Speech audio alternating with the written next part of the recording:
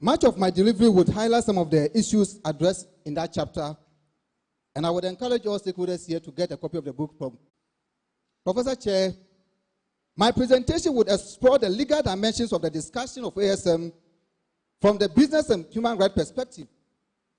Since the adoption of John Ruggie's United Nations Guiding Principles on Business and Human Rights in 2011, states have been put in a direct position of responsibility to prevent, respect, and remedy human rights violations in their jurisdictions by third parties, including business enterprises.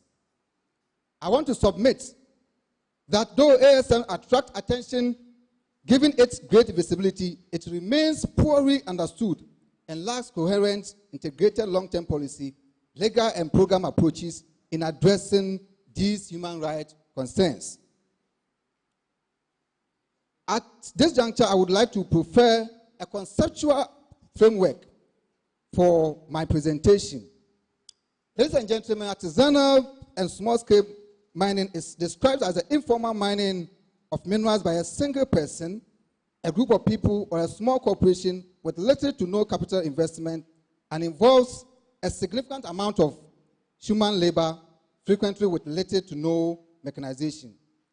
According to the Minerals and Mining Act of 2016, Act 707, small-scale mining operation is defined as the mining of minerals by effective and efficient method that does not involve substantial expenditure by an individual or group of persons not exceeding 9 or in number, or by a cooperative society made up of 10 or more. It means mining operations over an area of land in accordance with the number of blocks prescribed by law.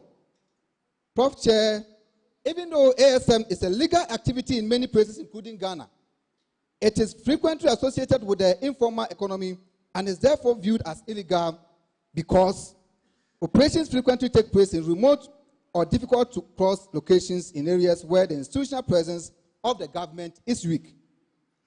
As a result, serious human rights issues arise in this atmosphere. It also involves a number of intermediary actors who do not always behave in accordance with the law, starting with the extraction of minerals and continuing through the value chain process.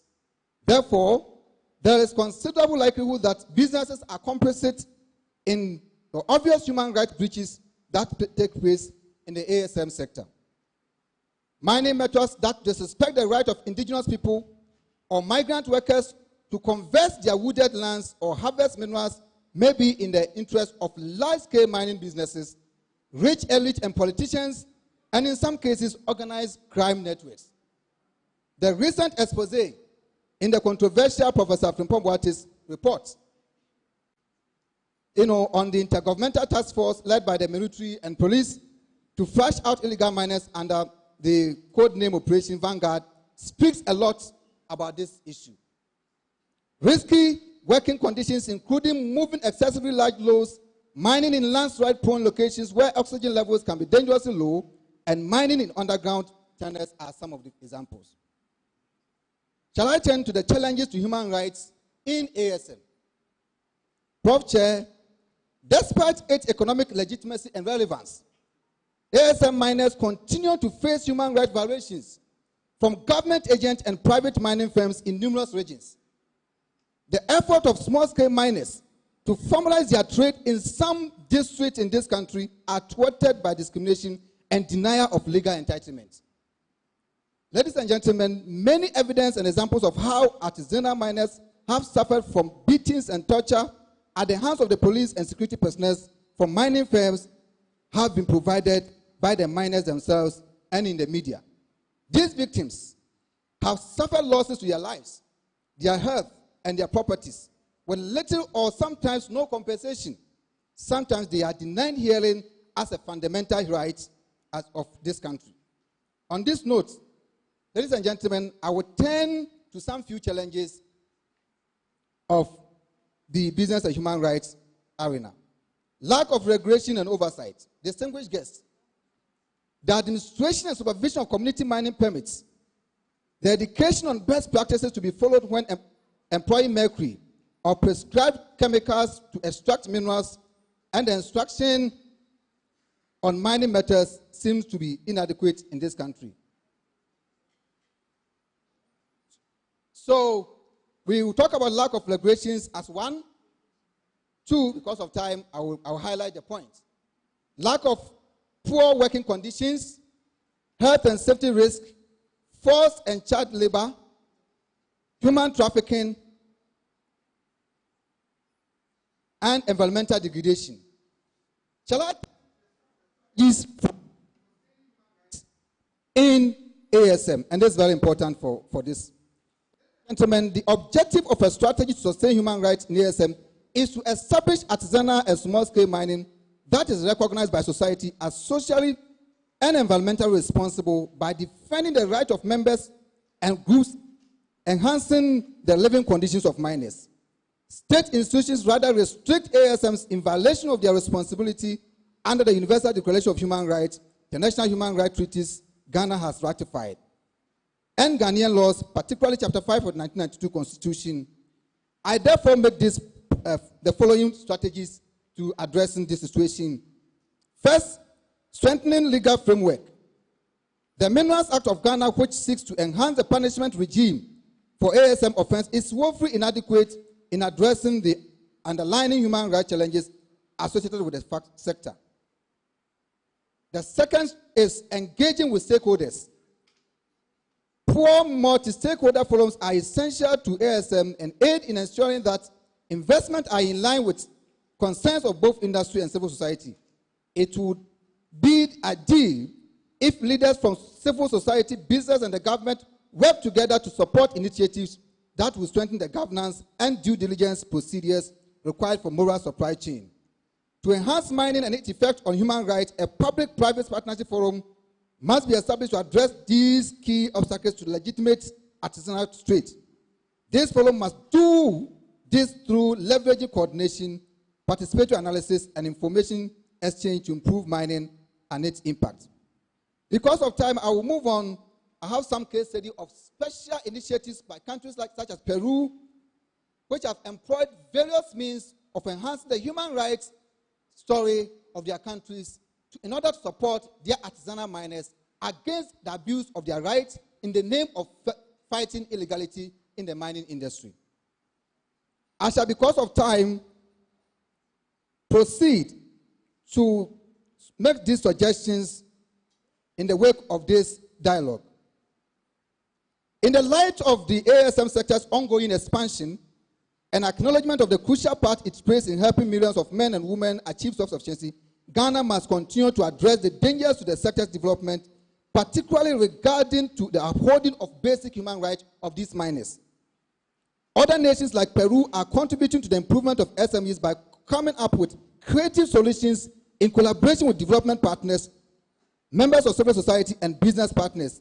These solutions respect the rights of women, the rule of law, the environment, human and labor rights, justice, peace, property right, and security.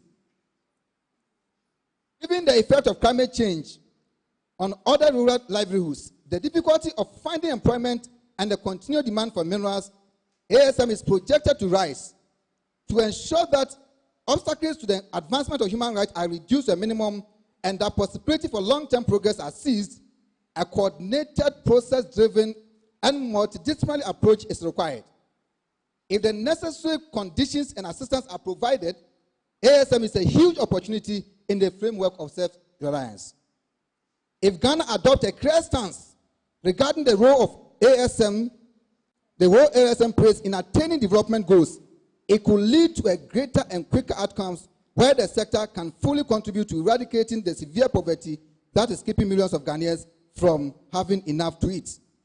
In this case, the following are some of the actions that I recommend and to make the difference. One, there should be a vision of the ASM sector as a legitimate component of the mining industry. There must be recognition of ASM rights and obligations towards a sustainable sector. 3, there must be comprehensive local legislation and supervision. 4, political will and commitment, which I would emphasize during the discussion period, must be enhanced. And the involvement of miners, all pertinent stakeholders, and the international community in the process of ASM transformation must be encouraged. I thank you for your audience, and we shall join you again in the discussion. Thank you so much.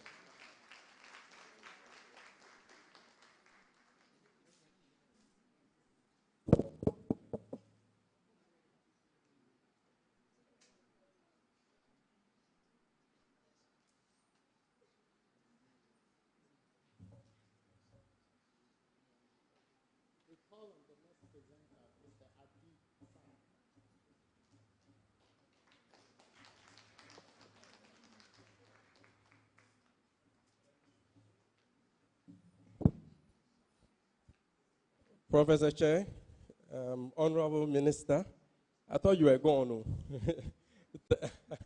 Thank you for sticking around. I crave your indulgence to stand on the existing protocols.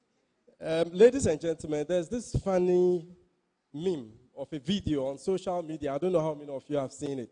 If you want to talk to me directly in the face. Don't dance around, right? So today, so characteristic of me, I'm going to be looking at you in the face and be saying quite a number of comfortable truths, because it is by so doing that we'll be able to appreciate what the issue really is. Then we can proffer sustainable, practical solutions to deal with this canker called say. It is an honor to stand before you today as we gather for this very important event. Let me express my gratitude to the organizers for giving me the opportunity to address you. The theme, Sustaining Environmental Security and Human Rights in Small-Scale Mining Operations in Ghana, couldn't have come at a better time. As stakeholders with deep understanding of challenges and opportunities in small-scale mining, we are responsible for ensuring sustained security in these mining operational areas. Ghana, undoubtedly, with mineral resources, has witnessed the growth of the small-scale mining industry over the years. While this sector contributes significantly to our nation, it is essential to acknowledge the environmental security and social challenges it poses.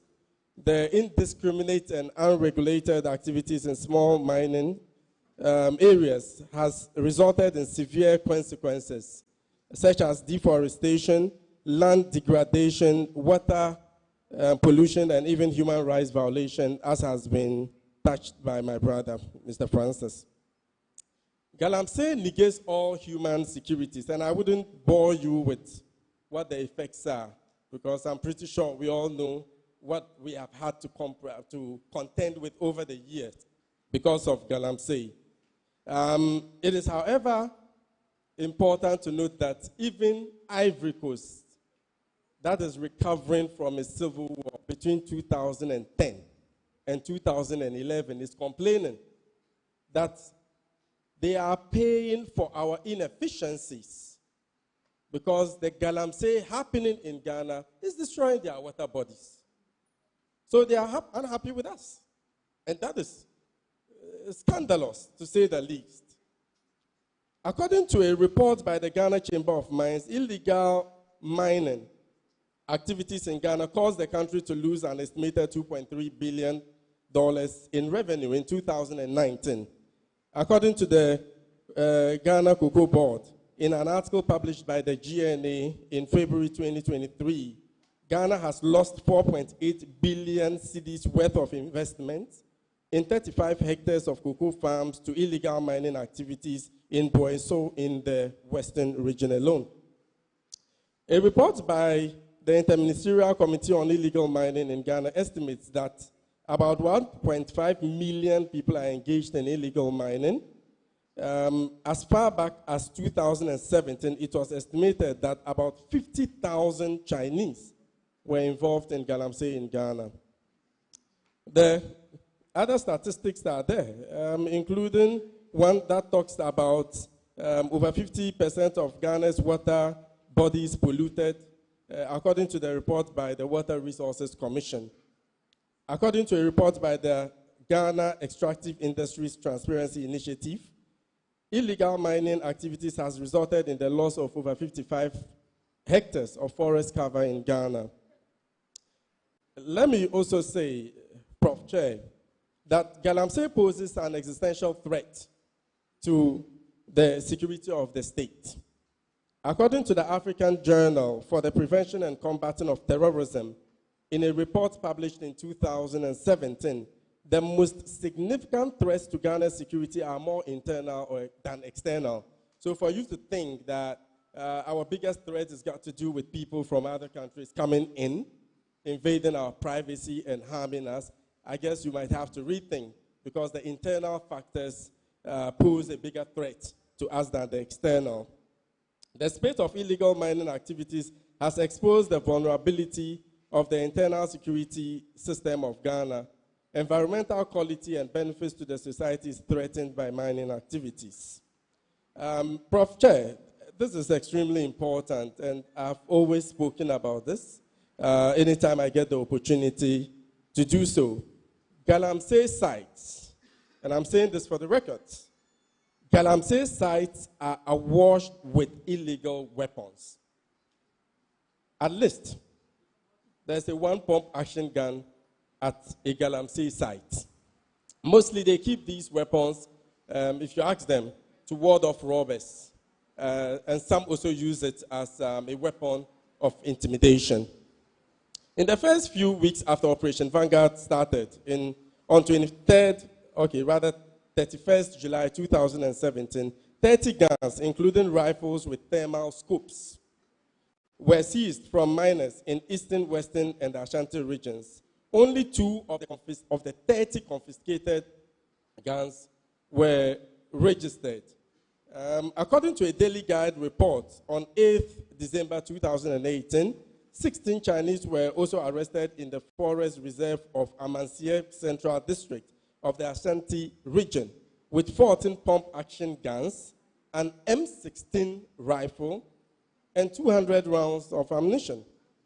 Ladies and gentlemen, in a report published by the Intergovernmental Action Group Against Money Laundering, titled Money Laundering and Terrorism Finance and Linked to the Extractive Industry in West Africa, the trade in precious minerals has been linked to illicit financial flows, corruption, drug trafficking, arms smuggling, and terrorist financing. The Honorable Minister for National Security, Honorable Albert Kandapa, couldn't have said it better. During a minister's press briefing in Accra in November 2022, he said that terrorists could capitalize on the revenue generated from Galamsey to fund their criminal activities. That is disturbing. The minister also cited Burkina Faso and Mali as countries where terrorists have been attracted to gold mining areas. Well, the bad news is, I hate to be the bringer of bad news, they may be here already. Because according to Pro-Mediation, which is a French NGO, terrorists might have infiltrated mining sites in the north already. If not well regulated, mining materials such as TNT could fall into terrorist hands, because Ghana is emerging to be a major logistics hub for terrorists, because on several occasions, trucks have been seized or impounded in Burkina Faso carrying explosive-making materials like fertilizers, etc. An investigation found out later that they had come from Ghana. According to a report by the ISS, evidence of extremist sourcing materials to make explosives from Ghana is emerging. Ghanaian officials say that fertilizer ingredient in improvised explosive devices is smuggled in sizable quantities to Burkina Faso. Also in 2008, a counter-terrorism operation in Ouagadougou's Rajon led to the seizure of an electric cord for making improvised explosive devices, which was traced to northern Ghana. Ladies and gentlemen, it is therefore imperative that we put in place immediate measures to contain that situation, to ensure and sustain security in small-scale mining operation areas. We must first address the issue of regulatory framework. I'm pretty sure during the subsequent discussions we shall go into the nitty-gritty. Furthermore, we must prioritize education and awareness. Many small-scale miners need to learn about sustainable mining practices and their potential environmental and social impacts. Collaboration between stakeholders is another important aspect in sustaining security in small-scale mining operational areas. It requires the collective effort of government agencies, mining associations, local communities, civil society organizations, and the private sector to address the challenges effectively. We can create a more inclusive and sustainable small-scale mining sector by fostering dialogue such as this, establishing partnerships, and sharing best practices. In addition, we can leverage on technology. I wouldn't want to go into it. I'm sure it will come up. Furthermore, it is essential to emphasize the role of responsible investment in small-scale mining. Job creation is critical. We must consciously attempt to address human insecurities in mining areas. The thing is, we are asking them to stop mining. So if they stop, where do they go? What do they do? What happens to the guns at the mining sites? What would they be used for? It easily would be transferred into criminal hands. It is vital to emphasize the importance of collaboration as well between various stakeholders. Host communities are critical stakeholders as well in creating a conducive coexisting environment between themselves and small-scale miners. In conclusion, the coexistence of artisanal and small-scale mining operations with other stakeholders in the mining industry is crucial to achieve a sustainable mining industry in Ghana. By promoting collaboration between small-scale and large-scale mining companies, engaging with host communities, and adopting responsible mining practices, small-scale miners can contribute effectively to the long-term sustainability of the mining industry whilst benefiting from its growth. This is crucial because we must remember that sustaining security and achieving full potential in small-scale mining operational areas requires a long-term commitment. Commitment. And I can say confidently that without commitment, all the things we're talking about here and all the solutions we're proffering amounts to nothing. It will be a total waste of time. So commitment is extremely key. The efforts would amount, it is not a one-time effort, but an ongoing process that demands continuous monitoring, evaluation, and adaptation of policies. By regularly assessing the effectiveness of our initiatives and adjusting our approaches, we create a more secure and sustainable small-scale mining sector in Ghana. Let us keep politics out of this. Do your policy work and allow other stakeholders to do theirs.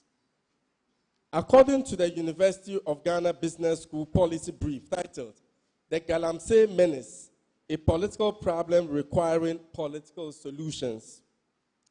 Take note of this. Galamsey operators are aware of the importance of their votes.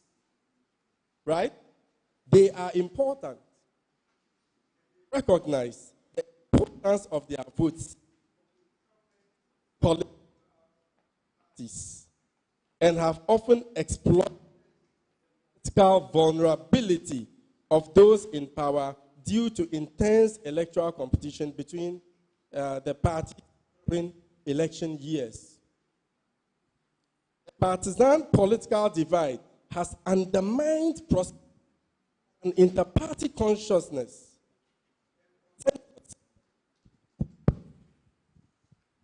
In enforcing laws, hello? Thank you. In enforcing laws within the ASM sector, illegal mining has persisted in Ghana not because of weak state capacity, but guess what? Because of political leniency and law enforcement corruption to a large extent. Ladies and gentlemen, some chiefs have turned their control over land into widespread de facto power of the at the local and national levels, effectively utilizing it to exact tribute from legal and illegal galamsey dealers. Finally, illegal mining has continued to flourish because it serves the interest of a wide range of actors,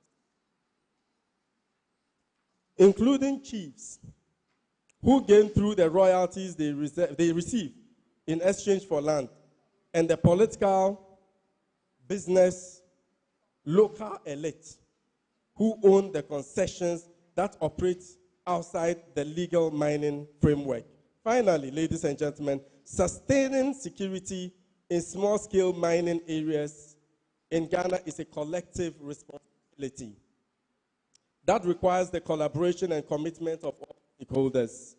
Through robust regulatory frameworks, education and awareness, stakeholder collaboration, technological advancement, responsible investment, and long-term commitment, we can create an environment where small-scale mining can thrive whilst ensuring the protection of our environment and rights of our people.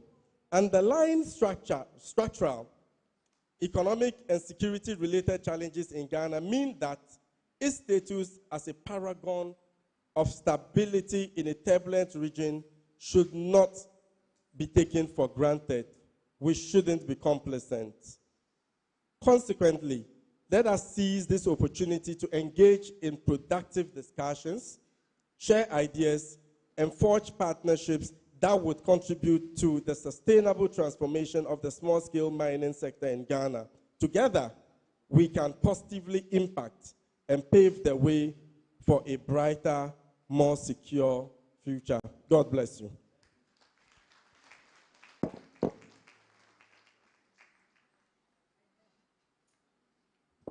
Thank you very much, Mr. Sani.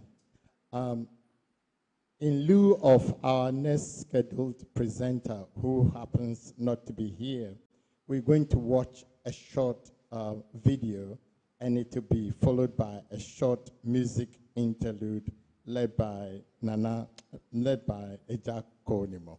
Thank you.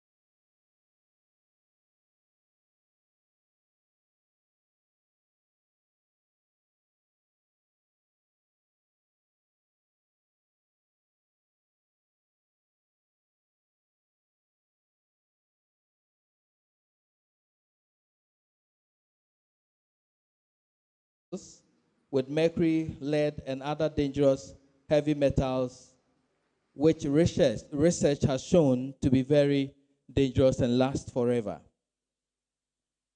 I don't call this mining, I call it nature crimes. And these are criminals. We are destroying the very existence we have. And so today, I heard my brother, Mr. Adib, talk about the impact of illegal mining and on our security. We have seen these on the ground, and we have video evidence to support.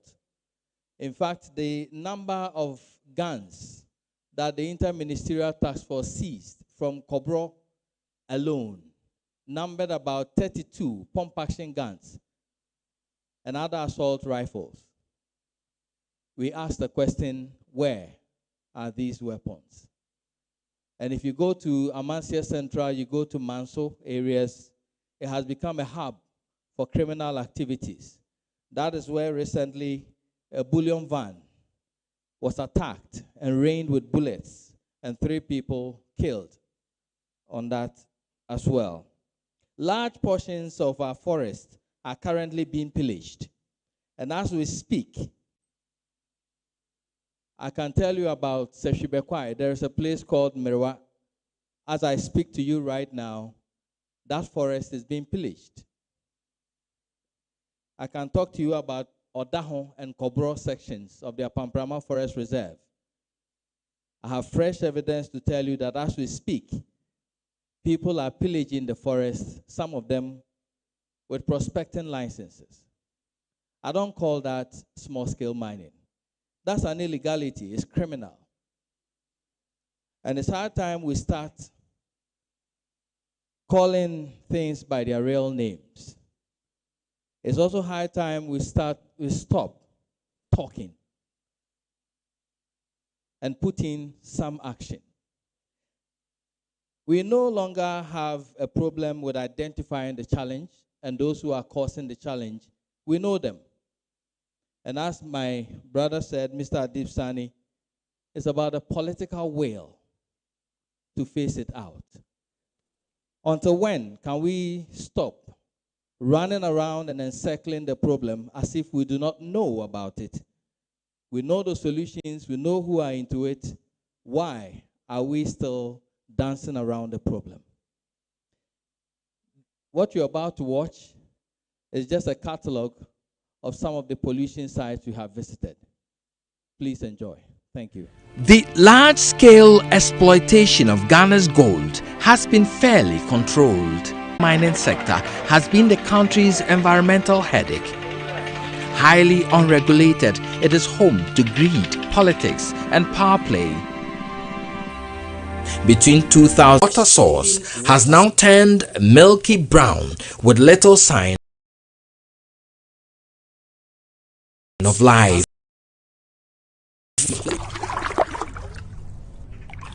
Michael Inyebribi Tanoe was named after this river. He has been fishing here for about 40 years now. I've been fishing about 40 years.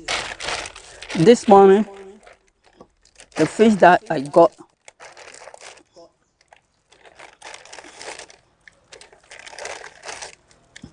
has been fairly controlled, but the small-scale or artisanal mining sector has been the country's environmental headache. Highly regulated, it is home to greed, politics, and power play. Between 2006 and 2016, the devastation from illegal mining had taken astronomical levels across the country with extreme environmental consequences. We set out on a fact-finding mission to key communities along Ghana's major rivers and streams to assess the situation. Known locally as Tanwe, the Tano River flows 400 kilometers from Techiman in the Bono East region. We took a trip to Samreboy in the western region of Ghana to investigate the source of its pollution. The once clean fish-laden water source has now turned milky brown with little sign of life. Michael Inyebribi Tanoe was named after this river.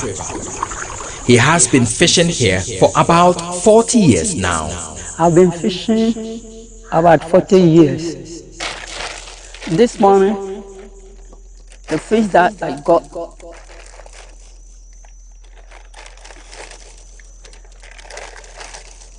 are this.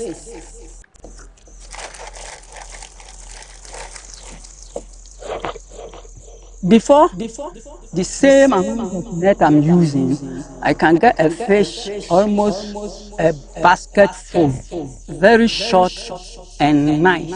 But nowadays, the fish has become long and the fin has been changed as if they have designed it. Recent events, he says, have changed the course of the river and the life in it. Because it's very, very dirty. That's why the fish have been changed. Even when you put net, there's no any way you can get a lot of fish because their movement has stopped. And the river meandering to the nature one has been changed. Now the river boundaries are widened. A bird's eye view of the river revealed possible culprits in the pollution of this national resource. We traveled hours into the green forest area of Seshidwaboso district to investigate the pollution of the Bia River. The search for the source of the pollution leads us to Mafia, a small town in the Seshidwaboso district.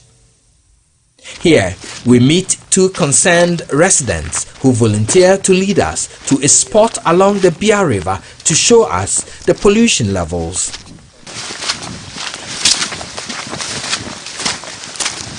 After a long walk, we see the free-flowing, milky, dirty river.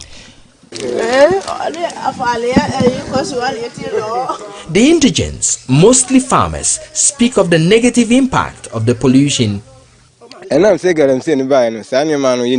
We used to pump water from the Bia to water our crops, but with the advent of illegal mining, we can no longer use water from the river. Our crops die when we use the polluted water from the Bia River. My farm is just at the edge of the river, but I have to fetch water 2 miles from my farm to water the crops.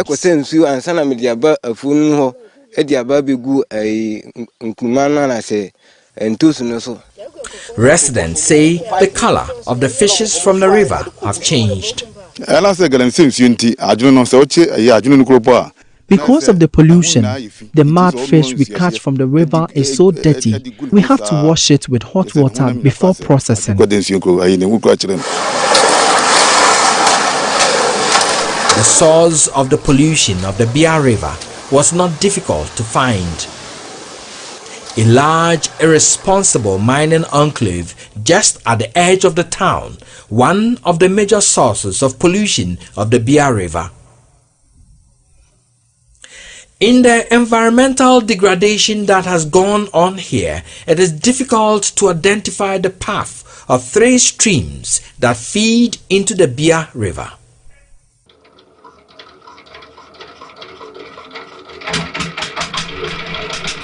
This machine was introduced by the Chinese. It's called the Shanfang. When mounted on a raft, miners are able to mine directly on a water source. They use it to dig and wash samples directly from the riverbed. It is a major water polluting tool. The Ofin River has been a direct effect of this type of mining.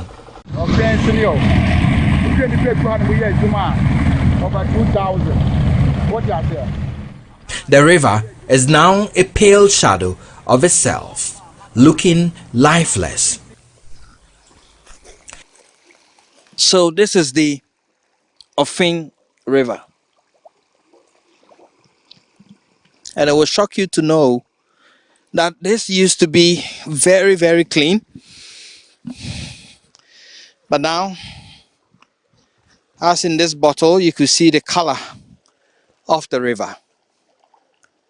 Highly polluted. The Lands Ministry says it has recently seized over 800 of these machines on the offing. But a recent trip to Abesua, Abumpe, Beposo, all in the Achumampunua districts of Ashanti showed over 200 of these machines actively mining on the Offin River. Takwa, an old mining town, is dotted with age-old underground shafts. Two of them, the Fanti Mines, an old deep shaft mine on the hilly outskirts of the town, and the Akun Mines, have been taken over and converted into government-sanctioned community mining schemes. But on the ground, Unit Committee Chairman Frank Boham and his executives show me deep cracks in individual homes as a result of blasting from the Akun community mining scheme. When they blast, it shakes the building. That is what is cracking this building. You see the line of the crack from here to that end. I don't know how to fix this, because even if I fix it, they are still mining and blasting. Old man in We've been here since the old mining times, but things were not like this. But it is when they started the community mining, long blasting, that our buildings started experiencing these cracks. We pray the building doesn't collapse on us.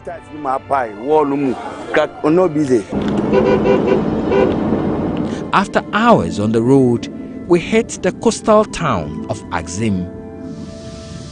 We proceeded to Sangoma or Ankobra town, where the river meets the sea.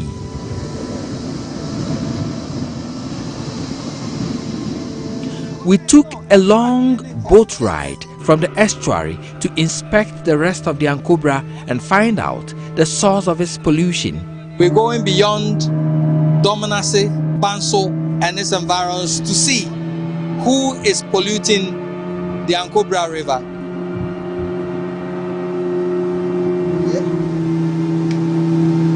Our guide is the assembly member for Sangoma, Mr. Moke.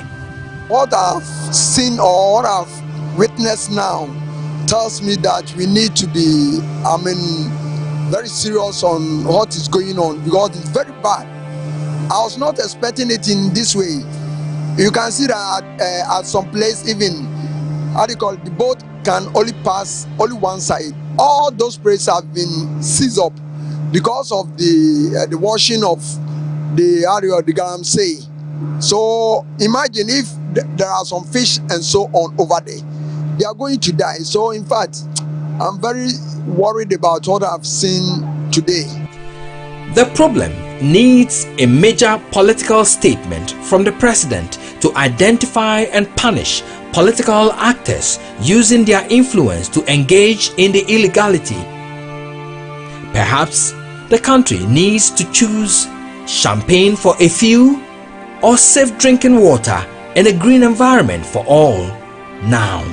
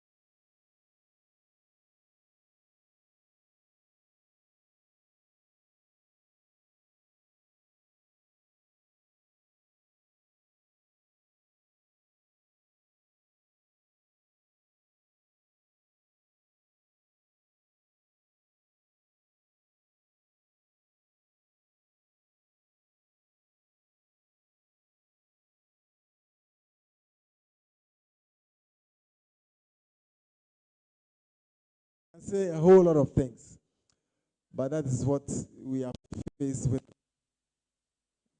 I believe UNE can do something. What we've started, and I'm sure we can make the necessary impact. There's another one that we are going to watch from, is it a Canadian ambassador? Okay, give us the background to that one, and then. Thank you, Registrar. The next presentation comes from Dr. Jane Dennison from the United States of America. We extended an invite to the ambassador of the US, and they feel that Jane is the right person to represent the ambassador virtually, considering the technical matters that we have to address. So, ladies and gentlemen, I present to you Dr. Jane Dennison. She is the lead of the Mercury Program and Critical Minerals Office of the Environmental Quality at the U.S. Department of State and at the Department of Bureau of Oceans and International Environment and Scientific Affairs. And she has extensive knowledge in environmental security, as well as the use of mercury and methods to avert mercury use in gold production. And she has applied this knowledge in various areas in Latin America, as well as the Pacific areas. She has a bachelor's degree in resource development. She also has a PhD, master's in law. She has practiced law in the United States for some time before doing her PhD in environmental resource management. Let's all welcome Jane, and she's going to give us a virtual presentation. Thank you very much for your audience.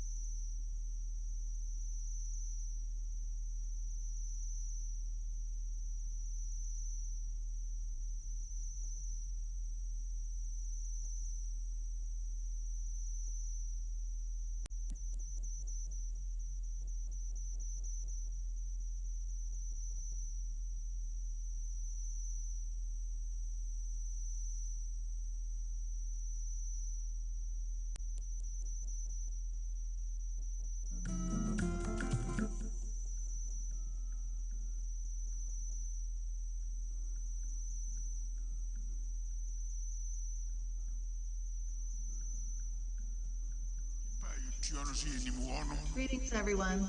Can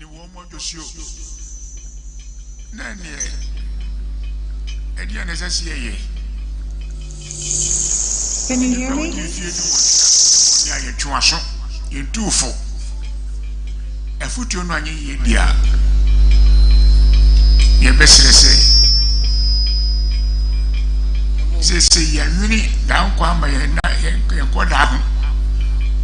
Mesirama tujum kakra didi kanye akokora bia wadi mfie di okron ene wodi akubeni mfichi from nana mesirama mame mpoto. An old man of 90 was seen planting coconut tree in his backyard garden. His grandson queried him, Nana, a term of respect for the aged. Smile. I'm planting the coconut tree because I'm concerned with the environment. Nana, yenyumuka kreni. Micho kakamyo, minro kakamyo. Kakamya po kwa mwasi anansio.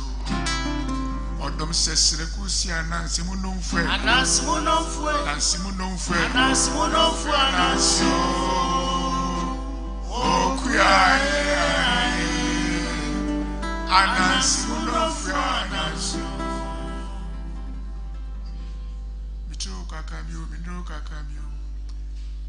Yamia Poko, Mosia Nancy, Odom Sesre Kusia Nancy, Monofe, Nancy Monofe, Nancy Monofe, Nancy Monofe.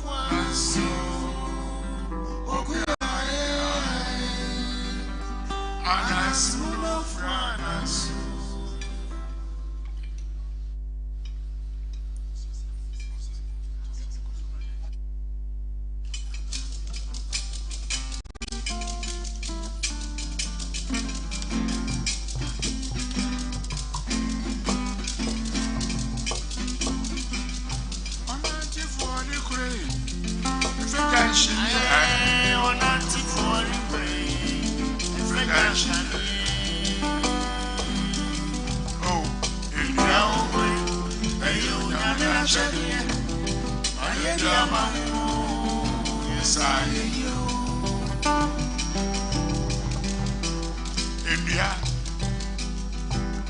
yes, Christo, you will not throw one in the deckham.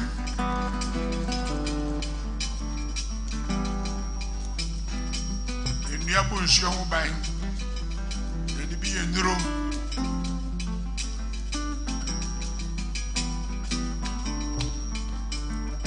You come here, you will be. Oh, India, I am check.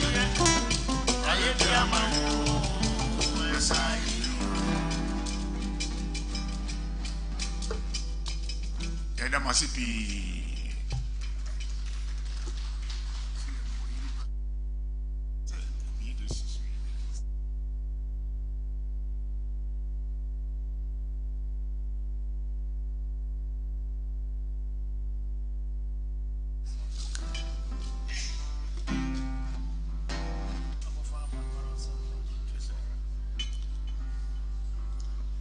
Wala akufa ba wana basempa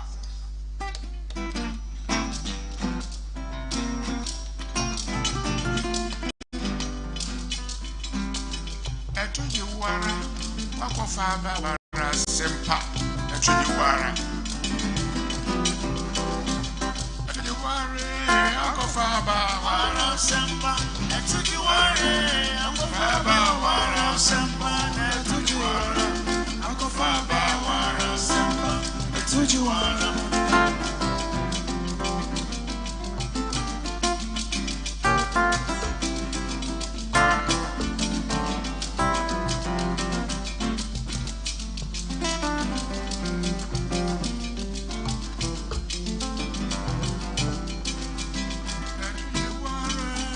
Faba wara semba, etuji wara. Faba wara semba, etuji wara. Faba wara semba.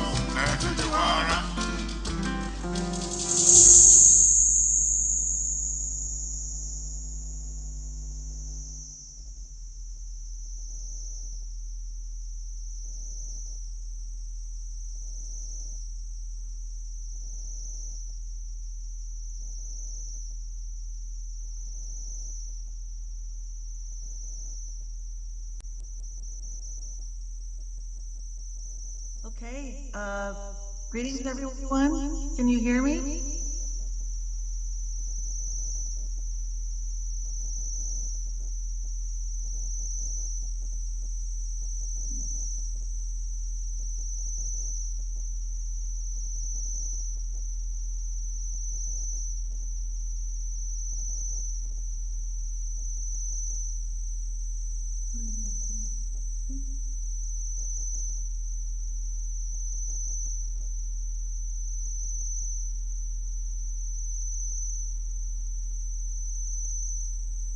Hi, Jane, you can proceed. We are ready.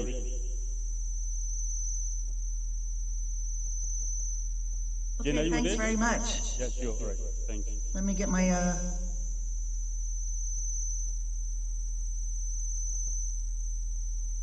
screen going here.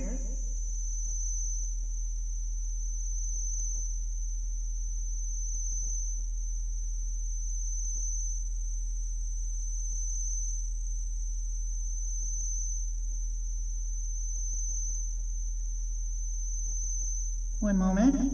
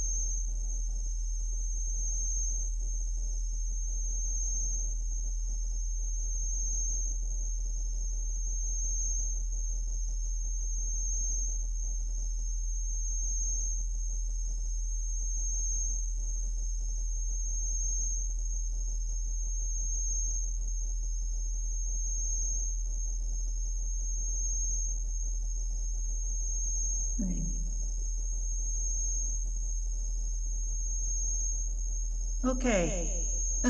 Sorry for the delay. And greetings, distinguished guests and students of small-scale mining.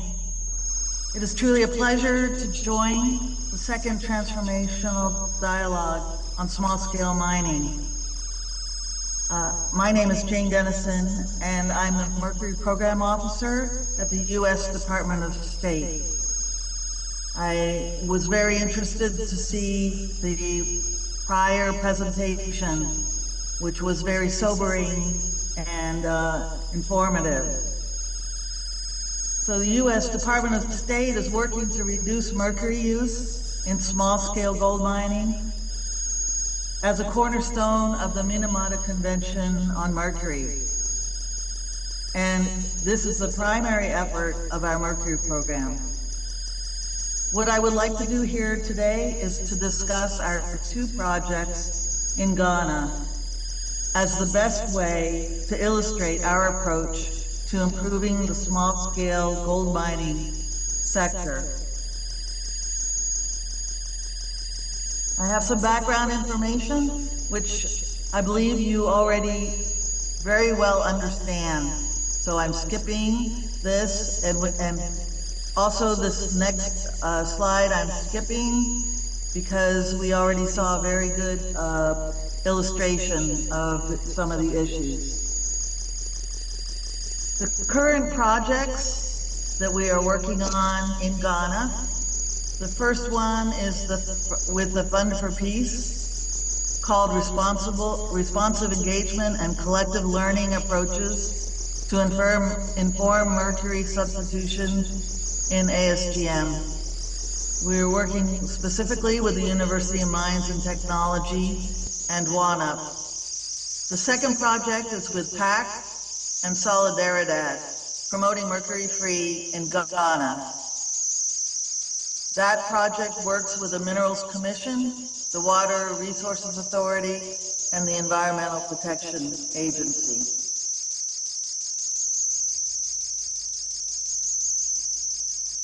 Talking about the PAC project first, this project is working to reduce the use of mercury in ASGM by introducing mercury-free technology and demonstrating the business case for mercury-free gold. As mentioned on the slide, 5 small-scale gold minings were selected, and then through collaboration with the Minerals Commission, following the selection, PAC performed a detailed mineralogical assessment of the ore. This is extremely important for designing the processing equipment setup. Now the project has procured the equipment and has begun installing the processing systems. This project was scheduled to end in September of this year, but because it is going very well and is very important, we have decided to extend it for at least another year. Here's a slide talking a little bit about the installation. This particular one is in Bazuri Mine and is helping to concentrate the ore so that it can be processed through direct smelting. With the installations, it's very important to also do hands-on training, which PAC is doing in several regions. Also, they have been conducting workshops and media campaigns on mercury-free processing and looking at the craft code for responsible mining. Also included in this process has been training and developing mine plans.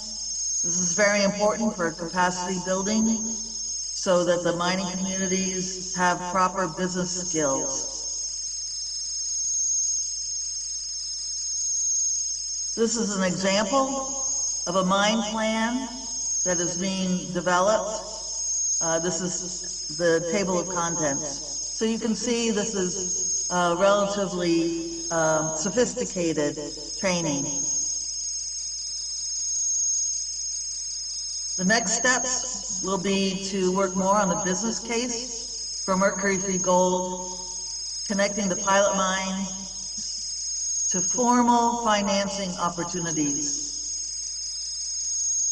Practice doing this through engagement with investors and local banks. Access to finance is very important for the miners to be able to obtain the proper equipment. The other project with Fund for Peace also has the objective to reduce mercury use, looking at both operational and policy approaches. One aspect of this project has been to work with the University of Mining and Technology on gold processing, mercury-free gold processing.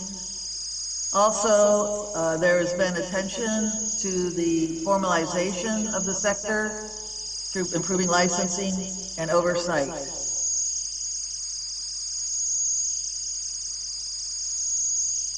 One of the examples of this project, which as you can tell, mostly operated during the COVID situation.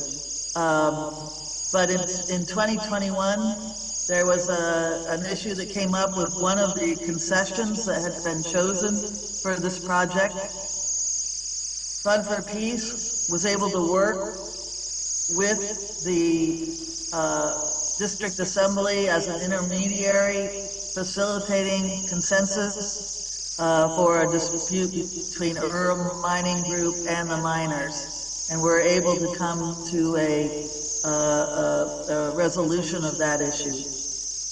In addition, the project has been establishing local education clubs to target schools, raising awareness on responsible small-scale gold mining practices. One of the examples of the dissemination of the project was through a national broadcast program, What Do You Know? We found this to be a very effective way of getting the message out. Solidaridad is a partner on this project, actually a partner on both projects. And they developed this training worksheet for explaining how important it was to become registered as a small-scale miner.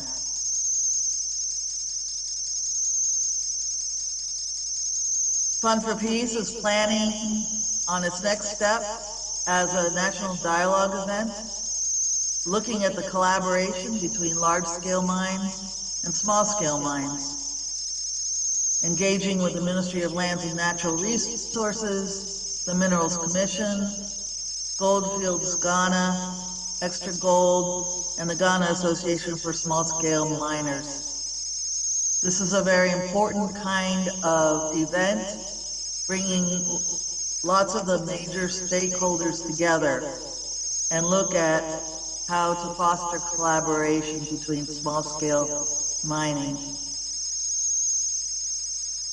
That is a very brief overview of our two projects. I would be happy to receive questions, either through email or whatever's appropriate. Thank you so much for your attention, and thank you to UENR for hosting this very important event. And I leave you with credits and references for this presentation. Thanks very much.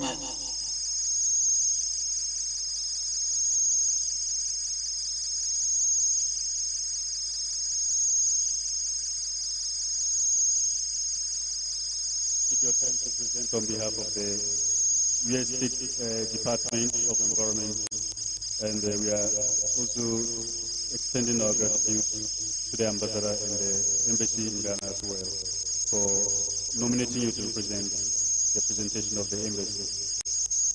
We will reserve questions. People have been sitting since morning.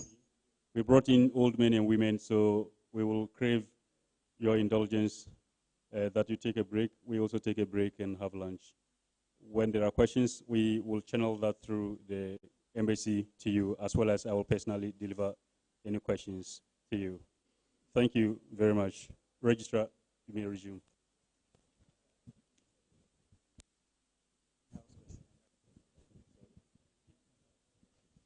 Right. Can we have the lights?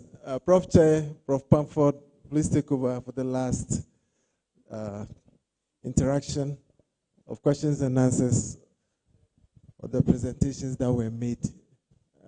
You may decide to remain if you want. Yeah.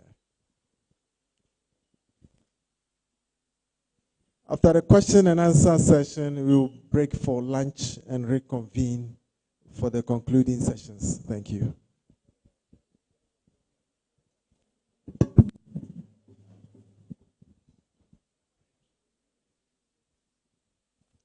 So we've had some presentations already, and if there are any questions from the floor, we will take them now. Questions, not just questions, it can be contributions, concerns, clarifications, whatever. Additional information, we will take them from now. Yes, sir. You mention your name and then where you are from. I'm Elias Walasan from UDS. The first presenter talked about human rights of the manners. I want to find out from him whether the human rights recommendations that he has made is only to the miners or to the miners and their employees. That's number one.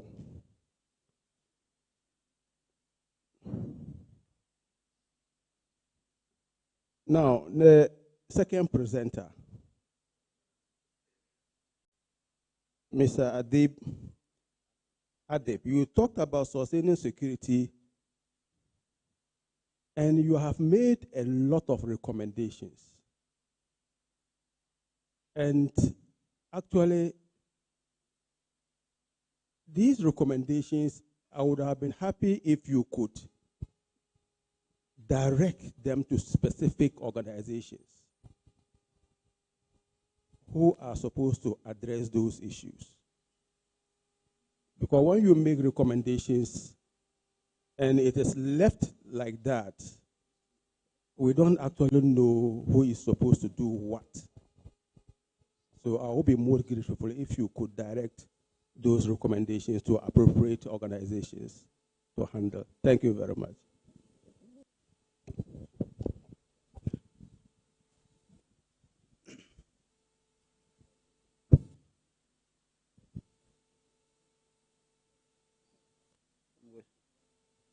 Yeah, my question goes to the first presenter.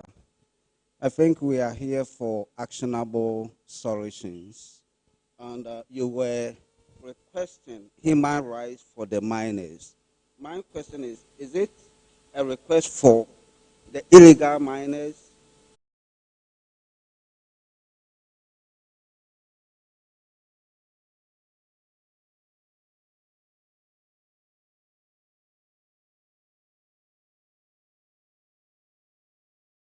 That somebody was trying to refer to legal and illegal galamsey. I think we have to have that distinction. The whole thing is galamsey is closely related to gold. We should have been calling it illegal gold mining because we have so many mineral resources. So I just want to draw our attention to that. But my real point is, I want to be on the theory of creation. Because we are an academic institution, so people can dispute creation theory. But I want to base my argument on creation theory. That God created natural resources and created a garden, which is supposed to be an abode, before he created human beings and put them in the garden. Now, the human beings that were put in the garden are now destroying the natural resources. Not satisfied with the destruction of the natural resources, they have now come back to destroy their own abodes, because we know that people are digging around their houses and even their rooms, which is a cultural heritage. And one other point is that we are losing both our heritage, both intangible and tangible cultural heritages. Now, the language in the mining communities, we are getting our local languages we are getting them, we are lost on them. That people, the foreign languages have infiltrated into our local language, so that we can't even speak our local language properly, because somebody at a forum said that we're going to have Kwesi Chonchong. Now, we have to just add up the destruction of cultural heritages to the list of destructions that we are talking about. I agree that the natural resources are being depleted, they are being destroyed. But the places that we live, the very survival, culture is life. Just as water is life. So please, we need to take action and include the destruction of cultural heritages in the list of the destruction that is going on. Thank you very much. In light of the fact that we would like to have as many questions as possible, I respectfully ask that we, as much as is humanly possible, we stick to questions, or if we're going to make any observations, we make them as brief as possible, so that everybody else in the room will have the opportunity to express himself or herself. Thank you. Thank you, Mr. MC. My name is Oko Jemai Goku Jampra III, Vice President, Western North Regional House of Chiefs, and Omahine Sehichirano Traditional Area. My question to the first speaker. In fact, I was confused when he was presenting, because he said, oh, because of time, because we came here purposely for this program. I came all the way from Accra. I got here around 8 p.m. yesterday. So we came here purposely for this program. So we have time. That is number one. Concerning the Galamsey, I have never, unless somebody correct me if I'm wrong, I have never come across any manufacturing company that makes mercury in Ghana. To the best of my recollection, I do not know. So where do they get the mercury from? The Galamsey issue, we are playing with it. One of the presenters said we need a political will.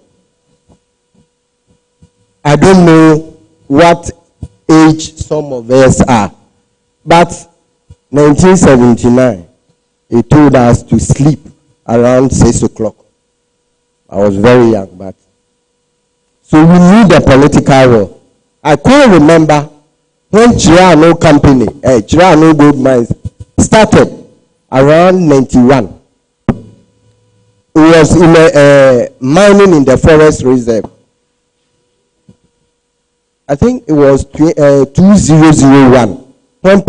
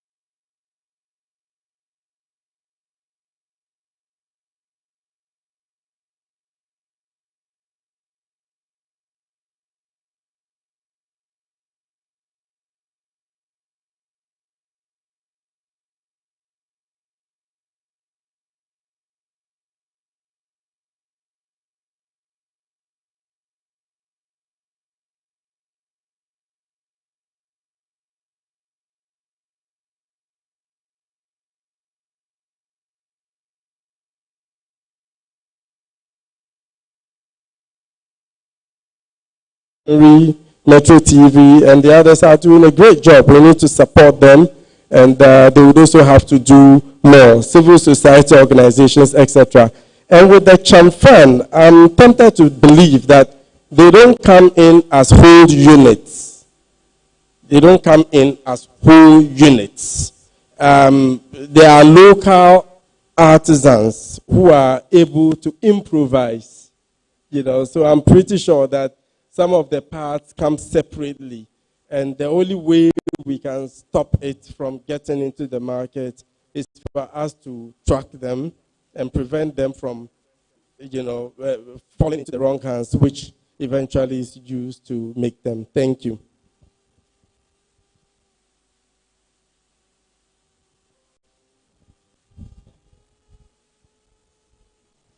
Okay.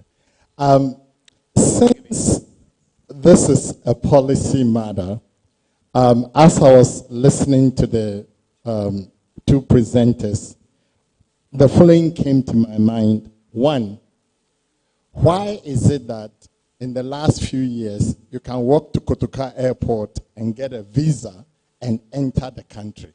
What is the purpose? Is that one of the avenues being used by the Chinese to enter the country legally, illegally? For a long time, I've been telling my senior Ghanaian colleagues that we should do a cost-benefit analysis of all these policies. A lot of Ghanaians don't even realize this. Now, Ghana is the #1 producer of gold in Africa. I've been in Sunyani for 3 months. I don't see the effects of gold in Sunyani. So I'm always asking, what is the cost of galamsey to me and my students and my senior colleagues, my colleagues at UNAM? We don't seem to be benefiting from it. And that is why something must be done about it. Secondly, let me say this about Ghana. I used to live in Boston. I can go to my house, pick a box, and put anything I want in it and ship it to Ghana. Ghana is one of the few places in the world where you can do that. Why? We have people we call intelligence officers. They're supposed to be working on all these things. All these things affect national security. So if somebody is breaking down an excavator and shipping them in boxes, that's why we have intelligence. They're supposed to look out for some of these things. Again, like I said earlier, we need, as a community, as a society, to look at what we're trying to do. Economists use the term moral hazard. Why should I care about the environment if I can get my gold and other people don't have water to drink and there are no consequences?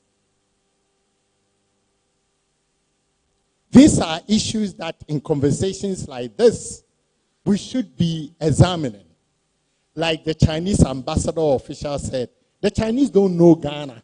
Ghanaians show them where the gold is and where all these things are happening. So long as there are no consequences, these things are going to happen. And for the next round, maybe we should spend a lot more time on how do we practically address these issues. Now, gentlemen, your turn. Oh, somebody is holding the mic. My name is James Atake. My question actually goes to Francis. On Monday, there was a news item that there was a gold mining pit that had collapsed and then 17 people died as a result. Will you describe this as a human rights violation?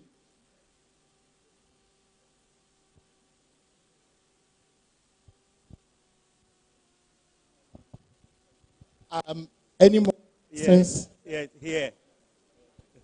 The mic is here. Sorry. Thank you. I'm Salif Abukari from University for Development Studies. I think what I have been touched by the two panelists. But then, if my history serves me right, after 1956 plebiscite, when Ghana was demarcated, every area is now occupied or is occupied by traditional leaders. No area is vacant or vacuum in Ghana. Now, the traditional leaders are there. People are doing galamsey in their communities. And I'm building my premise from the Honorable Minister's speech. She said, if you pinpoint a politician that he or she is responsible for illegal mining, the other four fingers are pinpointing. She's not directly meaning you per se, but the chiefs, traditional leaders, opinion leaders, community gatekeepers, assemblymen, and people who matter in decision making, such that we all team up to protect the environment, is what the regional minister was talking about. So the chiefs, I believe, majority of them are left out in decision making or collaborating with government to fight this. Because if the chief knows his or her traditional area, the territories where these gold are found, they can indeed to fight this, so that we will fight out this thing in the country. Thank you very much. Thank you, too.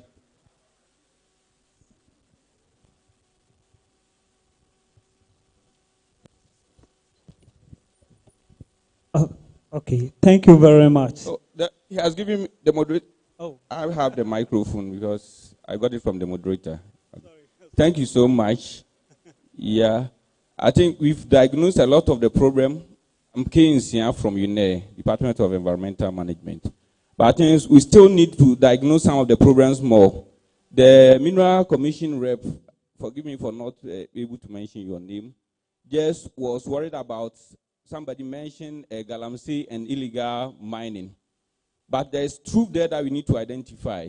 The difference between the galamsey and then the small scale mine, whether it's legal or not legal. We know, for our understanding, galamsey, where we don't have the licenses. But the truth is that the licensing ones are also galamsey, because most of the licenses are issued illegally.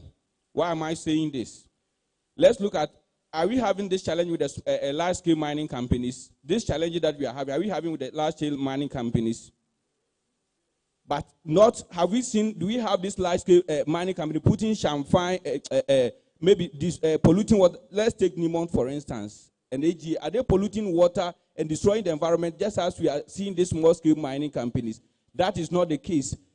Because they are regulated. Let me tell you, I'm not here to argue, but the regulators are there. They are regulated. We know the EPA, Minerals Commission, here to protect the environment, and they are responsible to help in the regulation of the environment. When it comes to these large-scale mining companies, they give them licenses, but before they give them that licenses, they go through the necessary processes, pass through environmental impact assessment, and all potential impact and how to mitigate them. And they also involve the communities, the chiefs, everyone. And we know LI 1999, Environmental Assessment Regulation 1999, says that any activity that will cause effect on the environment is supposed to go through environmental impact assessment. But what we see with this small scale mine, what the legal one, they are giving permits, and this permit did not go through the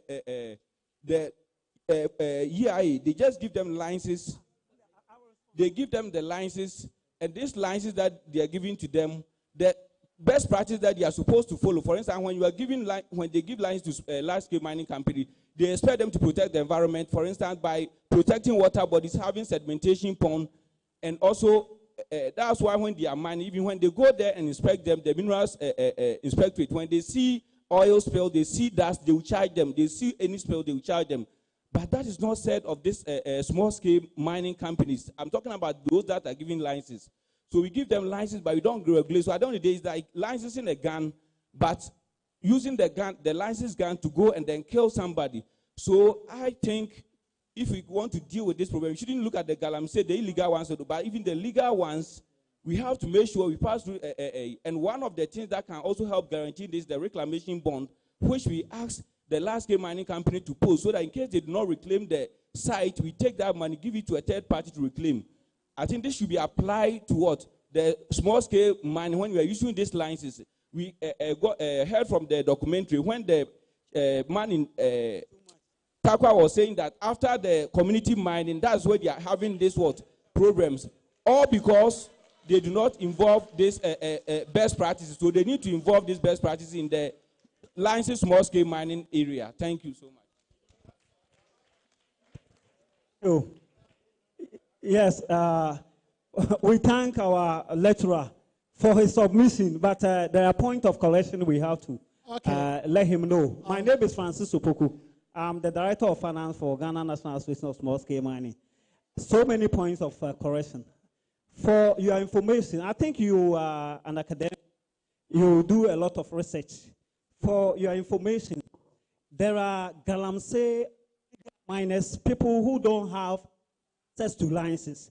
And we know the statistics for these people is about 70%. So the issue is not attack for those of us who have gone through the process and have acquired legitimate license. We are about 30%. So the people you see on the water, them as small-scale miners, they are typical illegal miners. We ourselves have set up a task force, and as we talk, go to Bream River. We are fighting them, and it's on record. So the issues are complicated. Don't bundle small-scale mining together with illegal mining. There's a clear distinction. So we will lecture you on that, though you are later on. But back to my question. No, back to my question. My question has to do with license acquisition. The essential document to show evidence of legality is license. And I think that all of us here agree to the fact that in the delivery of most of the speakers, license acquisition in the past was a problem. We used to call it 33 steps of acquiring license. And that issue, by the hard work of the ministry and the Mineral Commission, I applaud them. They've been able to simplify. Excuse me, sir. I apologize for doing this. In the interest of time, we have to wind up. I think you've made the point. Quickly, thank you. License has become a problem. When we go through all these processes and get to the table of minister signs it as and when he wills. And as we talk, a lot of us are technically illegal. So we are pleading that though minister is not here, let information reach him that if we go through all this dialogue and at the end of the day, our licenses are not signed, we nullified all the processes. Thank you. Thank you very much, bro. Thank you, bro. For the sake of time, we are here. Just hold on, please. We are here for the discussions, but please hold on, please. Mr. Razak, Robert, and Co. I know that we are here for the discussions. I just want to draw your attention that this is the only platform that you have an avenue to lecture people on small-scale mining and what it stands for in Ghana. On the program lineup, you have a whole session slot for you to lecture us. In the afternoon after lunch, we are going to run a video from you to let everybody understand what you are up to and the difference between your operations and illegal mining. So I don't see any reason why you should be agitated. You have an opportunity to address all this in the course of this conversation. I therefore beg you that I allow us to go by the time, and there's an opportunity for you to address all this at the right time. Thank you very much. Okay. MC. Yeah.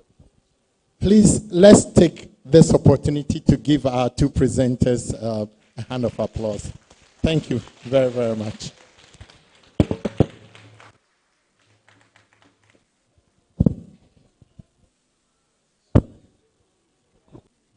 Right. Thank you very much.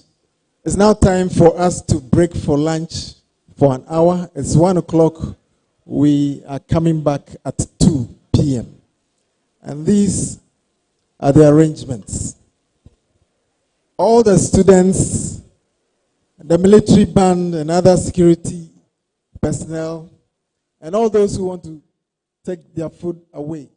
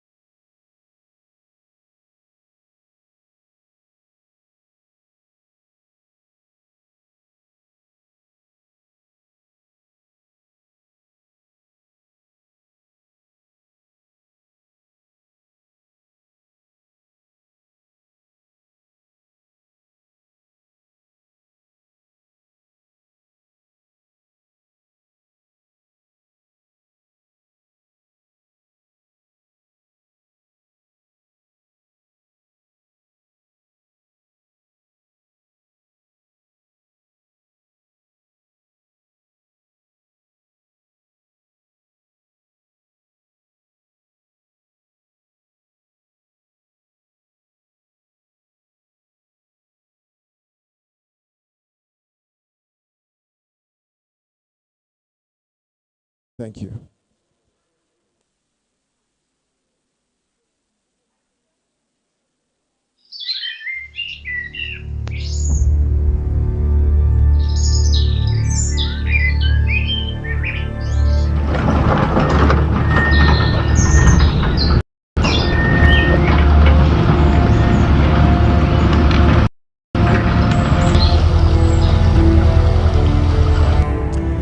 Artisanal and small-scale mining is estimated to support the livelihoods of some 4.5 million Ghanaians, about 12% of the population. They account for more than 60% of the country's mining sector labor.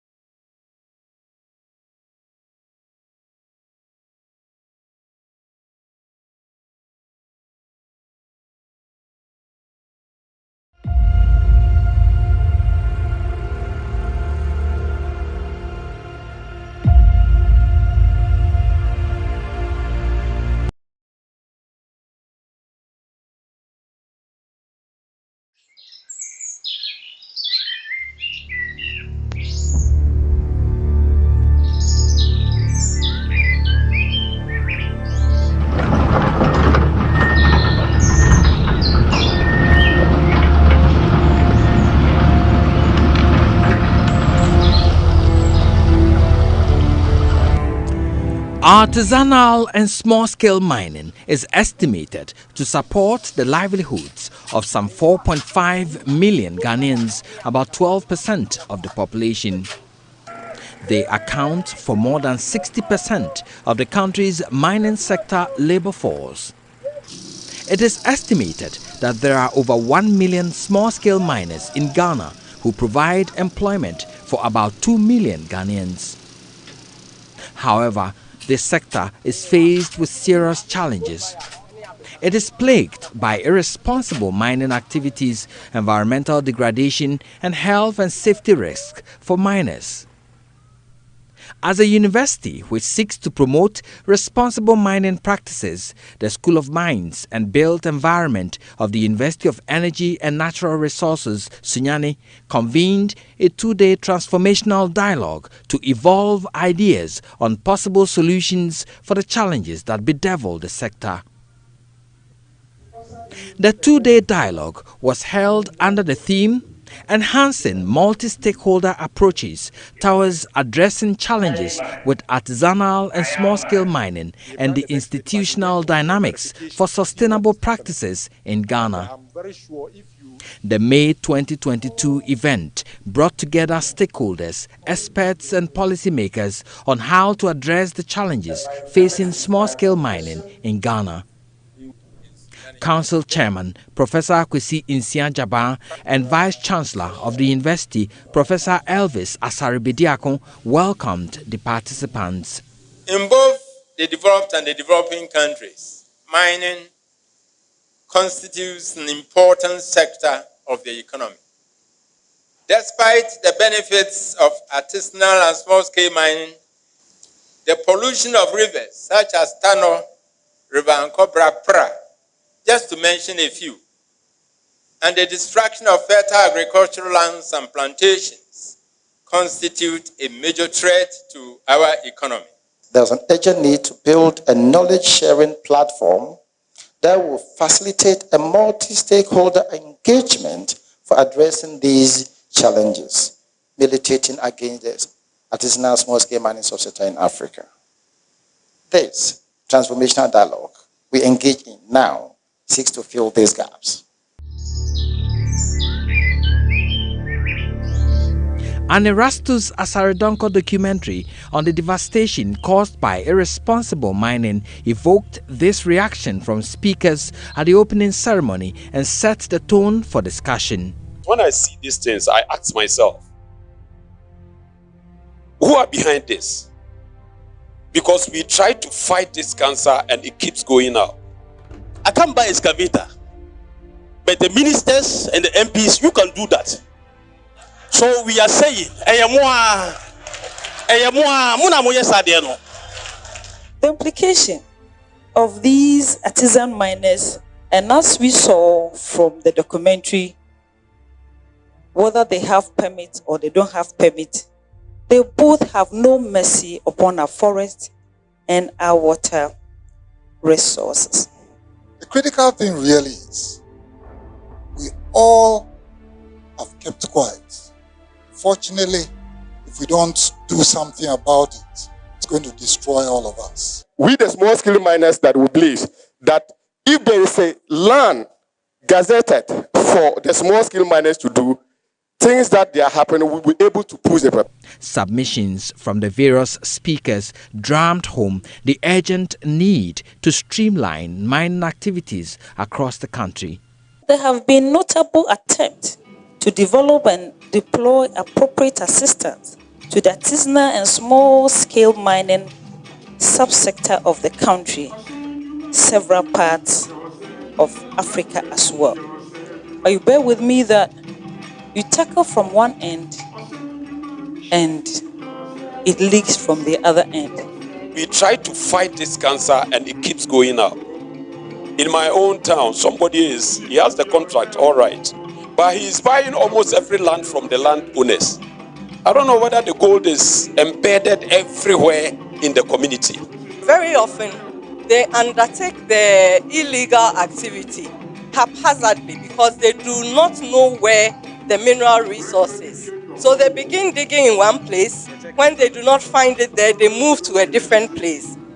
To forestall this problem, we are partnering with the Geological Survey Authority to undertake geological investigations, determine the mineralized areas. So we block out these areas and we make it available to the small-scale mining sector. We want to know the final outcome of this, and we'll take it in our committee level, work with it, and see what we can also do as members of parliament to ensure that we at least reduce the impact, the negative impact we are seeing now. These dialogues should aim at professing lasting solutions that will engender superior governance and management of ASGM subsector in Ghana. It should lead us to the discovery of plans to formalize the subsector. Again, this is in line with the global commitments in preserving the environment for future generations.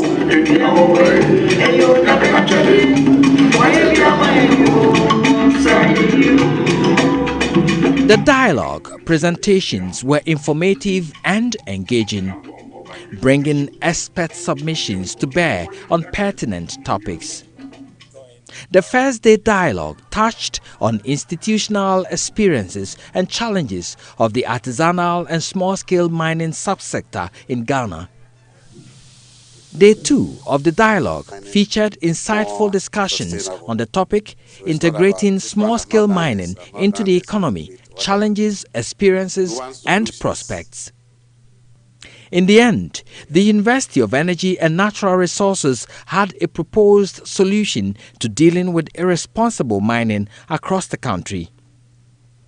Dr. Abdul Wadud Mumin is head, Department of Sustainable Minerals Resources Development, School of Mines and Built Environment. We propose to all stakeholders in this country, including government and the private sector, that given the opportunity, University of Energy and Natural Resources has the capacity to establish a real-time satellite monitoring station which would take inventory of every newly born illegal mining activity in the country, which has the capacity to also take inventory of the environmental friendliness or unfriendliness of even large-scale mining companies' activities in the country, which would have the capacity to inform decision makers and governments and even the private sector, which seeks, for instance, we have the Equator Principle of the World Bank. If you don't fall within, as an investor in the mineral resource sector, if you don't fall within the Equator Principle of the World Bank, you shall not qualify for a facility to invest in resource development. So our satellite station has the capacity to enhance this and feed into the desire even of the African mining vision and into the Equator Principles of the World Bank. Further, we therefore propose that, given the needed support, government, in partnership with University of Energy and Natural Resources, could establish substations of several satellite receivers across the country. And these substations will transmit on daily basis high-resolution satellite imagery to the main receiver that we have on our main university campus. And we would then have the main behind the computers on a daily basis to monitor the new imagery that shall be transmitted to the receiving station and can quickly alert anyone on the ground that there is a mess at this particular location and attention must be immediately deployed to that particular station for further investigation and validation. Registrar of the university and moderator for the event, Mr. Solomon Pamford, read the communique developed at the end of the dialogue. Before the communique is read, they are getting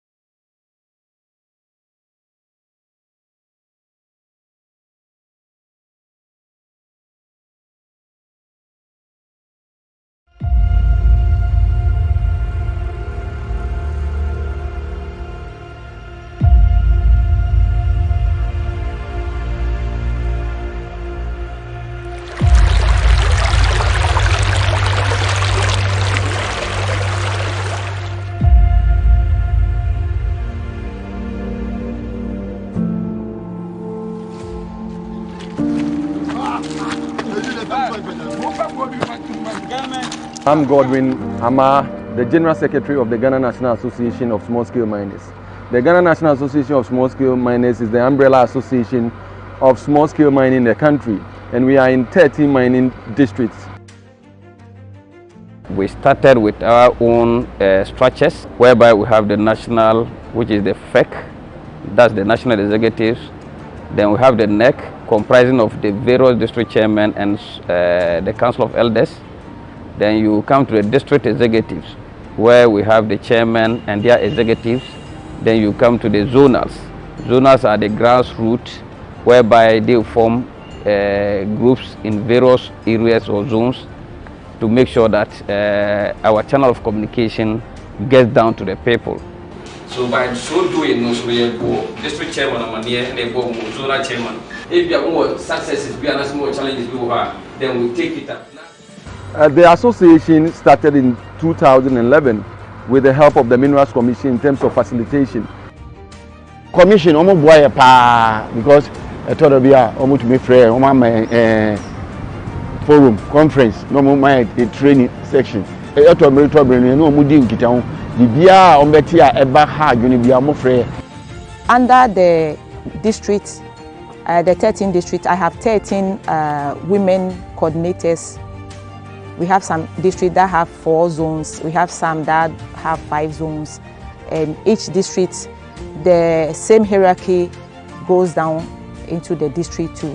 When you come to Ashanti region, we have about 4 zones under us. We have the Amansia South, Amansia West, Jakobu, that is the Amansia Central.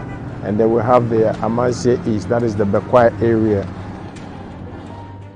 The association also has its own self-regulation policy, which we are working together with our regulators like the Minerals Commission and the EPA. What the researchers are calling for the Minerals Commission to take over the signing of the license is something that we all support, and this is what we are going to champion.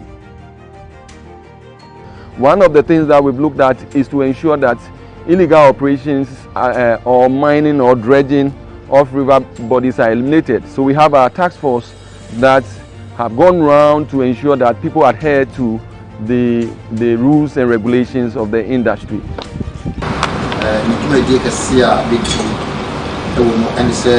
Task force rounds ama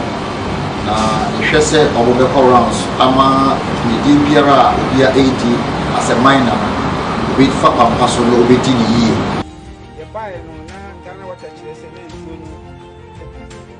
if we in the 1990s, small scale mining law, Ghana for point say it's me a mining. Me feel manaseno. Na mining and munyamum. Na and to say and sabi you who any night to say Bonenkwana Yedi. We know that in Ghana it's been a very negatively associated part of the economy. When people think of artisanal and small scale mining, they just think of galamsey and destruction. But it's far more than that. A woman said, not yet saying, because Sada Yami born say, gold in the Chasas Nasi. They say, Uber 2, I just say, what size as no? What say vegetation? The bill will be, I just say, what say no? And Sana, wait to me, Minas Commission, Ubia lines is all going to Susan Koyajuma. But because of Asodin, you know, boys are not considered Koyajuma, and normally they target small scale mining. And this is a huge difference between small scale mining and galamsey. I'm targeting out to be galamseyers, but you're not galamseyers. You know, these foreigners now, you always attach them to small scale. Most of them actually have this recce or prospecting license, and they are doing something else. Those people should not be attached to small scale at all. As you said, they are complete illegal miners. Let's address them as such. It's not say I say, oh my team say, Kasi Kubusa Yami say, Yami, and then now the Maumaya. Yambakacham say, eh, Nasama Mamu, minerals, and a mamma fertile that come home. In this animal way, you know, and I'm a diamond or mine Ghana. And don't you know, say, we are man young Kasabi and your bonnet, no more fire pass where you know. And I say, I'm not Abedana bonnet. There's encourage you, bet me I near you. yɛyɛ adwuma no wɔ mmara kwan so ɛma yɛwie a yɛsiesie asase no ɛma nkurɔfoɔ tumi dua kokoo ɛmbɛ ɛwɔ asase no so still. Wokɔ yɛ nua bi te sɛ god ne site a wayɛ ne kama, wokɔ TLG a wayɛ ne kama, wokɔ bibie ni nipa no bebree yike agyeman ɛne ne ho nkeka, wokɔ dunkwa ben ɛne ne ho nkeka, obiara yɛ ne site ɛnam ntitiɛ ne project a yɛyɛ no ama nipa no bebree hu sɛ nea yɛ sɛ ɔmo yɛ ni nti ɔmo yɛ a ɔmo yɛ nie. NASEM is out there to make sure say every miner is being protected, and then the miners are doing mining acceptable in the eyes of Ghanaians. I'm telling you this, NASEM is against illegal mining. We have to put that on record. The best Ghana for say, one more day say difference of galamsey and small scale, because I am not so more the galamsey ni makes it small scale. Hey, yeah.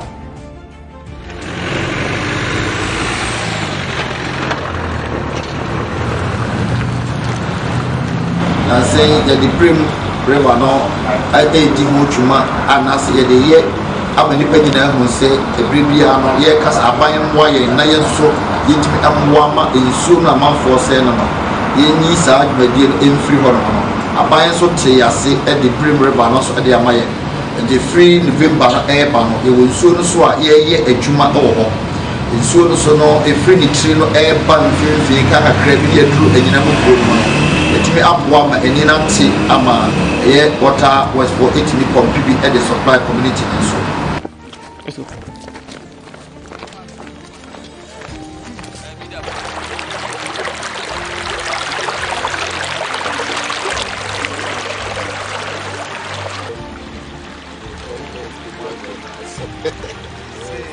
Any so na never home.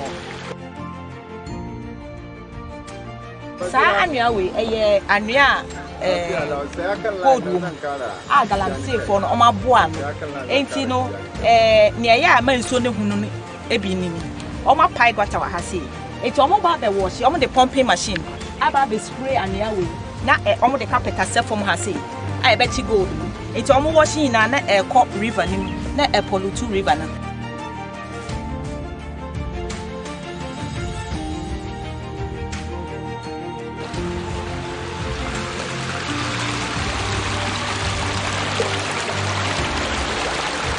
Plantain. That's the way I do very free.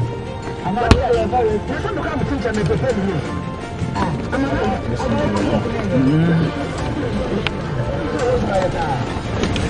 Wan ko brina hono no. E be bo brem wa ha. Okay. Brem na ni o. Nti say brem na e ko no. Ba wan ko brina be bom. E ma wan ko bri no.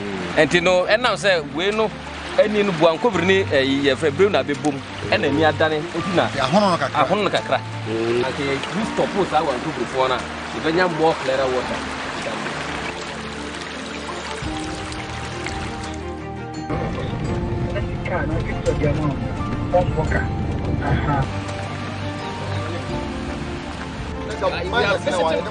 the mining zones.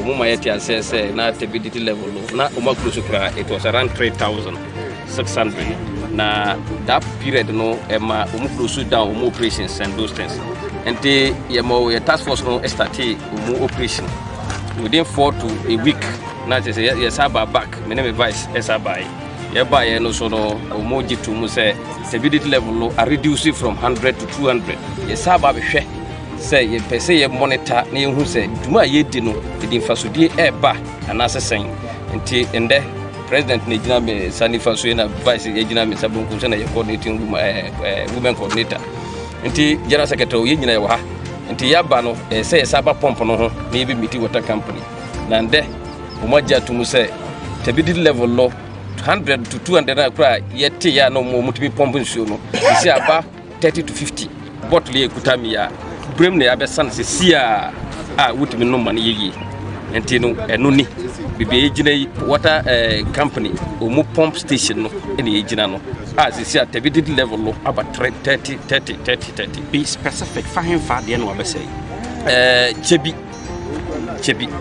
pump chebi na ejina se sia chebi pump station no ene ejina currently, if you check the way the color is and then the previous color, you can see that we have done well, right? We have sucked all the illegal miners, I mean the Galamsey people, from the river, and now I think Brem River is doing well now.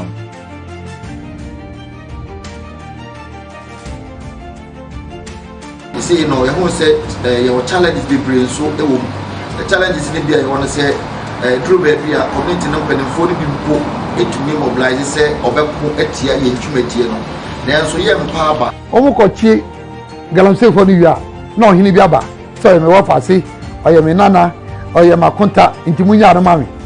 Na MP Aba, or so, or no special assistant, or no, yes, say, so now one DC and MC biaba, or so, yeah. Momo Dana Momarina, Omea and Quada. The same people know you are say small scale managers, any essence you, any assassin. Meanwhile, Nipana Omoya Bonana Yako, we say now. So what are we fighting for? Say the intra Ghana National Association of Small Scale Miners. They usually and task force na bring na yes aban some one say a human monitoring. Monitoring also any 1 day, 2 days, and as a week as monitoring no bra here no abbreviara. And until say I didn't say me and task force no anti anye juma amwa. Military no oba be you want juma 1 week now. Now, the country government says, Galamsey for no. Soldiers into me for more. Police into me for more. It is a minus. Yeah, minus, you need to be to my palm and say, you are living with them, we know them. You know, so you need your onim obia. If your bar no call insurance, no call, here you are, no call back to barracks. Now, you are nominated as minus. In this will be surrounded, you know what you might me as a minor, and I will see a person and know him say, we rock a Juma at night. So I can call tax force to go for them. The association also have a monitoring team to show miners the best practices, and we have a radio school which also educates and sensitizes communities and miners on the pros and cons of issues of mining. Yasha said to October 2021 no mfaswa aba ho bebre community no ate small scale mining ankasa ase ena 2 omo asa ehu emra ne ade a ebo adwuma no ehu ban. And 3, final licensing issues na miners na ngasa so at mine licensing processes no ase. And enema omo ya illegal activities no so no omati ase ema ama mfaso de bebre e de aba. And ama mehunu Galamsey ne small scale mining. So so dan temo obi ani ne dwuma wodi se wo wachiri ne yakaboma oso mu nyina ya dwuma kro na so antisa. Into we are typical small scale miner on your ordinary person. Or you be a or yeah critical thinker, logical thinker, or being or the near magu acquaintance or up running. Indeed, first now you say, oh, Galafon go school, woman those eras are over. Aha, they are over. I may say UBBI who says most scale miners no, they have appropriate way of thinking and doing their stuff. Into who or outsider, it looks chaotic, but within there are structures. I'm the more electric coffee more aware of what is happening. Ones were responsible. Ones were few there will be a years and the matter no quite what boy in education a quetry a year Ukobunso and a Takwa. I'm so honest as Chrissy as Tatia. Until that day, we share the call for a war as Santa Regent say, Omonso, young me and Kikayan. Now, infantry to move his say, I told you now what ye mine and once a say, mine and no a wood ruby at the ma. We are suffering and so antisa. I was here to me, I share a sapo munsio. Naya standing a radio schools, no echo baby or muye gold de Jumano. Said a bear illegal miners, no small scale miners, Munamuye Jumapa, a bet to me, Abua. The small scale mining sector contributes a lot in terms of the economic gains.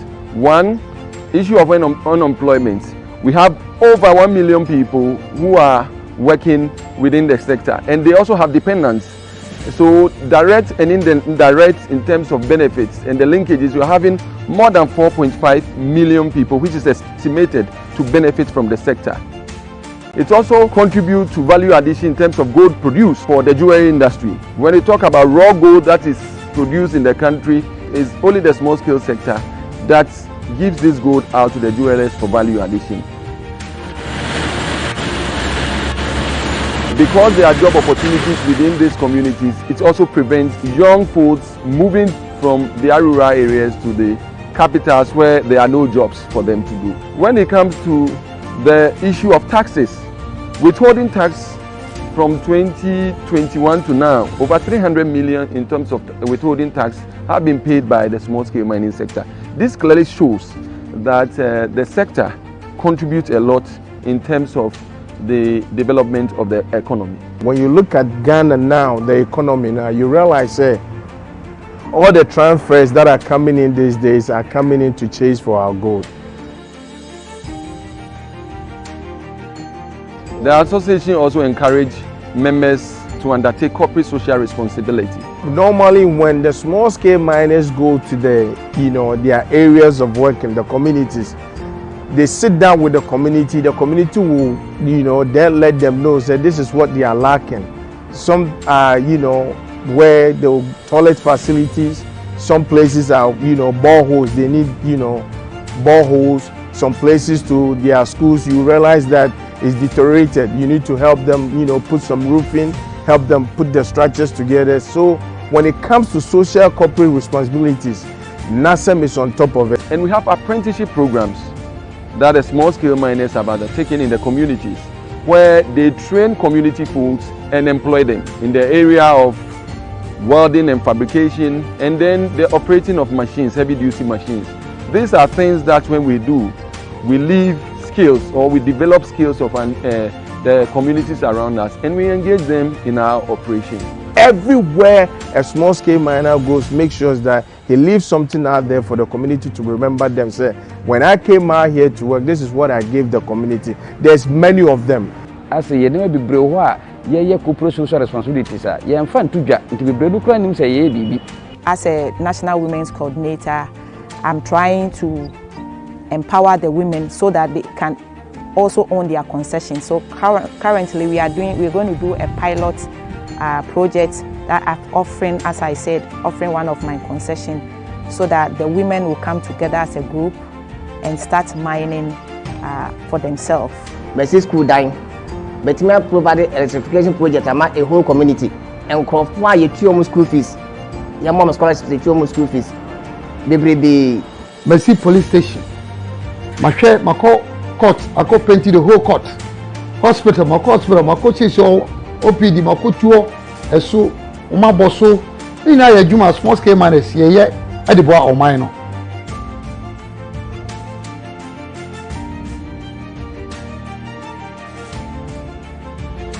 The issue of traceability is very important for us. As we speak now, we put systems in place to ensure that you'll be able to trace our gold, which is free from money laundering, free from child labor, chemical free, and also we ensure that the community benefits from the proceeds of the mine. We don't support child labor, so we try going around visiting all the various mining areas, educating mothers, educating children that they are supposed to be in school. Parents should also understand that children are not supposed to be working at a mining site.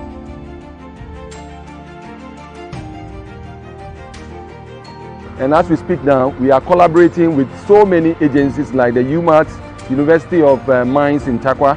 We are also working with the Minerals Commission, the EPA, and also the Ministry of Lands and Natural Resources. We work with other CSOs like TWN. We work with Solidaridad, which we've developed the Fair Mine and Fair Trade certification.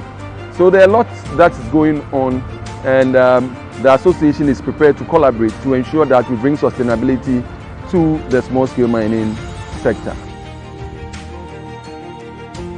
The future for the association, as in, is to ensure that all our members mine more responsibly. We want to mine and then get what we call the green gold, with the environment, being the focus. The next is to ensure that small-scale miners within the group move from small to ownership in terms of large-scale operations for the country to get more benefits. And lastly, within the continent of Africa, it will be a hub or a conduit where all associations rally together to ensure that indigenous people on the continent benefit directly from resources in terms of the mineral resources that we've been endowed by God.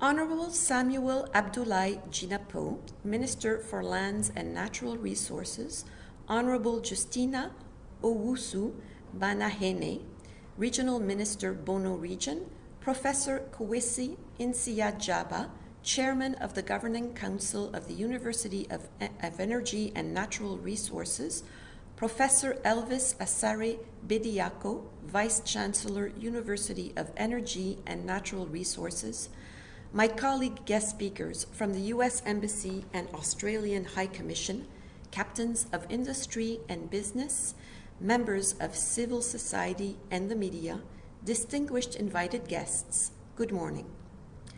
My sincere apologies for not being able to join the dialogue in person.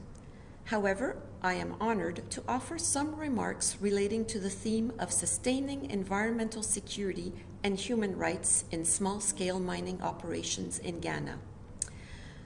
I wish to commend the University of Energy and Natural Resources, the Ministry of Lands and Natural Resources, and the various stakeholders in the mining sector, including civil society organizations, for using dialogue platforms such as this event to shape policy and promote sound environmental, social, and governance practices by industry. Canada and Ghana are world leaders in mining, and the sector makes a significant contribution to our respective economies, including employment for our people.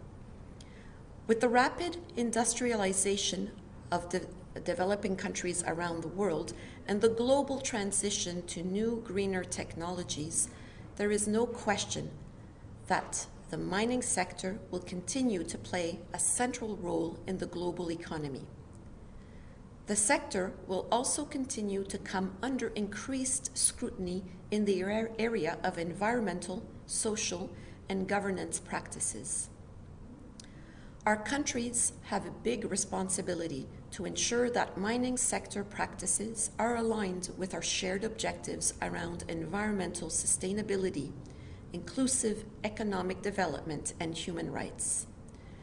To fulfill this responsibility, our governments must ensure that our policy is informed by the views of all stakeholders, including regulators, industry, civil society, and academia. Today, citizens around the globe are demanding greater accountability from government and industry in the area of responsible business practices. In recognition of this fact, the Government of Canada has expanded the scope of our corporate social responsibility policy to encompass all sectors of industry beyond extractives, and to encourage industry to place environment, social, and governance expectations at the core of their overall business strategy.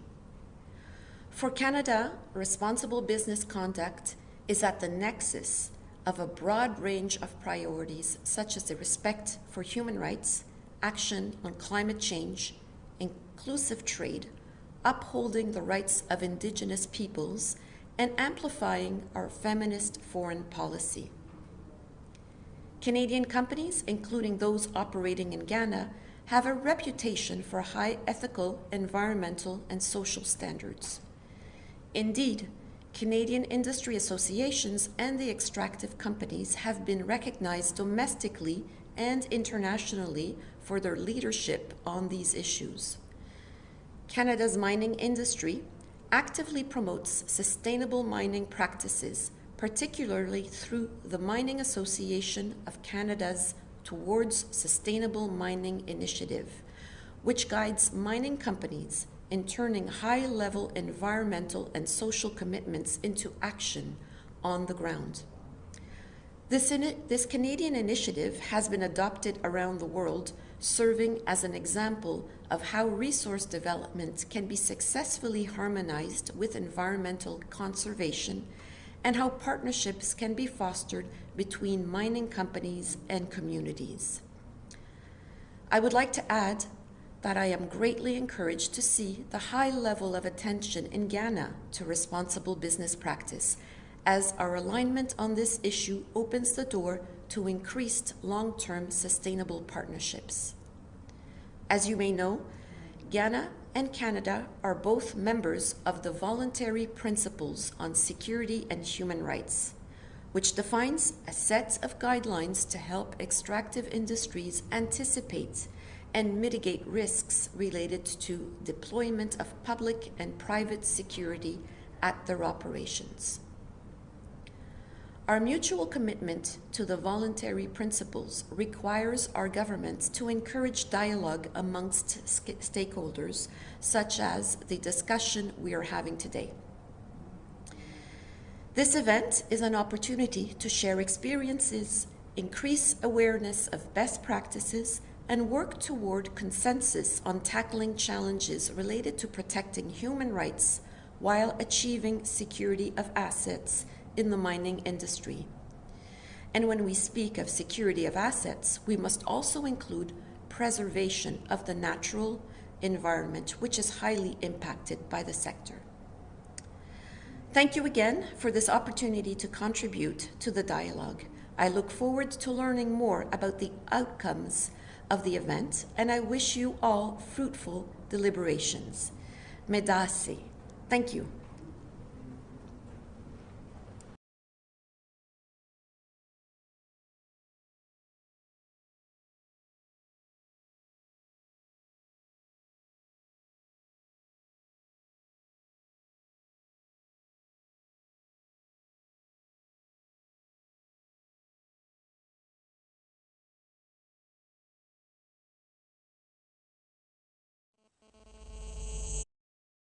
Panford, who is representing Professor Fosu Kusi, who could not join us. So Professor Panford, you chair the next session, panel discussion. Please take the mic and continue. This is the last but one session. After this, we will have the last one, and then we break for the day. Thank you. Thank you, Registrar.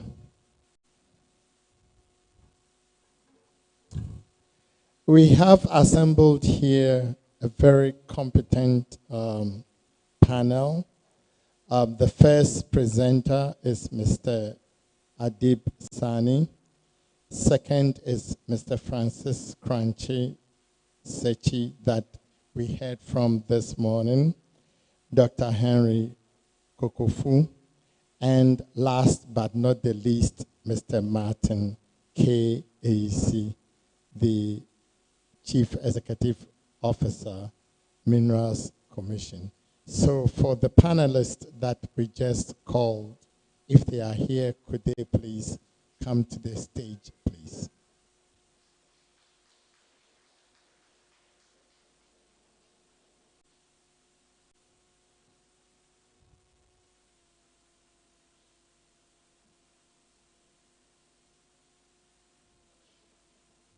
And to make life easy for all of us, we'll follow the order in which the names were called out. So we'll begin with Mr. Sani, please.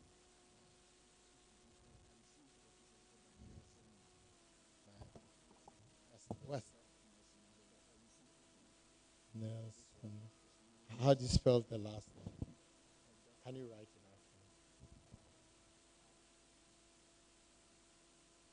out? Okay. Yeah. So, correction. Mr. Martin AC is not here, but he's going to be represented by Nelson Ahedo, who is here. Thank you. So we begin with Sani. Please.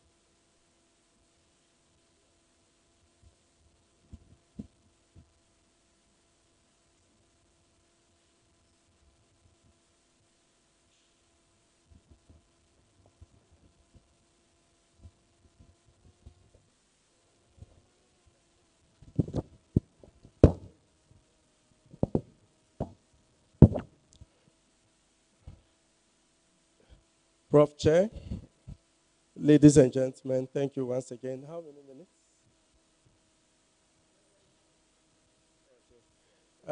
Thank you once again for the opportunity.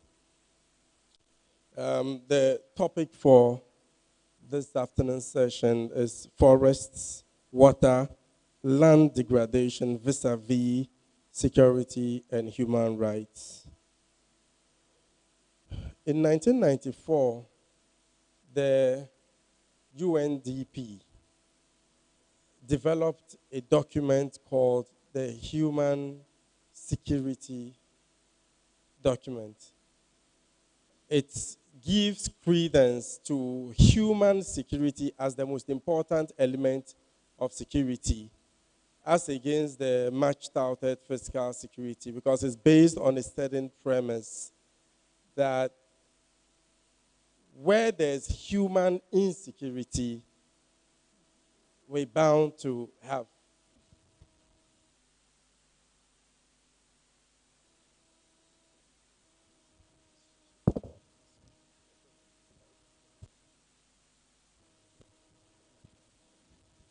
All right, thank you.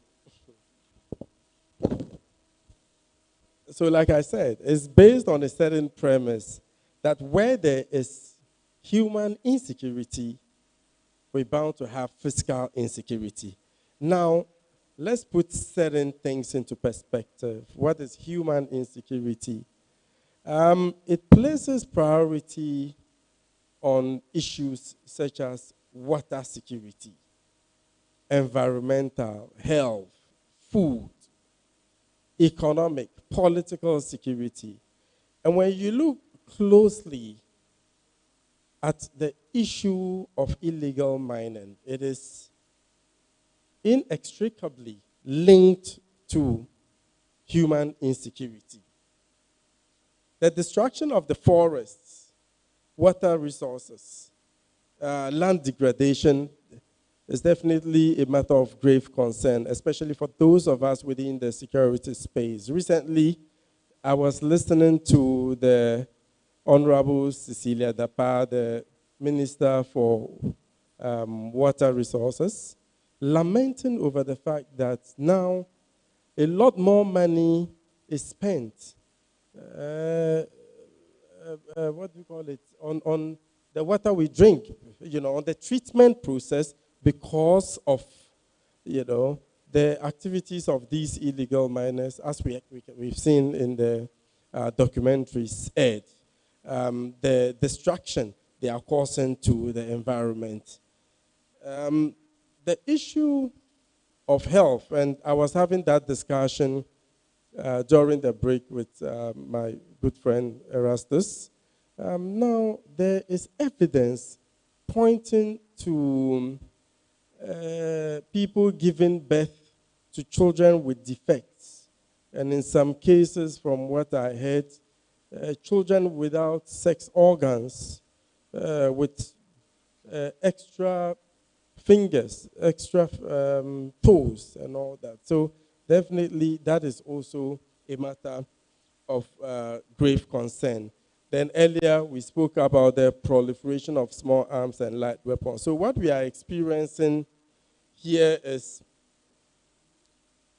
the issue of illegal mining is changing, is dynamic. The way it was yesterday is not as it is today, because we are very much accustomed to the issues surrounding degradation, what is happening to the environment, the forest cover, the cocoa farms and all that. But now it is becoming a very lucrative venture for a sophisticated network of certain individuals who are into the trafficking of weapons. Okay, so in the past, these weapons come into the system and are used to satisfy the insatiable thirst to warring factions or people in a state of conflict. And according to sources, there are about 350 land and chieftaincy disputes in the country. Now we're having these weapons come in and go to these mining sites because they are needed there. And it's in the wake of a 2014 report by the Kofi Annan International Peacekeeping and Training Center that points to well over 2 million illegal guns in the system. So it is safe to say, and I'm hoping that as we progress, a lot more issues will come to light, that the issue of illegal mining poses a direct, not an indirect, a direct existential threat to the security of the state, both physical and human, that needs to be addressed as a matter of national security priority. Thank you.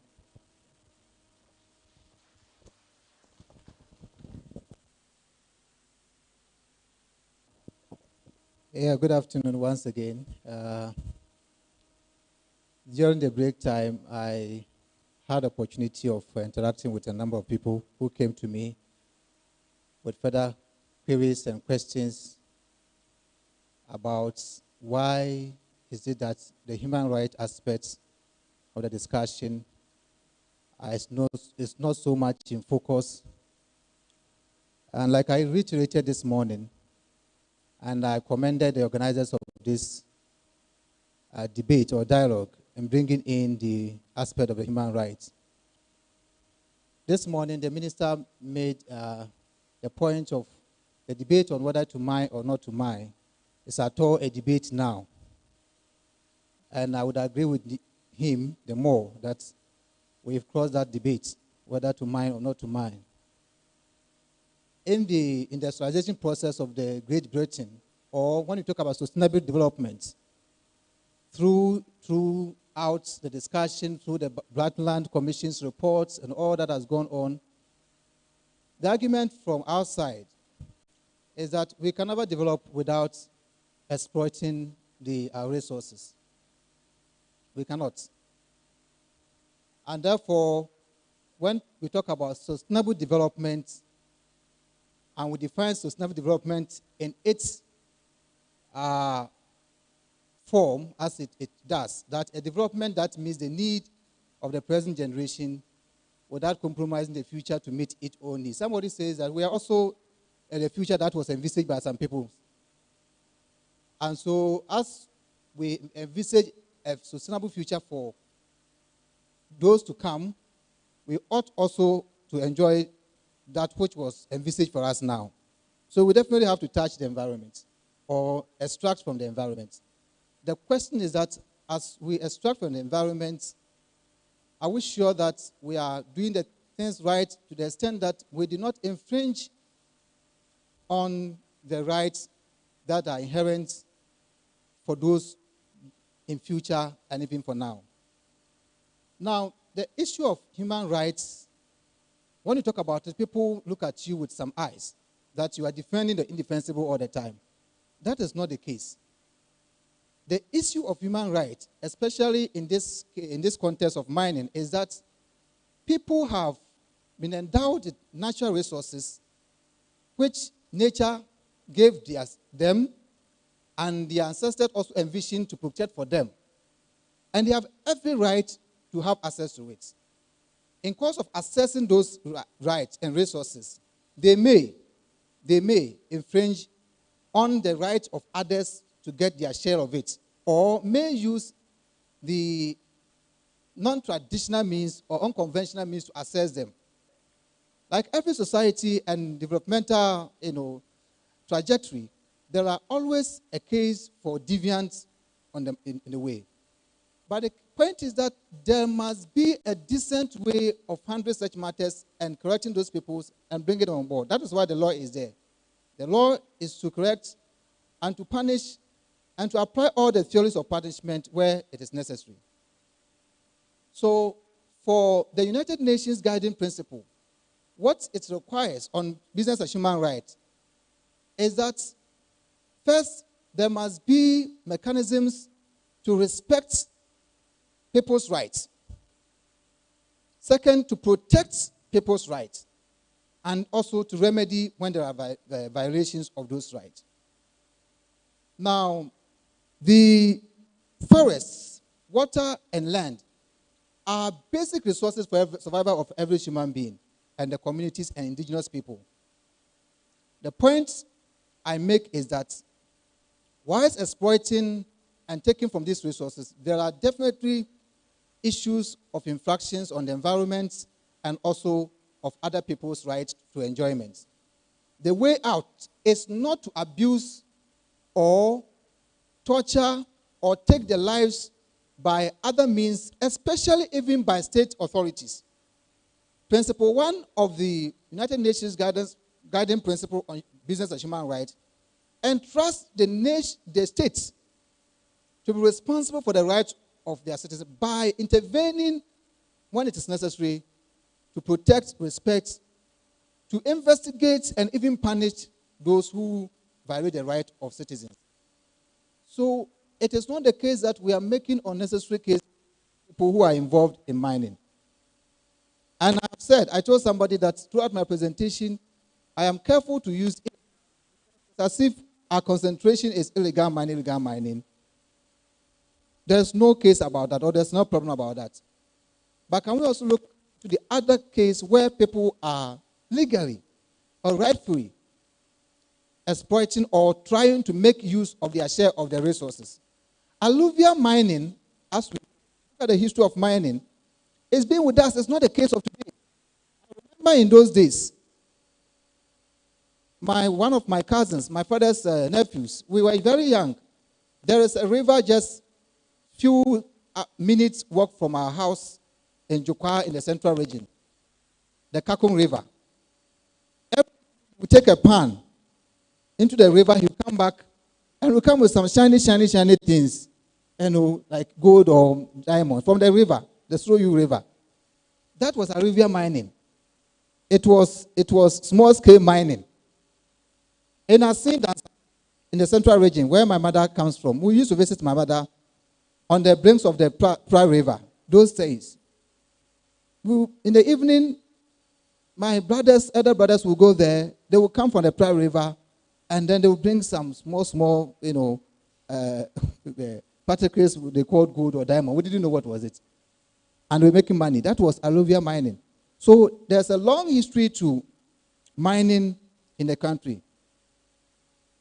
If you look at the instance of other countries where mining is done, South Africa, Peru, and other countries where mining is done, in some African countries, the way out is to put in strategy to avoid the illegalities and the excesses of the exploitation. And that is a state function in collaboration with other stakeholders, like we have met here. And the point is that, are we able to take on board the suggestions and the discussions that we are having, and it's not going to be a repeated function just to, just to create the budget we have done for the year. I was telling somebody, it's not because sometimes the institutions are doing some of these things because there's a budget for it. Or really, we are sure that we want to do something about it. Otherwise, human rights, no matter how you perceive it, it's important that we protect the rights of the people involved, even when we seem to think that they have violated the laws. No human being, nobody should suffer a consequence of an action that can be remedied. That can be remedied by either punishment, a sanction, or anything. But the excesses of taking lives, excesses of child labor, excesses of human trafficking, excesses of deprivation of good health. And for instance, if you say that the water body or the land is being depleted, and you are going to ban, can you ban farming? That the indigenous people who farm in the locality, you are not going to allow them to farm because the land is being depleted. And land is not growing. Land does not, develop, does not grow. It's the same piece of land that we had that we are living on. So we have to also look at the other dimensions of the discussion and incorporate the human rights aspects for the people that live on this trade. The trade of mining has come to stay.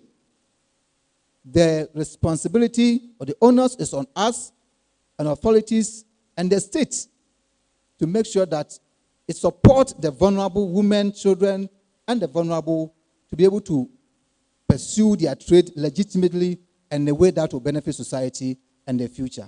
I thank you. Thank you very much. My name is Jackson Eddie Anyantechi, the Regional Director of AHAFO. I'm here to represent Dr. Kwabena Kukofu. In fact, he wanted to be here himself to join this panel discussion. He bought his ticket to fly to Sunyani for this program, but unfortunately, an equally important program. Chairman, distinguished participants. Let me start by saying that having watched the video footages presented by Small Scale Mining Association, I must say that I agree with 1 Peter 4:7 that the end of all things is near. Therefore, be alert and be of sober mind so that you may pray. If you look at the sequence of creation, like somebody mentioned in the morning, in the beginning, God created the heavens and the earth. And according to scripture, the earth was void, shapeless, yet the Spirit of God was hovering around. And then you follow the sequence, you realize that the last item that God created was human being.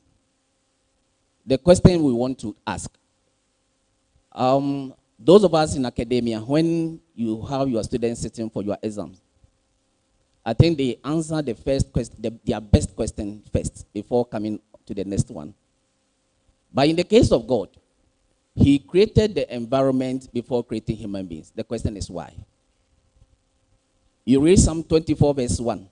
It said the earth and all the resources therein belong to God.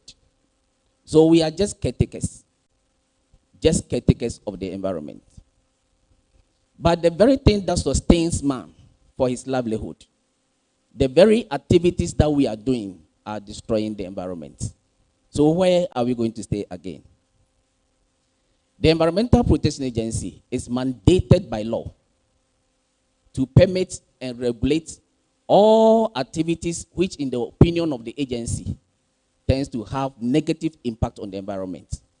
And we talk about the environment, we talk about the biophysical elements of the environment. We look at the water bodies, the air quality, the land and the natural resources, the human beings, the forest cover, and everything therein. These things constitute the environment. And looking at the schemes of God, the environment is supposed to sustain us for us to live longer. That is why people keep saying that the day the last tree on this earth will die, the world will come to an end. Mining that we are, irresponsible mining that we are doing, are destroying the environment. So where are we going to stay? Let me also use this opportunity to clear the air. The EPA is not against mining. Small-scale mining is never and will never be synonymous with illegal mining. People make that kind of erroneous impression that small-scale mining is synonymous with illegal mining. Small-scale mining followed the due processes, and they are duly permitted by the agency, and for that reason, they are regulated. So the impact on the environment is minimal or insignificant. The opposite is for the illegal mining. So they are never the same. Never equate small illegal mining. They are never the same. Now, we look at impact on the water bodies. Some time ago, the president was so vociferous on illegal mining. And he was the one leading campaign against illegal mining in Ghana. And people thought he was being political. Now, let me explain to you that when it comes to responsible mining, I think we should all be yearning for that. Because the video footage shown us, we saw samples of fish which were taken from River Tano. Those of us who stay in Sunyani, when you travel to Accra for meetings or other programs, you stay there. Your spouses are not there to cook for you. So eventually in the evening, you go to the komiche, the wayside food. Who can you ever tell whether the fish that you are going to eat is coming from Galamsey infested area? EPA, we are also into research. I did a publication in Hundawi, that was last year. I assessed the levels of heavy metals, mercury to be specific, in fish samples that were taken from River Tano at the Dantano area there. I thought I was just doing something simple. But when I realized the levels of mercury in the fish samples, I became so alarmed. I went ahead to run the risk assessment of the levels in there.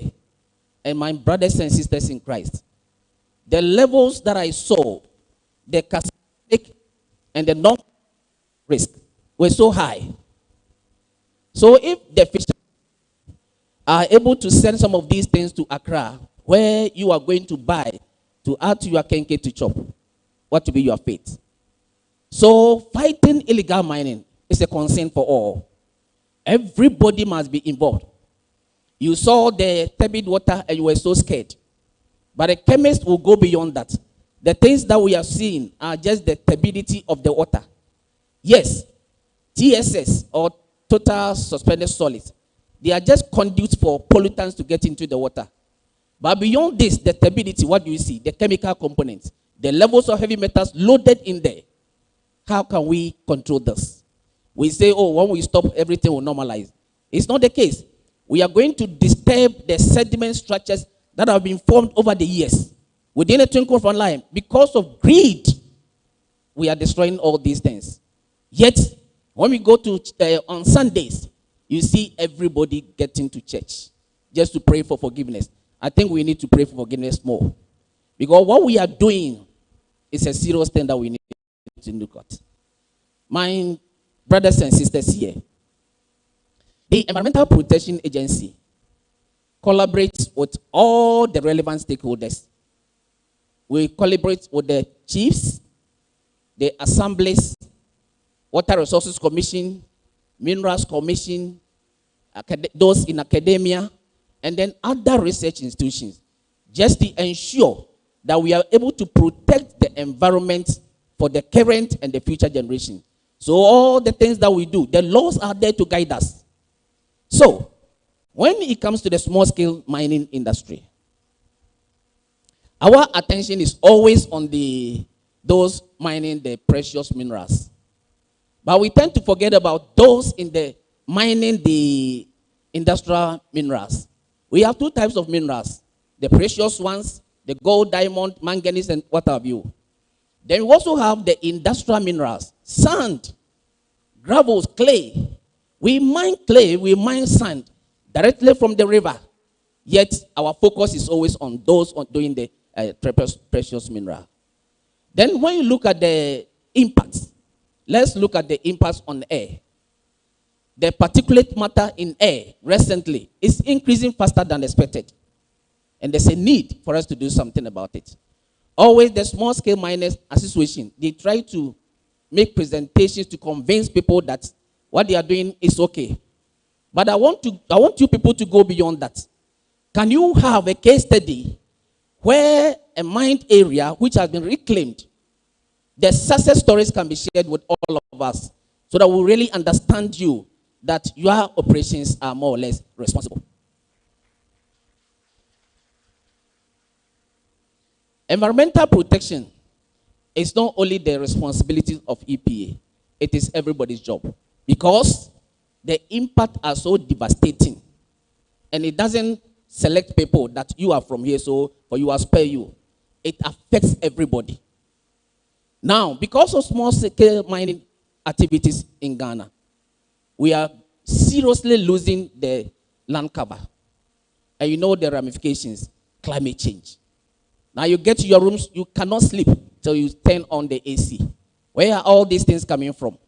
And when it comes to the project, the Green Ghana project, how many of us will say that in view of the things that I've done against the environment, let me try to compensate by joining this flashy project so that we can all plant trees to sequestrate the carbon and we'll be able to reduce the climate change? How many of us are doing that? So I'm saying that people are into this kind of thing because of greed. And you read Matthew chapter 24 verse 12. It says, because iniquity shall be in abundance, the love of many shall grow cold. Those that will be able to stand firm to the end shall be saved. We are all here. We are all caretakers for the Lord, protecting this environment for the current and the future generation, and also for God. So when we assemble or we appear before the judgment seat of Christ, what kind of account are we going to go? How did you contribute towards the sustainability of the environment? The honest dwellers on us all. So we are here to say that let us all join hands and say, we say no to illegal mining. Dr. Kokufu extends his greetings to you, and he highly commends the organizers of this program for this. He looks forward to seeing a lasting solution to illegal mining menace. Thank you very much.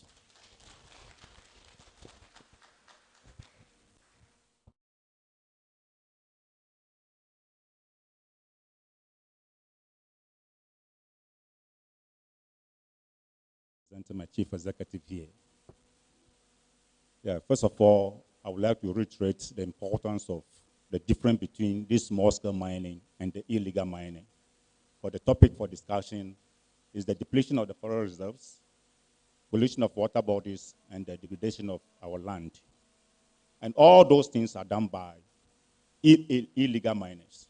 So it's very important to try to identify them, isolate them, and deal with them. If you don't do that, we'll be mixing up things, and at the end, we'll not achieve anything. So it's very important. First of all, a Minerals Commission, as regulators, we need to put in place legal and regulatory framework to guide the operations of small-scale mining. But today we are talking of small-scale mining, so I will deal solely with the small-scale mining. So you have structures in place to deal with them. That is why we are saying that if you are a small-scale miner, you can be identified, you have a concession which is attached to you, and if anything happens, you can be held responsible for it. So it's very important you manage those people and then deal with the illegal miners. because they are causing all these destructions that we are seeing today. And as Commission, because we are trying to bring all those prospective miners into the mainstream, we try to put some structures in place. The licensing regime, that is very important. And that perceived complexity of the licensing regime, we introduce this electronic licensing now, which you call MCAST. So those days when you can apply for license, where they will say it lasts for so many months, so many years, are things of the past. Right now you can sit at the comfort of your home, put in applications, and I can assure you, if all the documentations are right, within 2 weeks, we will finish processing our license and recommend it to the minister for approval. And we are talking of land degradations. And we believe that to, forestall some of those things, we need to undertake what we call geological investigations in all the blockout areas. We block a lot of areas for the small-scale miners so that they cannot compete with the large-scale mining people. So we have land banks for small-scale miners, but we think that is not enough. So now we started geologically investigating those areas for them, because we believe that if the area is geologically investigated, that is why you can get authentic reports about the place. And that will inform proper mine planning and designing. And if you plan your mine very well, there will be nothing like environmental degradation, because you know how you will go about the mining, the sequence of mining. And after doing that, you operate in an environmentally sustainable manner, taking into account the health and safety of the workers.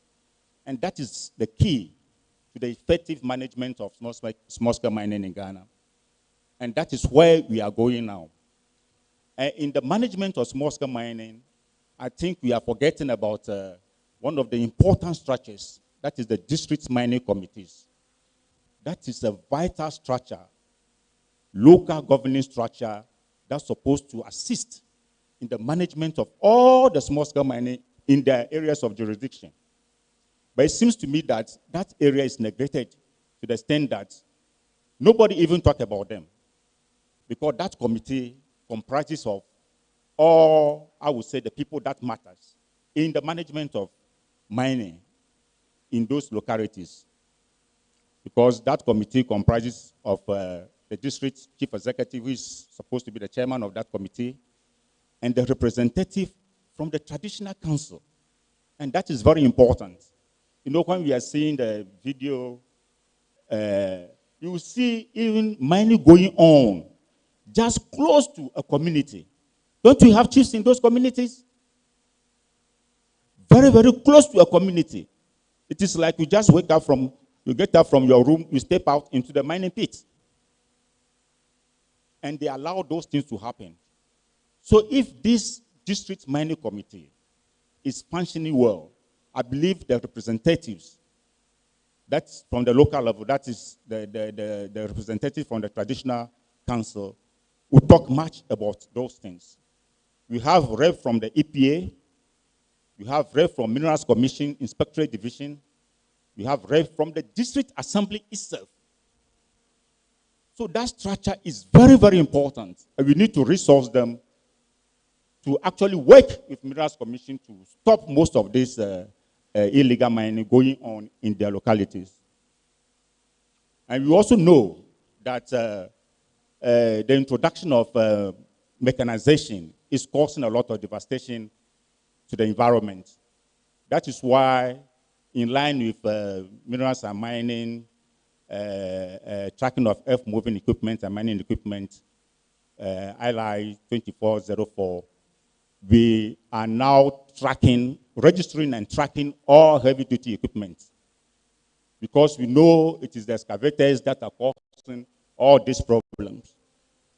And you have put some structures in place in such a way that if you are registered and tracked, you can only work within your concession areas, because your concession is a specific area. One thing everybody should also know, that mining license is site-specific. It is not like a driving license you obtain in Bolga and you come and drive in Accra.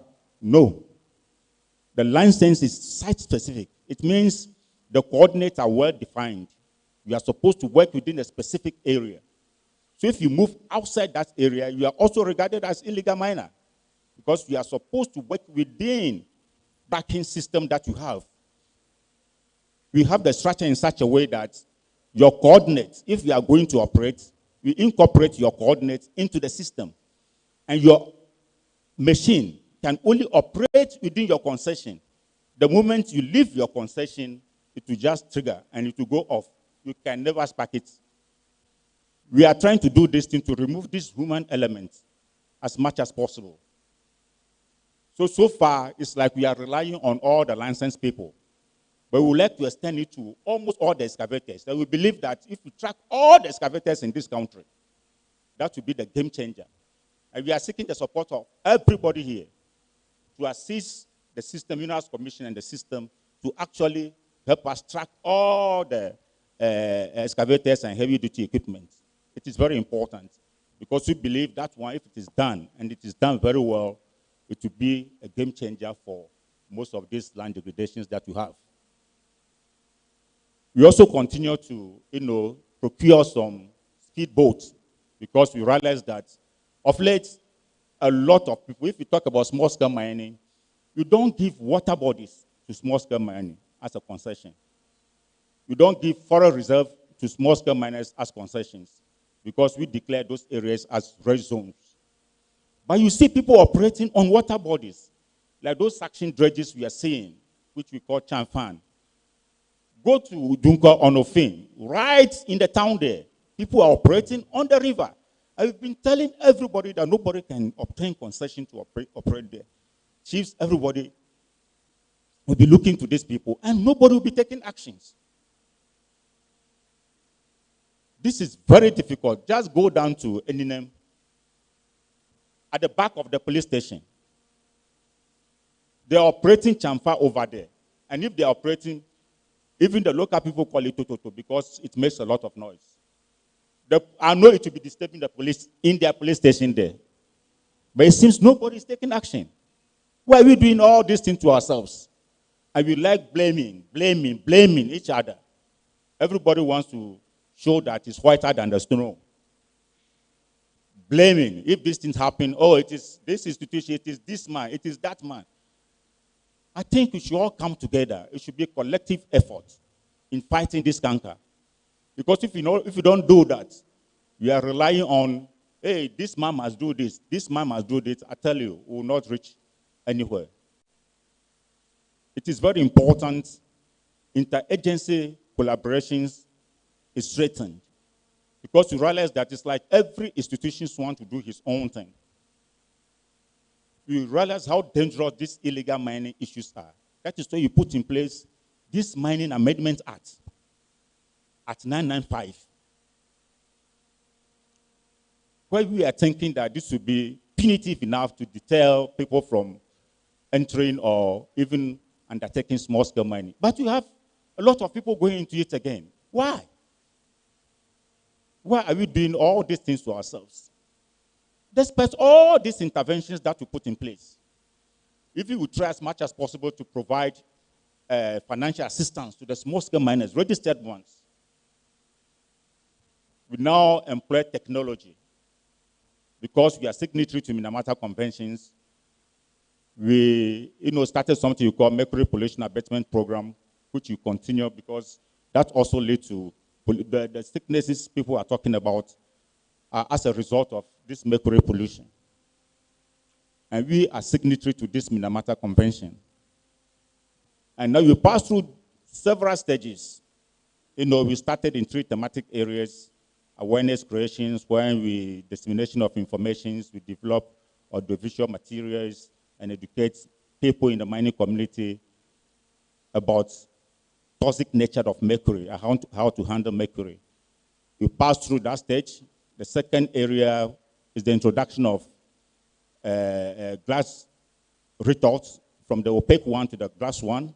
But we realize that that's when they can use mercury in a controlled environment. But we realize that a lot of people are misusing the mercury. That is why now we are going to mercury-free technology. That is the stage we are now. We work with academia, especially University of Mines and Technology, they came out with a smelter which we call Sikabushia, which we are using, and now we graduated into a processing plant, which you call goat catcher. There's one over there. That is what we make it a compulsory. The moment you have a license, especially this community mining, you need to obtain it, take it, and then pay as you work, just to avoid the use of mercury and then the spillage of mercury into the environment. So government has put a lot of interventions in place to let people come into the mainstream. All the prospective miners should come into the mainstream. That is what we are doing. And we are seeking assistance because we believe that if we don't work together, we cannot solve this problem. We need to work together. We want academia to research into a lot of things and come out with something for us to, do to lessen this degradation of the environment. And we also believe that mining is a profession. If you understand it very well, you will do it very well because we want a responsible and sustainable mining. That is why we even facilitate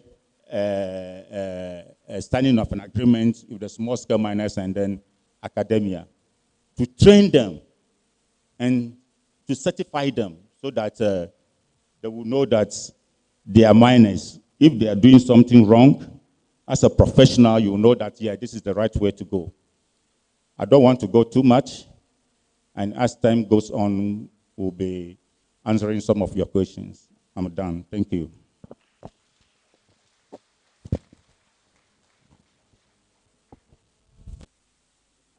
Thank you, gentlemen, for your very interesting presentations. What I'm going to do is I'm going to make sure that I don't intervene as much as possible to allow a free-flow conversation between our panelists and the audience.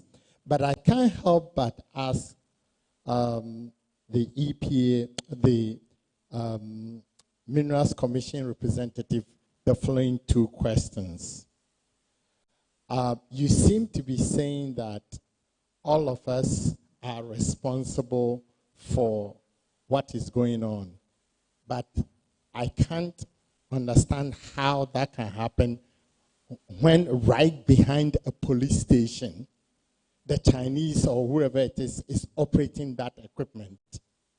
The last time I checked, I'm not a security agent, and it's happening right behind the police station, and the police is part of the Ghana state, the government apparatus.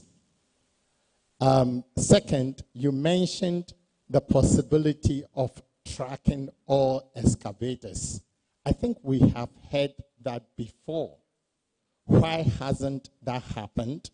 When is that going to happen? How is it going to prevent Galamsey from going on? And then we'll throw the questions back to the general public. Thank you, sir. Oh, thank you very much, Mr. Moderator. As for all of us getting involved, it's very important.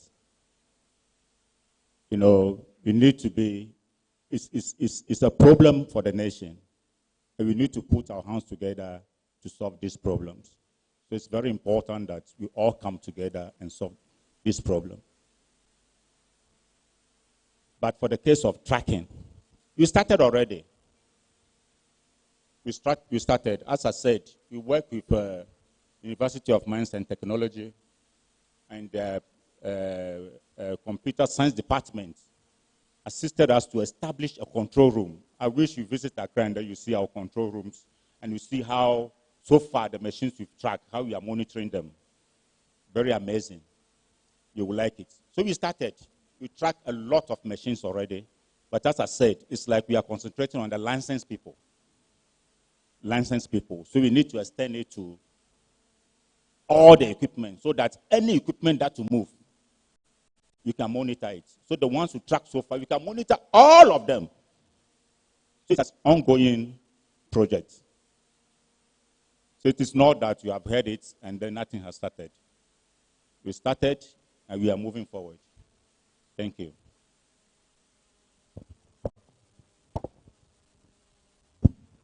Okay, now questions from the audience.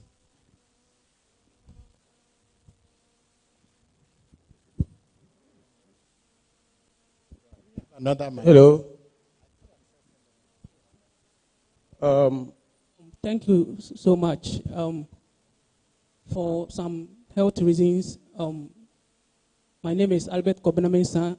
I'm a doctor from the CSIR, and I would like to make a contribution or two. First, I will respond to what the EPA boss said from the carcinogenic point of view and the non-carcinogenic point of view. And also, he made mention of the people engaged in Galamsey are driven by greed. I beg to differ. From research point of view, the people engaged in Galamsey are driven by livelihood motive. Now, when someone is driven by livelihood motive, he does not care about what even happens to him, his own safety. Now, we must be able to distinguish between the drivers of people into Galamsey and the drivers of people into large-scale mines. Now, there are reasons why people get into Galamsey, and we should be able to differentiate between large-scale mines and big-scale mines. Now, one of the major differences between large-scale mines and big-scale mines is in terms of motive. In terms of motive, large-scale mines are driven by profit motive. Profit motive. Because of that, they are mining solely for profit. Now, small-scale mines are driven by livelihood motive. Now, when someone is driven by livelihood motive, he does not care about what happens to his own safety. So he will go to every extent to till the land. Now, we should not lose sight of the fact that large-scale mines equally cause environmental damage. Now, mining, regardless of the scale of production, whether large-scale or big-scale, cause environmental pollution. I have worked on a land that measures 126,000 meters square. The land had been abandoned for several years, and it has become a repository for heavy metals, and it has become a playground for children. It has become a place to read a paper written by Gamu et al. 2015. Gamu et al. Analyzed 50 empirical cases of large-scale mines and small-scale mines. It will interest you to note that large-scale mines was found to encourage poverty in mining host communities. Small-scale mines was found to reduce poverty in mining host communities. Let's discuss more about this later. Thank you. Thank you very much. This is supposed to be a dialogue, and I should be the last person to discourage anybody from speaking freely about these issues. But I think we also have here a panel of experts that we should be able to use to address issues that are of concern to us. So again, I'm humbly appealing to each one of us, first and foremost, to be as brief as possible, go straight to their issues, and preferably identify the panelists that you want to address your question. Thank you. So, thank you very much for the opportunity. Let me commend the presenters for actually the wonderful work that they have done, the presentations. I'm really impressed. But what touched my heart most has to do with the mercury test that was actually conducted. It tells me that our lives are in danger. But I'm attempted to think that it's high time some of us reduce our fish intake because of the test result that came out. But to the panelists, you see, I don't know why we are not tackling the root cause of this illegal mining, but rather looking at the effects, the impact it has on our livelihood. So far as the land, water, and the forests are concerned. What I think is that the abject poverty that exists in these communities where these mining activities are concerned, don't we think that if we are able to alleviate poverty in these areas, it will help in reducing this? Number two, the political will that we have all talked about. You see, when we watch the first video, the summary before the first video made us to understand that there is nobody here who doesn't know the solution to these problems. If you ask anybody here, he knows the solution. And it points out to lack of political will. Until we change our minds that and actually receive the threats by these communities, I don't think that we can find solutions to these problems. There are so many threats to politicians by chiefs, power figures in these communities. If you stop it, we won't vote for you. If you want to stop illegal mining, we will not vote for you. And because the politicians want power, they will do nothing. Even anybody who makes an attempt to stop it, they will fight that particular person. It's an open script. Thank you very much. So I assume that is not a question, but an observation. May I please make this suggestion? Your point brings to mind a very important issue. Let's say one thing that I learned from oil production is that, for example, you just don't put an oil rig on a well and produce the oil. If your objective is to produce jobs for your citizens, you can develop special oil extraction techniques that would maximize your job or employment opportunities. I'm sorry to say this, Ghana has never engaged in that type of discussion. In terms of how do we actually make sure that our resources generate maximum jobs. That is where some of our problems are coming from. But I'm not a panelist, so I have to go back to the panel. Okay. Any questions for the panelists? Yes. Okay, I'll go through. To see me. I thought you spoke this morning, so but that was I in the wanted to morning. give somebody another chance. Okay, I have two questions, but the first one goes to my friend from Minerals Commission. Yeah, he made mention of mechanization. Will you be able to tell us the size of concession you give to the small scale? Okay. Yeah, the size. Yeah, I want it to be interactive so that. By law, yeah, the small scale miner is supposed to get a place of 25 acres. we call 12 small scale blocks. Yeah. And one block is 2.1 acres. So a maximum small scale miner can obtain is 25.2 acres. And that is the maximum. Yeah, and the maximum, 25.2 acres, is equivalent to 0.1 square kilometers. Yes, exactly. So are you sure 0.1 square kilometers you allow people to use earth-moving equipment there?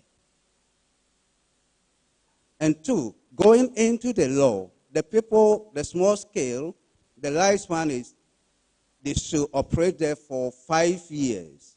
And then, if they are not able to finish it in 5 years, the minister will either approve continuity of the operations or not. Are you sure the use of earth-moving equipment is in our current law?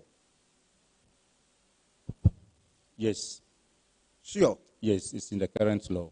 Then something must be done, because 0.1 square kilometers, if I'm using an earth-moving equipment, I will not spend more than a month or two to finish it, even if the entire area is mineralized.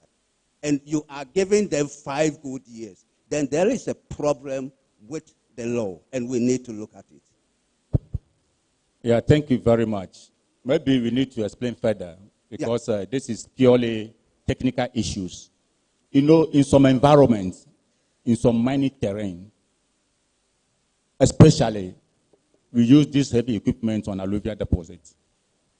What we are having now, most of the time, you have deep-seated alluvia, overlaid by unconsolidated materials. So in that case, if you allow people to use shovels, those things, it's like we are trying to bury them alive. So they need to use those mechanized equipment to expose the gravel, which is deep-seated, before they can take it for processing. You know, sometimes people talk about this thing as if you have a uniform environment. You don't have uniform environment. I tell you honestly, in those environments, if it were not to be the use of excavators to remove the overburdens, like we'll be burying a lot of people alive. Alluvials, the maximum depth that you can go for alluvials will be about 7 meters. About some places you can get 10 meters. About 7 meters. So why 5 years for the people? So let's leave this one here. I think the law must be reviewed.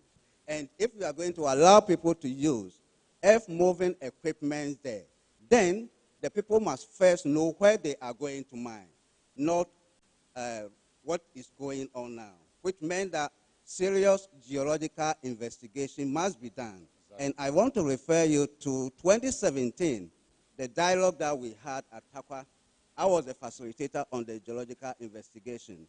And when I asked the NASEM people, they complained about funds to get into that. So it was there that I suggested that they can form what? Agglomerations, conglomerations, so that if we have 10 small scale, they can come together as one, and then they can engage a geologist to do the exploration for them. But that had not happened, meaning that the wild goose chase of mining will continue.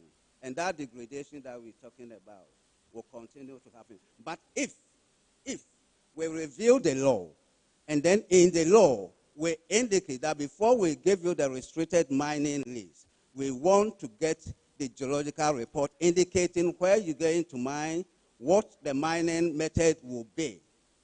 Then we'll be able to get our way from the environmental degradation. Our forests will remain the same. Same thing goes to EPA. I don't think you give them EPA permit without environmental impact statement. Yeah, that one should come before. So if in the law we have something like that, then we know that we are now going to have what? Responsible mining, because the regulators will have things to check before the mining starts, which we don't have them in the law now. And I think, okay, let it come out. But we have not seen it. And then, was about your engagement with the geological survey to do the prospecting before the lands are given. I want to know what level of exploration that they are going to do. Is it going to be a wide scale or detailed scale? Because I have visited many of these small-scale people in the field, and when I asked them, why are you mining and why did you stop here? What they tell me is that the concession had been given to them and they know that the gold is everywhere. Okay? So we want to be sure that the assignment you're giving to the geological survey is going to be a detailed exploration, which will define the ore body, will be able to understand the morphology of the ore body and the mining. However, there is a need to find a way of helping the small-scale people to do the geological investigation in order not to destroy. Have something? Can I continue with that? Maybe I have to answer. Maybe I have to respond to your questions. And I would like to assure you that, as I said, we have block-out areas for small-scale miners. Those blocks are the ones we normally give to them concessions. That's 25.2 acres. We are working with Geological Survey Authority to prospect that one. We are doing detailed exploration work. We started on 5 concessions, 5 blocks now, which is ongoing. Even one preliminary investigation has been done. Soil sample, those things have been taken, and there is a high possibility that there will be something there. So we are going for drilling. If you go to Bonfa, they've just completed soil sampling. And we are just waiting for the reports to go further. We are even working with UMAT at Elubo in the Western region. They are operating on about 30 kilometers squared concessions for us. They also started soil sampling. At Jimandiam, about 40 square kilometers, they started soil sampling on those concessions. So those are the things we want to do now. Because as I said, we believe that if you have a detailed geological investigations, when the ore body is modeled, you know the grade, you know the orientations, you know everything, that will inform proper mine planning and designing. And that will lead to minimize environmental degradations. That is the key. So that is where we are driving to.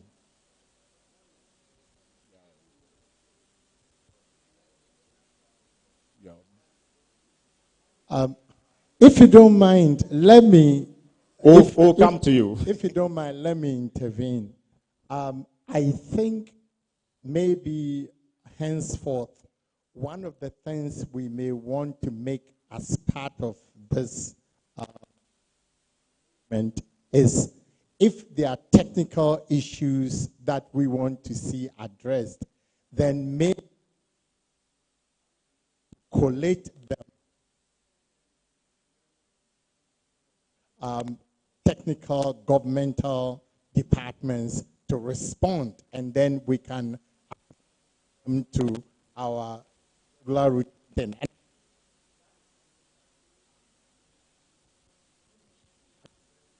These very technical issues.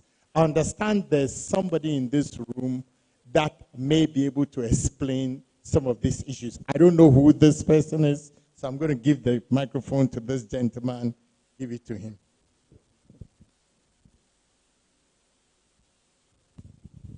Yes, my name is Isaac Mwinbele. I'm the Acting Director General of Ghana Geological Survey.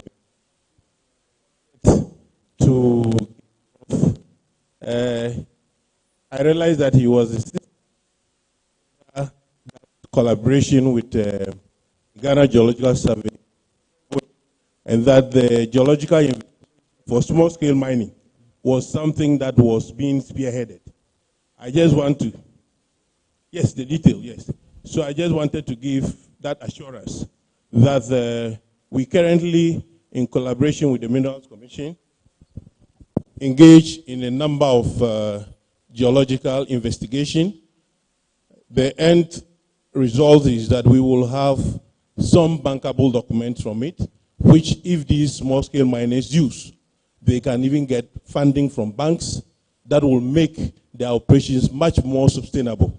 Apart from the collaboration with the Minerals Commission, we are also working with support from the World Bank, also trying to do the same thing, to delineate more mineralized areas for small-scale mining. We just received a drone-fitted magnetometer, which we are going to use for geophysical investigation. So that one, I can assure you that that is going on, and going forward, or the way forward, is that these geological investigation, detailed ones, are the way to go for us to improve on our small-scale mining sector. Thank you very much. Yes, so I think Prof was also worried about the size that was given to the small-scale miners. You know, the key thing depends on the type of mineralization that exists in the area. You may have a mineralization that is deep-seated.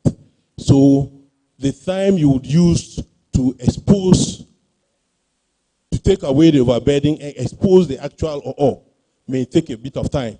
And you could have the pits going very deep, and that may take a bit of time for the miners. So it all depends on the nature of the mineralization, not just the size. There's a bit of technicalities to it. Thank you very much. Can we move to the water section?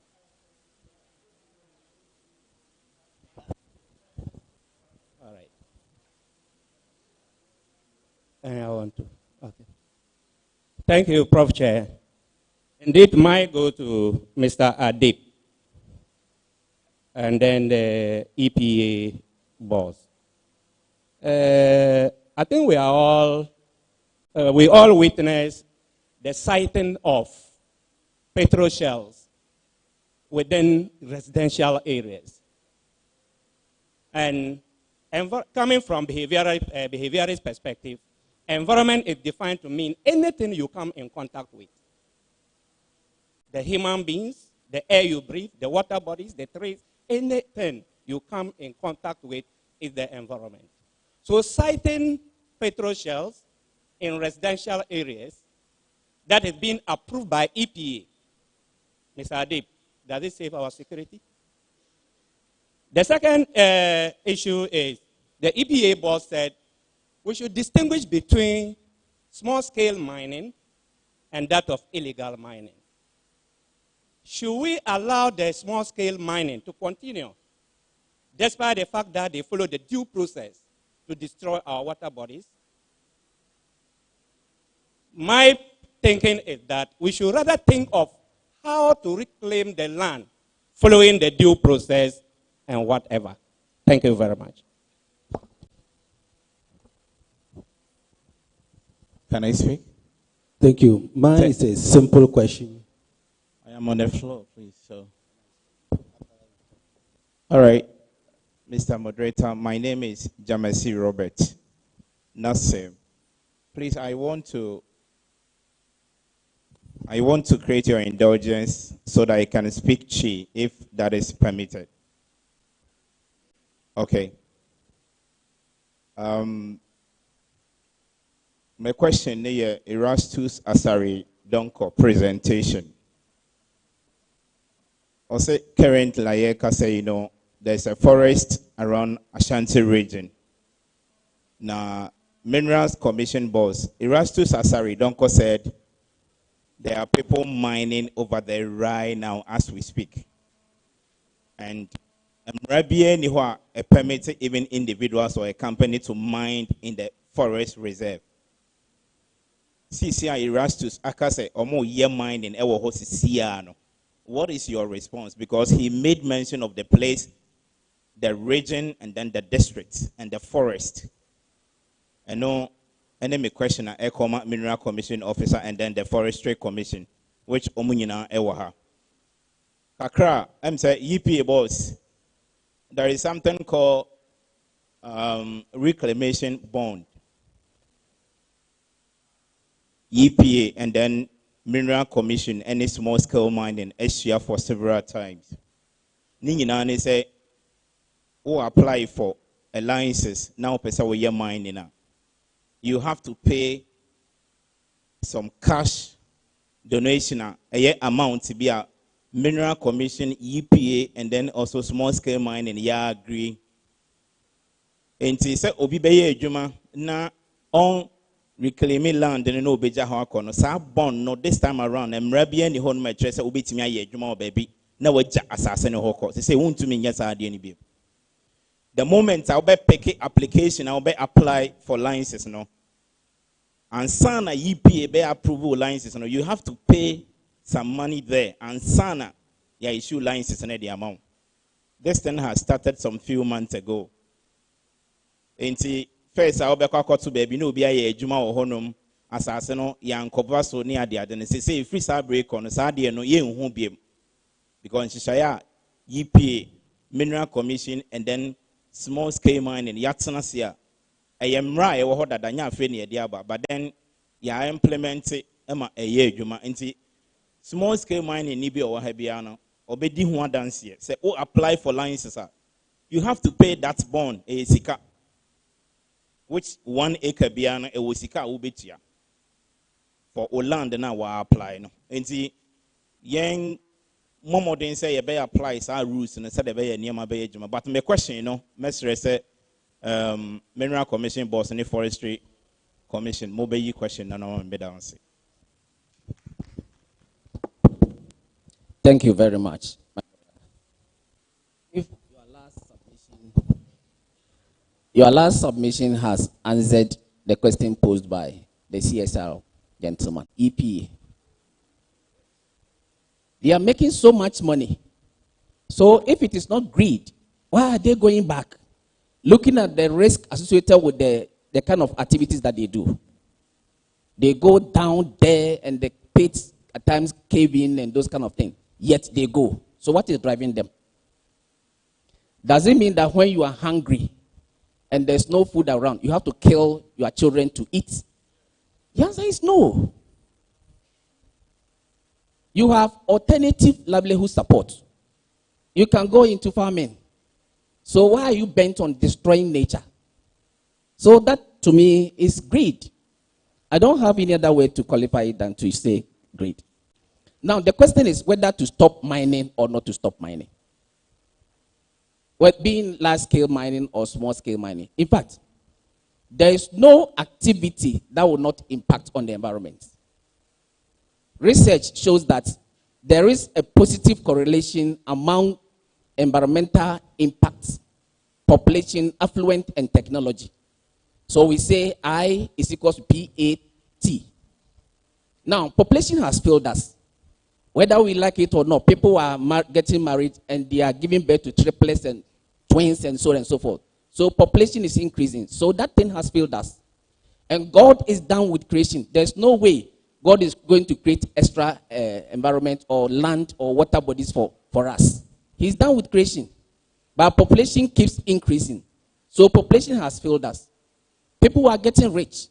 The economy is booming. People are getting rich. So they are putting up mansions and other things. So that thing too has also failed us. So the only thing we can rely on is technology. And that is why we advocate for best available technology in responsible mining. So whether you site filling station in built-up areas or residential areas, it's neither here nor there. You only have to use the best available technology to mitigate whatever impact that may arise from there. And then if you should stop mining. Now, I was part of the participants of COP26 in Scotland. And the developed countries were saying that Africans should stop mining so that we don't reduce the land cover and so on. They are going to give us money to do something and that kind of thing. And the question I want to ask, they are advocating for a renewable energy source. Now, the small battles that we have in there, they are made up of lithium. Lithium we have to mine. So if you stop mining, where are we going to get lithium to manufacture those kind of batteries? Where are we going to get gold to manufacture our whatever, PN, whatever board? The computer system that we have gold in there. So if you stop mining, where are we going to get those resources to work on them? What we are saying now is that nobody is against mining. We are against irresponsible and illegal mining. But we have to apply the best available technology to ensure that we do responsible mining so that we can do whatever we want to do and then preserve the environment for the future generation. Nana was talking about, the question went to this man, that it is everybody's job. Yes. Apart from needing the political will, we also need the traditional will. The Doma Mine made the declaration some time ago that no mining is allowed on his land. He just released the Abrafo into the bush. And as you speak, you cannot spot one spot of illegal mining in Doma land. So, if Nananum is able to back the regulators, these things that we are talking about we wouldn't be mentioning them by now. So I think it's everybody's job. We must all come on board to ensure that all these things are addressed. Then my last submission is that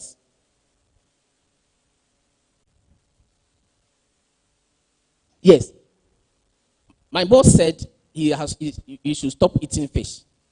That's not the case. If you have lead and other toxic heavy metals in there, they are going to cause the fish species to become extinct. So would you be happy when you get to realize that one day we don't have fish anymore in the water bodies? So it's not about stop eating them, but making sure that those toxicants that are getting in there will no longer be there. We need to treat them. Let's have them removed. We have phytoremediation and other things to remove them from there before they get in there. Because the research that I did, I looked at the levels in muscle, the fish muscles, the head, the gills, the eye, and the bones. The highest concentration was in the gills. The bones were also there. So since then, I have stopped eating the head of the fish as well as the bones. I only eat the muscles, and that is it. So that's the way to go. Well, that's a big lesson to me. I love the head. Even the eyes. Okay. Yes. So the issue of illegal mining is multidimensional. That needs a multidimensional approach. As a matter of fact, greed is part of it, but it's not the absolute. There are a plethora of other factors. One of it being the fact that illegal mining is even become, to some extent, a subculture. My grandparents did it. My parents did it. I'm doing it, and hopefully my children would do it. We can also talk about lawlessness, because there's this gentleman I finished Legon with. He had a job doing in Accra, but at the point he told me that it's a free-for-all there. He has friends who are there, and they are making so much money. So he left Accra. He sold his car. He had this cute house he had put up somewhere around Santor. He sold it and went into the illegal mining thing. So it's a number of issues that needs to be taken into consideration. And in resolving it, it's not straight jacket. Like I said, it's multidimensional. We can leverage technology and all that. Beyond the CSO work I do, I own a security company. We sell GPS tracking devices. There's this brother of mine who owns a tanker. He bought the GPS. We installed it and hoping that it solves his problem. And guess what happened? His driver, who was supposed to move fuel from Accra to Yendi, decided to divert. He did something to the tracker. He diverted the fuel, sold it, then he connived with the mate, drove it to Osino, and staged an accident, then bent it. And the money given to him to fuel the vehicle is what he used to buy petrol to burn. And you know, it comes with a lot of safety features. It's not easy to burn a tanker.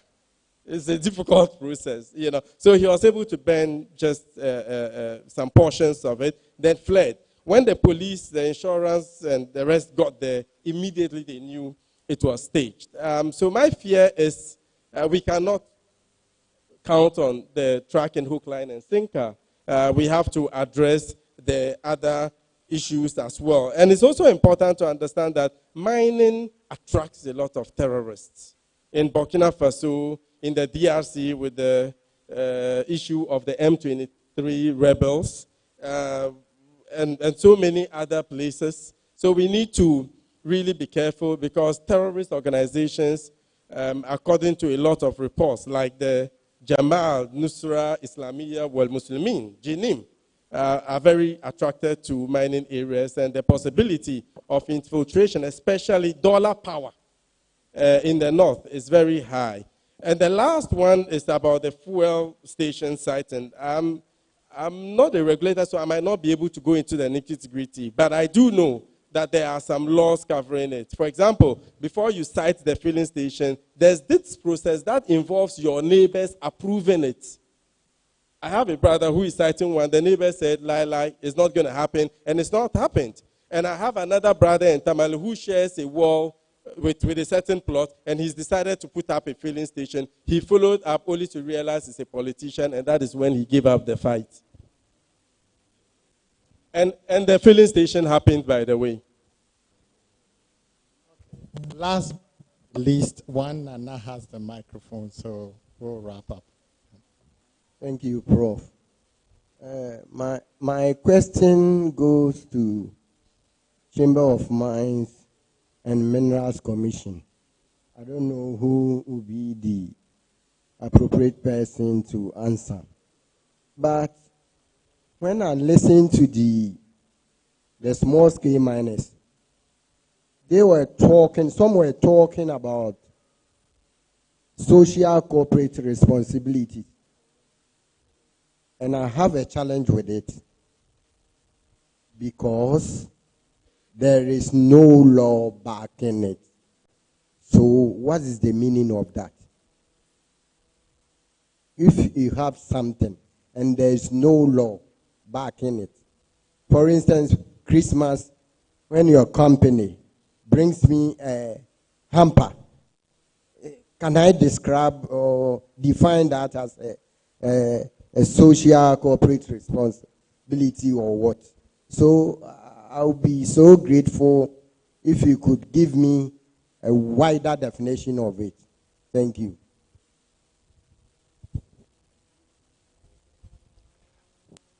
I understand we exceeded our time limit, but I can't help but notice this. 2011, I went to ESIPON, Environmental Protection Agency, trying to figure out how Ghana is monitoring oil production in the western region. I went in there and I said, officers, can you show me your monitoring equipment? And they said, Professor Tnase. I said, wow, these people, they like me a lot. They are going to bring all these machines to me whilst I'm seated here. They brought some things like, the roll-on that you take on the plane to fly. That was what 2011 Ghana was using to monitoring air quality, noise pollution in the oil production district. One thing I remember very well about Ghana in 1986, we passed the minerals law that liberalized the use of sodium cyanide and mercury. And we never equipped the EPA to be able to monitor these things. These are some of the reasons why we have problems with Galamsey. They came and they told us we must accelerate oil production, accelerate gold production, diamond production. That's how we became the #1 gold producer in all the 54, 55 countries in Africa, but we were never equipped to be able to control the fallout of all these types of activities. Maybe next time when we talk about our situation, one, we need to look at the origins of our policies. This, if it's oil, drill, drill, drill. If it is gold, hammer, hammer, extract, extract. We have been caught naked, and that is where we are now. Ladies and gentlemen, thank you very much. Prof, thanks so much for the submission. But I must say that now EPA is well-resourced when it comes to the gadgets. We have gadgets that can monitor cyanide within the twinkle of an eye. We have the test kits, all those things are there. But the problem, the real problem is that illegal mining has moved from moral to security. So, on behalf of all of us, thank you very much, panelists, for a very stimulating discussion. Thanks again.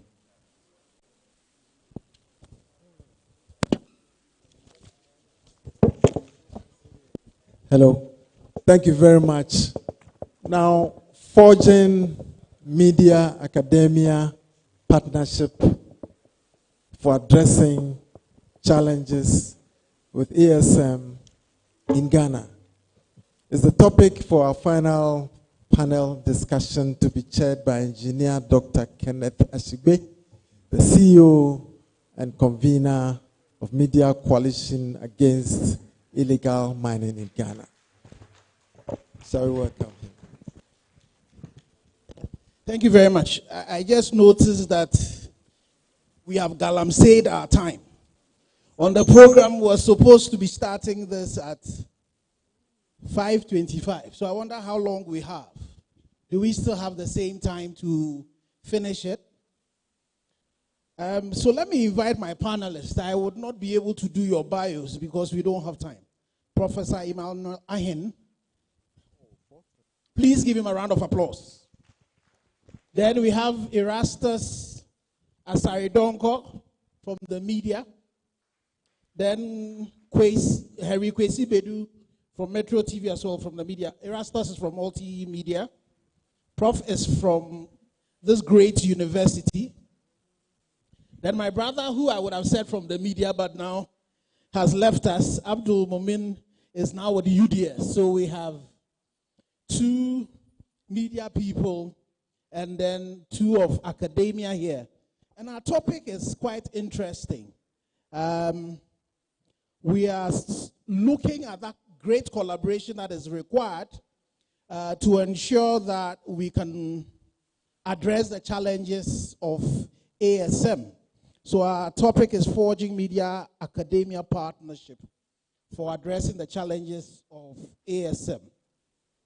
So the structure of what we're going to do is that after my opening, we'll give all the panelists 5 minutes to do a quick presentation, talking to the team from their own perspectives. Then we'll have a batch of questions that we'll ask. Then we'll also have some Q&A. So I'm not too sure why I was made to moderate. I don't know whether I was moderate to moderate me so that I will not say some of the truths that I have to say.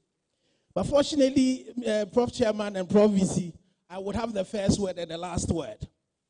So my hypothesis for the challenges of ASM and illegal mining is that leadership is the cause of the problems that have brought us to where we are.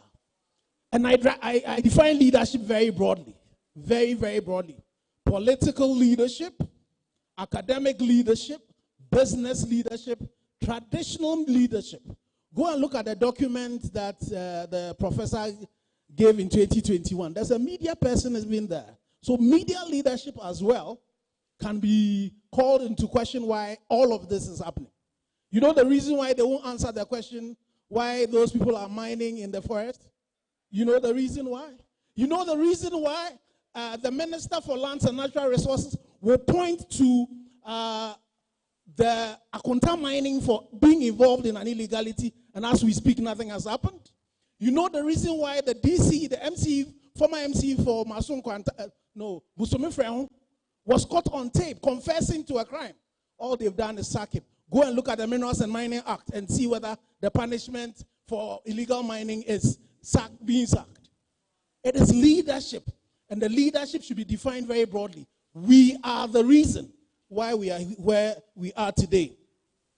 But it's also very, very important that distinction be made between ASM and illegal mining, because there are some large-scale operations that are illegal. Another example, Heritage Imperial was mining, was supposed to be prospecting in the forest reserve. He had 25 excavators there.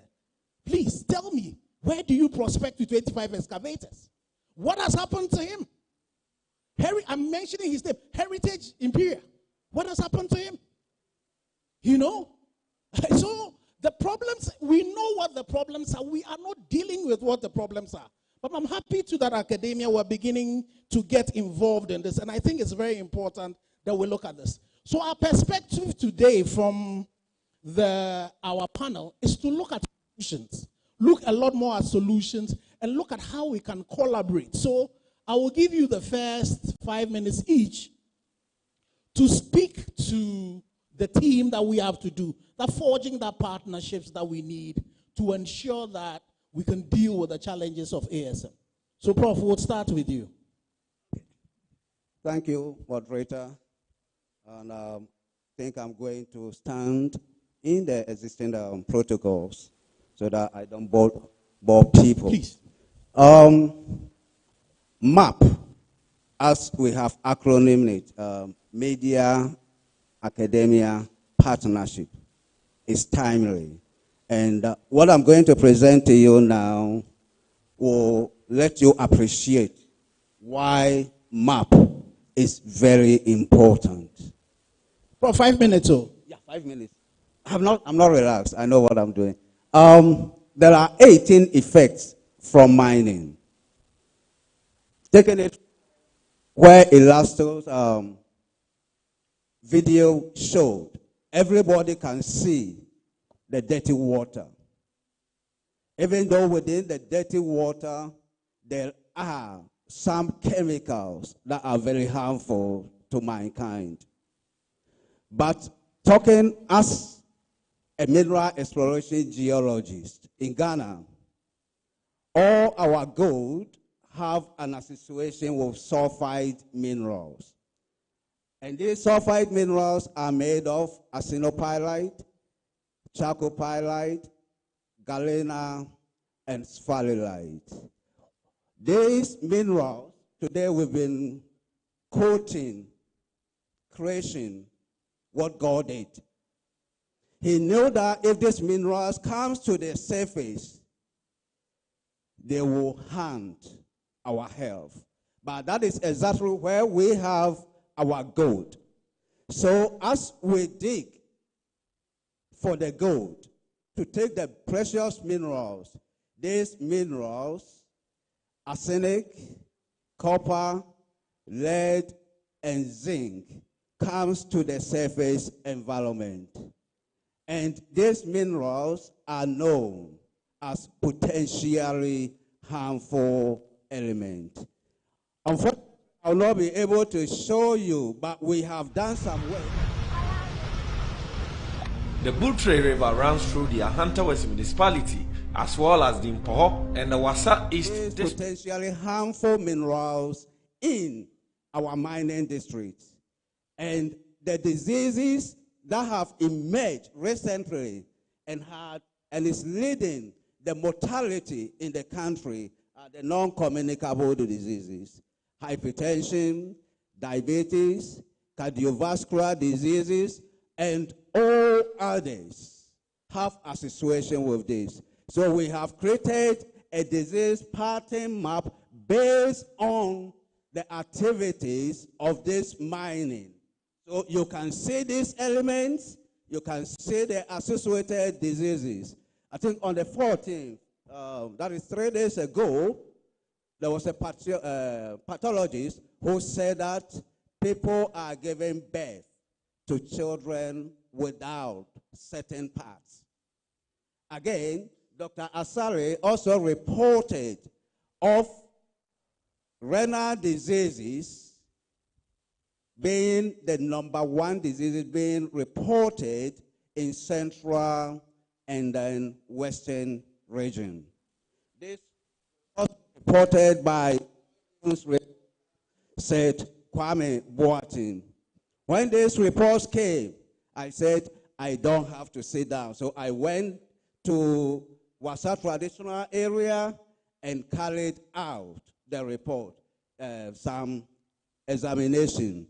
Some of the results is what I have presented. We have presented as a poster, collaborating what the doctors are talking about. So, MAP media, academia partnership is timely now. When we do our research and we have our results, we can give it to them for them to what? Publicize it so that we can prevent these emerging diseases from killing us. Thank you very much. Prof, you're spot on. You've done your 5 minutes. Thank you very much. All protocol duly observed.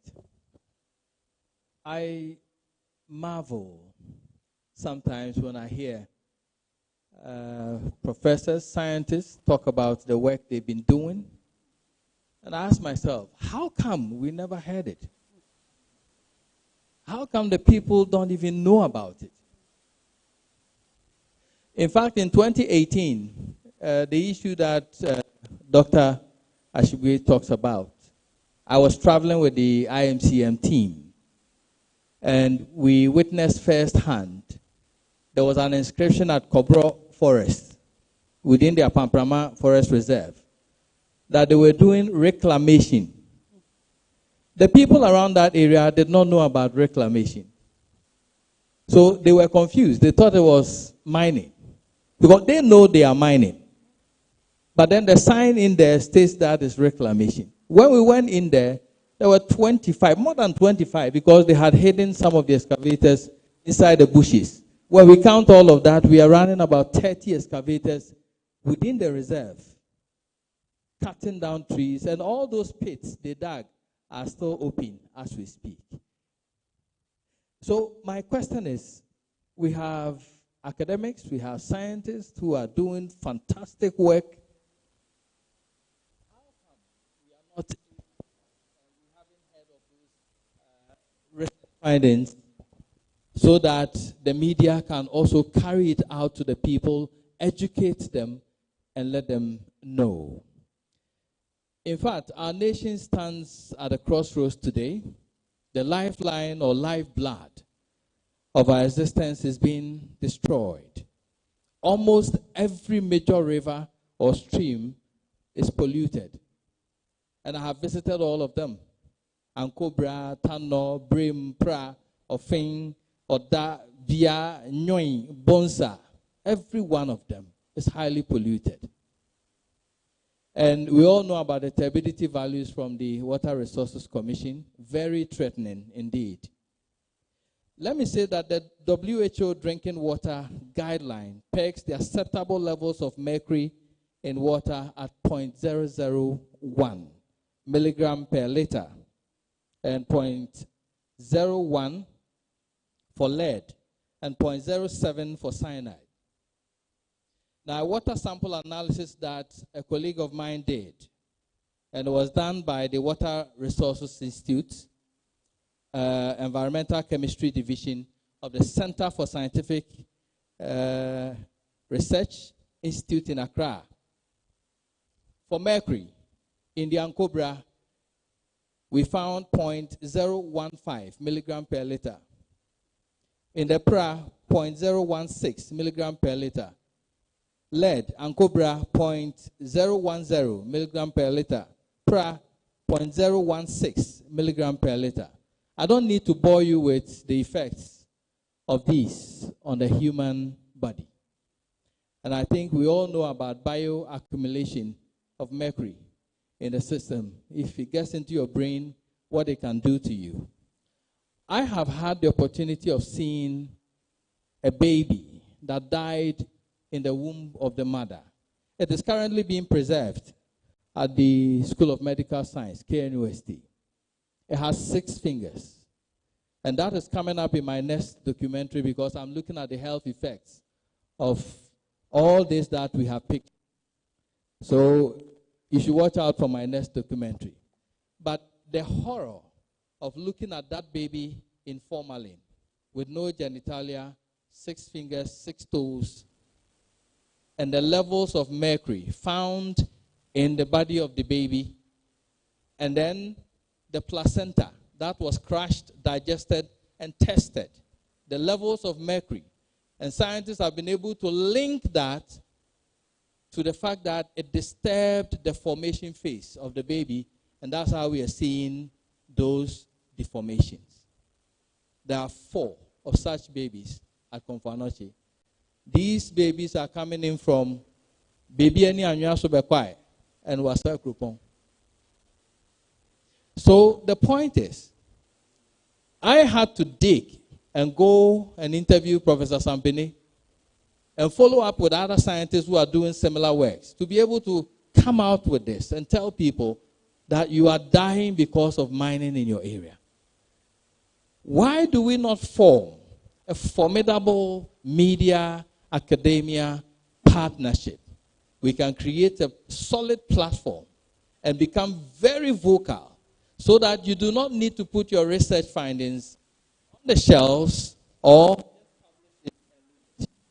we will use that advocacy tool to inform policy change and be able to tell the people in the rural area that this is killing you.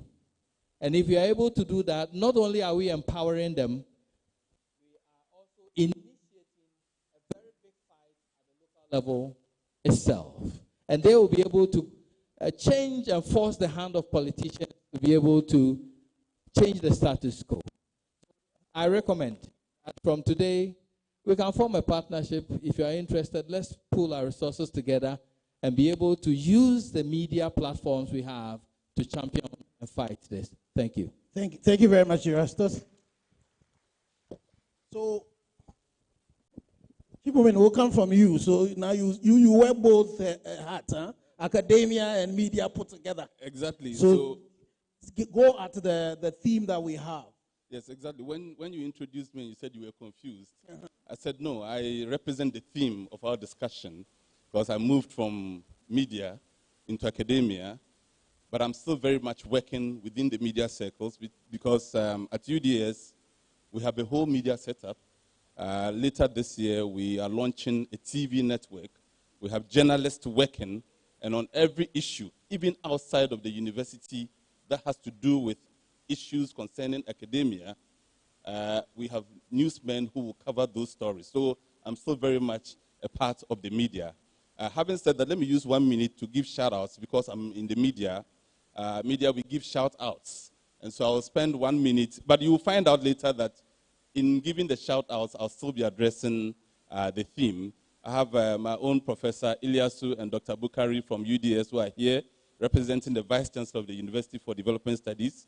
But again, Dr. Ken Ashigbe wears many hats. He is the convener. First, let me start from the point that that gentleman who we all admire today, Erastus, was mentored by Dr. Ken Ashigbe. And so if we are seeing any of the videos about mining today, it can be traced to this man. Again, at some point in time, this man was the MD of the Graphic Communications Limited, Daily Graphic, as we all say. He was the man in charge. And more importantly, in April 2017, he brought media persons together to form what is called the Media Coalition Against Galamsey, which is what made all media houses across the country begin to set agenda for discussions and for stories such as what Erastus and my brother from Metro have done within the context of fighting illegal mining. That fight, unfortunately, appears to have toned down a bit. And I do not blame the media. It is the media have hyped the same over and over that the public appears to have been overfed with the same information that is leading to no change at all. But why is the media not finding new information with which to feed us? That is because there's a gap between the media and those persons who are every day researching into finding new information. And indeed, they do find the new information, but the new information, unfortunately, when found, is used to seek promotions at the workplace and not promotion in society. We use it to look for senior lectureship positions, associate professor, and professor, and then the story ends there because we have gotten what we want. Why did we start the research in the first place? And so this platform provides that avenue where we can begin to fill those gaps. What are those gaps? The gaps, for example, as a result of the way some media houses frame stories when the stories come up about Galamsey, about mining. Sometimes in talking about mining, we all veer off and speak about mining as if when we mention mining, then it's about illegality. That there's nothing positive about mining, which is a wrong perception. But that perception was created for all of us by the media, unintentionally. That, for example, if today I mention Newmont or Goldfields, in this discussion, the mental images will begin to create will be positive. But as soon as I mention small-scale mining, the mental images will begin to create and we'll begin to see in our mind's eye are the mess caused by illegal miners and not small-scale miners. The media has failed to draw the dichotomy, the distinction between illegal miners and those engaged in small-scale mining. And they have done so not because they do it out of malice, but they do it because they don't just have the information. We haven't fed the media persons with information. Without disrespect to media personalities, but over 70% of media people just have diplomas. And so what they have, what they see, what they'll feed back to society. These are not the people who can research at the level that professors and PhD holders can research.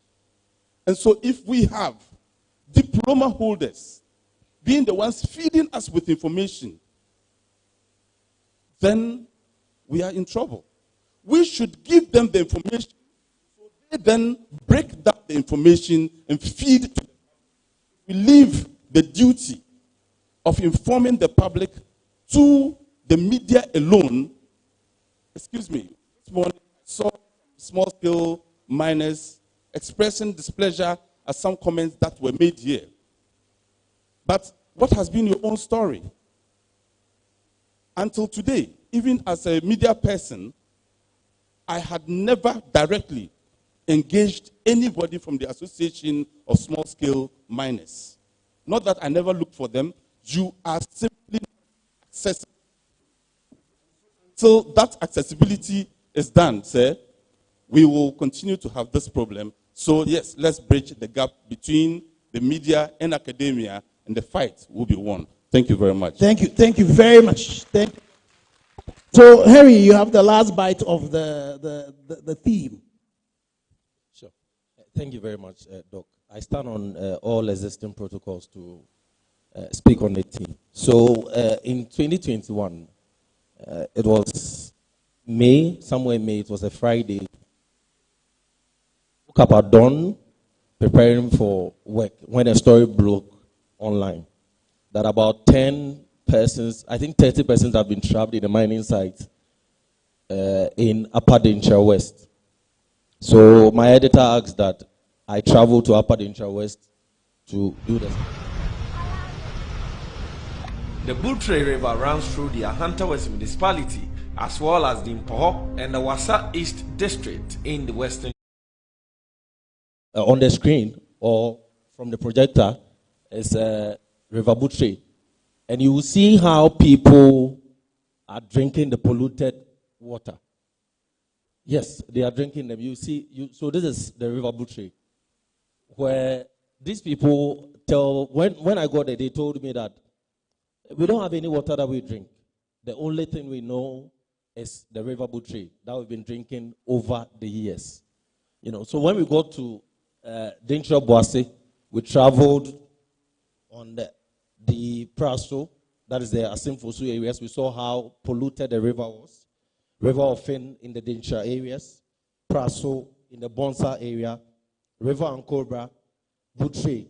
This is where you are seeing this. And the reason I'm bringing up this story is that these people don't have the opportunity to listen to people on various in their areas for the kind of education that they need to have. If there's a lot of research that has been done by academia, as you are saying, and the media get a hold of this research, and we speak to the people directly, I'm sure they will be doing what they are doing.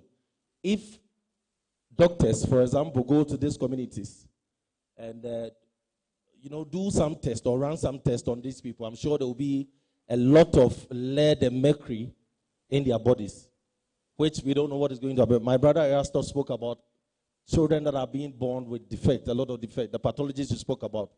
And these are some of the, issues or causes of illegal mining. It's very, very important that we see to it, or we separate illegal mining from small-scale mining. There are some small-scale miners that are doing a wonderful job, that are not polluting our water bodies, that are following the EPA laws, following the Minerals Commission laws, and all the laws that govern them to ensure that they do responsible mining. But some of them, in the area that I come from a mining community, which is also an agri-based community. The community mining project that has been set up by government was someone's farm. I don't even know if they paid monies to this person who has been feeding his and a family over the years with that small farm he has. They just entered the forest and they entered the farm and started digging and doing their things there. So I think it has become more important than ever to collaborate with academia to get some of this research so that we also speak to our viewers and our listeners so they get the understanding of what is really happening on the ground. And I was asked when I showed this story to one of our participants here, he asked if we sent it to the district assembly. And who gave it to the community water. The only reason why these people are drinking this water was because they don't have potable water. They don't have access to potable water in their communities. So some of us cry about mining. But as Erastus, all the major rivers in this country are now polluted by either illegal miners or large-scale miners or small-scale miners. So it has become very important that we start this collaboration to ensure that we find ways into ending this menace or we die along the way. Very much. Thank you very much. So you see, I don't know whether you remember, there was early 2017, there was a gentleman who was calling himself Bronzy One. And he had excavators and things, and people were working for him.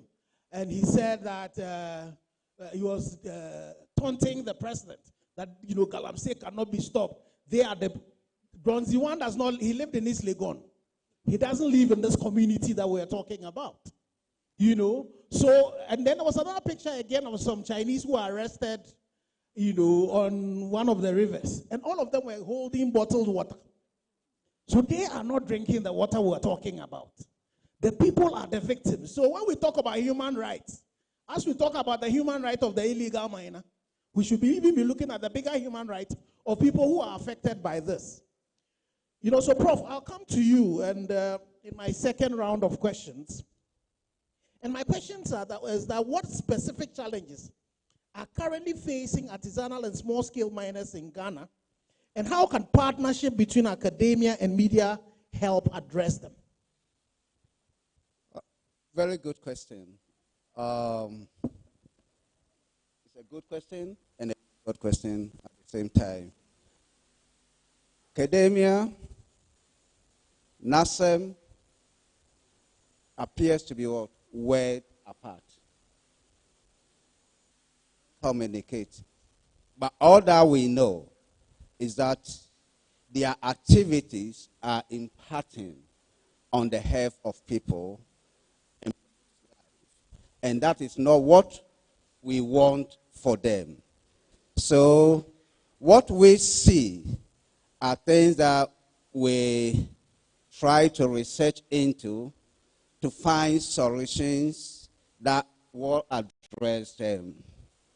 For instance, when the other people were here and I wanted to ask a question on water, almost all the water that we have shown here are the milky brown one.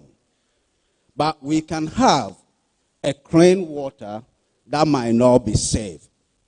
For instance, those in hard rock, not alluvia and illuvia. The hard rock, they dig, they bring the rocks from the deep-seated environment to the surface. They are made up of minerals. And some of these minerals are toxic, others are not. When rainwater gets in touch with them, they form acid mine drainage. It gets into the groundwater system, into the open streams. People take them and drink them. And one of the issues is that it changes the pH levels of the water. It makes them acidic, but and once the water is acidic, it's able to leach these heavy metals, the metalloids that give us the diseases that are killing Ghanaians. In most hospitals, where you go and then you pick their health data, you will see cause of death unknown. He was in, and all of a sudden he passed on. That is how the heavy metals behave. There is no clinical diagnostic approach that will detect it. He mentioned bioaccumulation. Once you are exposed to it, and we Ghanaians, we eat what we grow. If we say we eat what we grow, and if we eat that, and the area where this food is coming from is contaminated with these metals, particularly in the mine district, you are not eating the food that you think, but you are taking something else. And it will accumulate in your system. The very day you will feel that you are not well, that is where the tipping time will occur. So what we are doing is to be able to do a research that will highlight the hotspots of these disease-causing elements. And once we are able to detect them, then we will get our health personnel. So we in UNE, we are now trying to bring in more innovative programs that will address this issue. We want people to mine responsibly by starting them to do more serious exploration work. Define the zones where the ore bodies are, so that we'll only mine those areas and conserve them. Where the gold is not, we preserve those areas. However, this has to be done before and after. And I think EPA man is here. He will factor that one in. Because if you look at the EIA, the processes, it doesn't look at the impact of the natural environment. We rather look at activities that are going on and how it will impact. So we will try our best through our research with this sort of partnership to provide you with the information so that together we can save Ghana. Thank you. Thank you very much, Prof. So how can partnership between academia and the media be sustained over the long term to drive meaningful change in artisanal and small-scale mining sector in Ghana? Bear in mind what Abdul said, that when we started in 2017, we kept going at it, after a while we stopped. You are one of the few who started in 2017, and we are still going at it. So what can we do to be able to sustain the partnership between academia, and media that has been started now to ensure that we can go the long haul? We must realize that this is about our existence. And I think as Prof speaks, you realize the dangers involved. You are not too far away from it. It's on your plate already. You are eating it. And gradually you are accumulating it. So we must have that at the back of our minds, that this is about our existence. And I have put it in me that it's about my children and my children's children. If I stop today, then it continues and it will affect them. And even me in my old age, though I'm already old. So we must be able to sustain such a partnership. And I know that the scientists need money and resources to be able to do this kind of research. They must bring all media houses involved. We can create a platform. We can network. If you need resources to do a particular problem-solving research, sell it to the media houses. In fact, when I started the second part of my documentary, I had to look for funds because my company could not contain the heavy amount. It takes quite a huge amount to prepare one. You have to hire drones and get vehicles to go to the hinterlands and all that, not to mention the risk involved. And so if you mention it to us, together we can write proposals. There are various institutions that have money sitting somewhere for such research. And if it will help the people in that area. So Trust Africa, an NGO, for example, is into bringing all the various civil society organizations that are working in the area of environment together. And they are trying to create a force at the local level. So they are bringing women together, they are bringing the youth together, also civil society organizations together, so that when they do the research, they go to the communities and they start the education with video evidence from there, people who have acquired diseases and all that.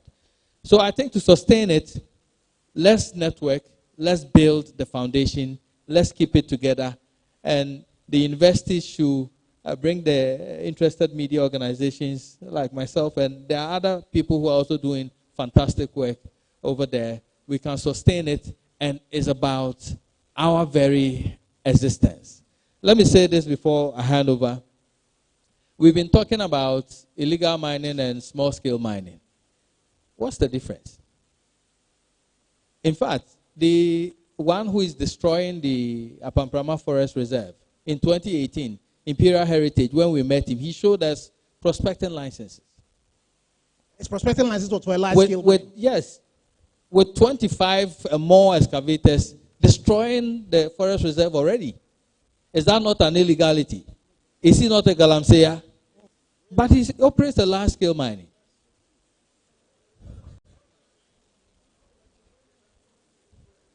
He is prospecting, but he's mining. He has all these washing machines there, and he's already mining. So he's a thief and a criminal, and he's an illegal miner. So I've met other small-scale miners who are doing worse things in the Tano area, Datano, Ohiampenika, those who have diverted the course of the Tano River, and they are mining very in the middle of the river itself, where the law says give 100 meters or 50 meters or 25 meters, depending on the water body you are dealing with. Is that not an illegality? So they are small-scale miners. They have the license, all right. They are not mining where they are supposed to mine. They are illegality. Are they small-scale miners? So what is that thin line over there? Let's not confuse ourselves. The law says if you are engaged in an illegality, even with a license, you are committing an illegality and you are perpetrating illegal mining. So I think we should note that. So I think, not to speak for the small-scale miners, so it's the same way that a large-scale miner who is doing something wrong is illegality. The same way that somebody who has a small-scale license is doing that is an illegality. But somebody who has a small-scale license and is mining properly, reclaiming it, doing CSR, you cannot compare the two of them. He's completely different from an Akunta mining that has a license to mine outside but is mining inside. He's supposed to be doing large-scale mining. He is an illegality.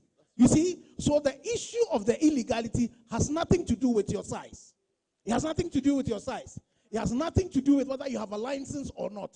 Are you engaged in an illegal practice? That is the most important thing.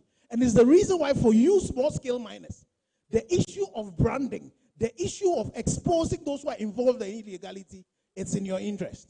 Come to you. So you are from academia and media together. You know, let me also remind all of you, in, I think, 2016, CSIR Water Research Institute did research. They had gone to do some research in some of the mining communities, and they were coming. They bought bread by the side of the road. When they tested the bread, the amount of heavy metals that is in it. So it's not only the fish you eat, neither is it only the plantain. Bear in mind, when they burn the mercury amalgam, the vapor goes up, the rain comes down with it, the acid rain comes. So even in the bread they were selling at the side of the road, there was heavy metals in it. So yes, the air we breathe. So the issue of this thing, it is close to all of us. So the partnership is very critical. So my question,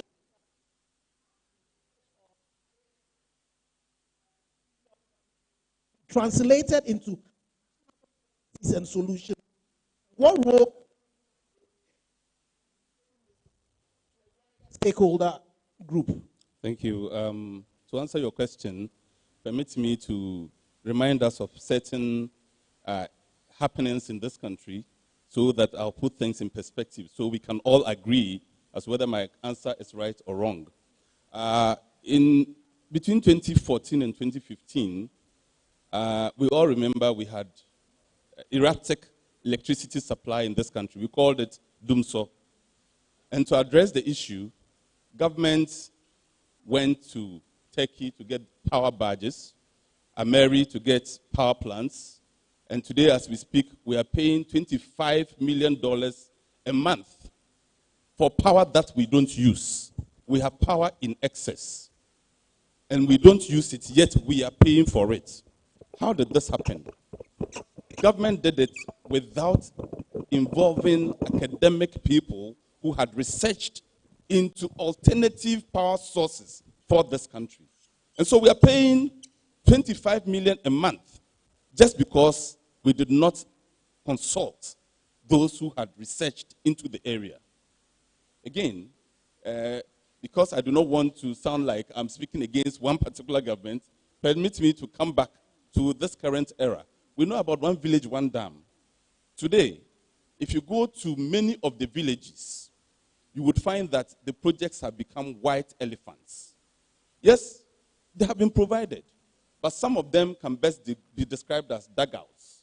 Those that can even be described as dams are not being used by the community members. Why? Because, again, government did not consult people in academia who had done extensive research into areas that needed dams to be constructed and so on and so forth, and went ahead to implement the project. Today, those projects have become white elephants. Again, to put things in perspective, sir, and to talk about how powerful the media also is, and why we need the media at all times. Even on social media, we all recall the issue of an allegation against 2 deputy chiefs of staff. Somebody made an allegation on social media. Mainstream media picked up the allegation, and within 2 days, the president instituted a committee to investigate the matter. It doesn't matter what the outcome of the investigation was. What matters is the fact that the media got the president to act. Again, you'll recall the issue of a new chamber for parliament. The media took it up. Even we had a slogan, drop the chamber. The government, including opposition members in parliament, were all for the construction of a new chamber. The media said, look, we have other needs Parliament is secondary. Drop that chamber. We got the chamber dropped because the media took action. That tells you how powerful the media is. The mistakes that governments have made without consulting academia also tells you how powerful the academia is. Unfortunately, these two have not linked up. You can imagine if those who have the knowledge link up with those who have the voice, how powerful it will be. So my answer to you is yes, we must get our research findings to the media, and we must resource the media to highlight those research findings, so much so that no government can ignore what is apparent to go in for what they think will suit the people. That is my answer. Thank you. Thank you very much. You know, the interesting thing is, and you know, I also got that DR before my name. And if you read a lot of what you academics do, you know, the ordinary man would not be able to, you know, assimilate it. It is the reason why that partnership is important.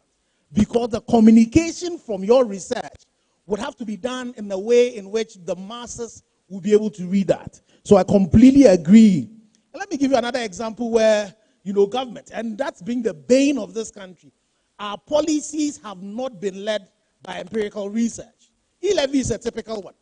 E-levy, we projected that we're going to do 6.4 billion. Well, how much did we do with it? You know, and so all of this, if we had engaged academia to do some proper research, you would have found we could have done that at a particular point where the pain would not have been much. So it is very, very important that this partnership happen. So again, the same question to you. That collaborative effort between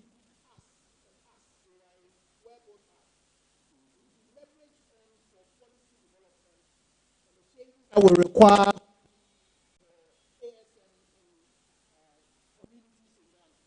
Sure. We all agree that in most mining communities, even though when you look at, for example, when you look at Takwa, you look at Obuasi, there are a lot of gold or resources that has been taken out of these communities. But most of these communities are very poor. You go there, you see poor roads. Some people don't even have access to potable water. Recently, we did a tour with the Minerals Commission, the Ministry of Lands and Natural Resources,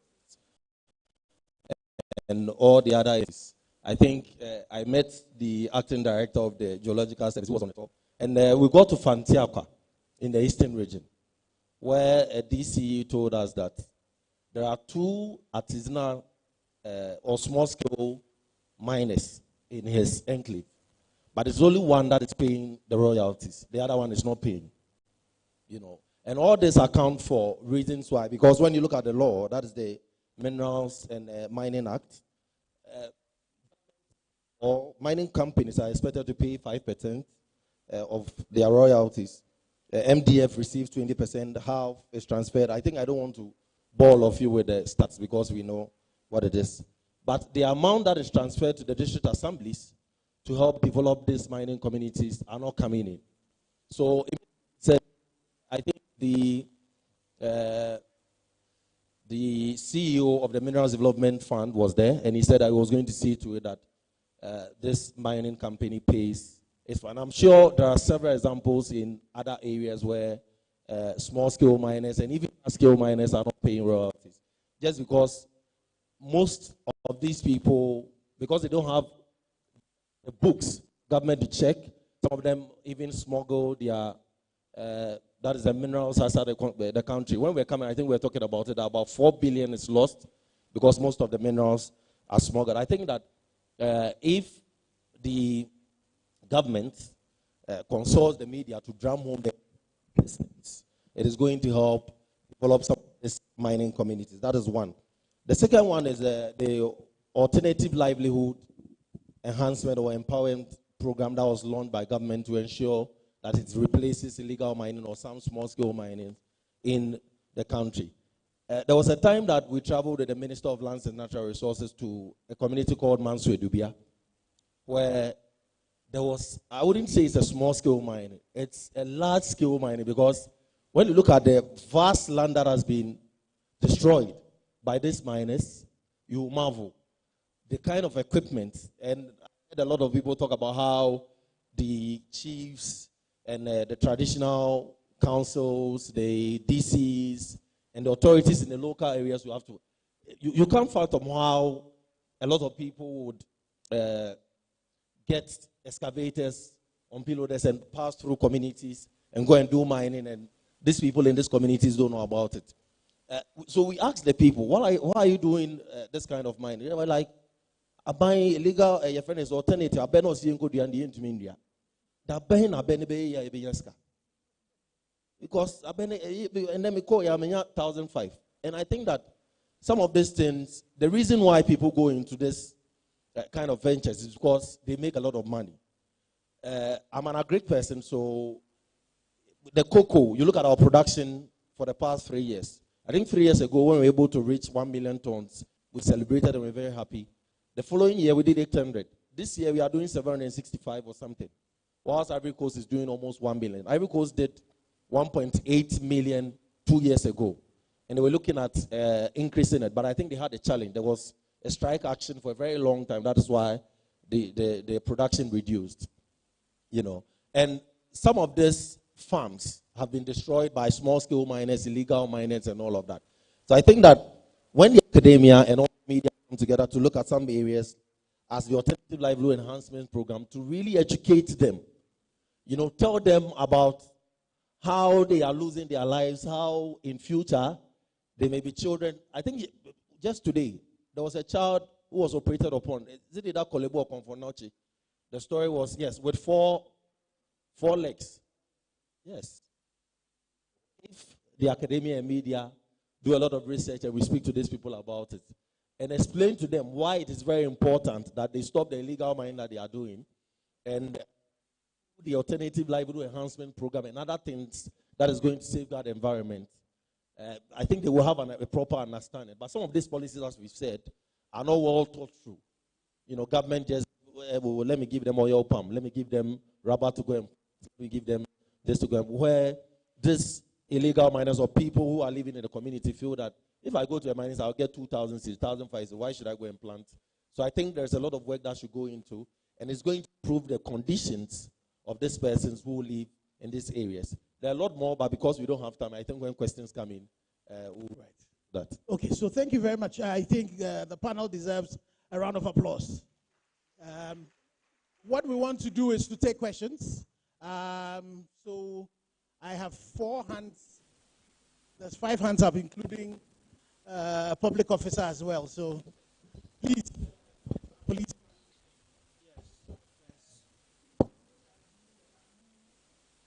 Fairly controlled, but the small-scale or artisanal mining sector has been the country's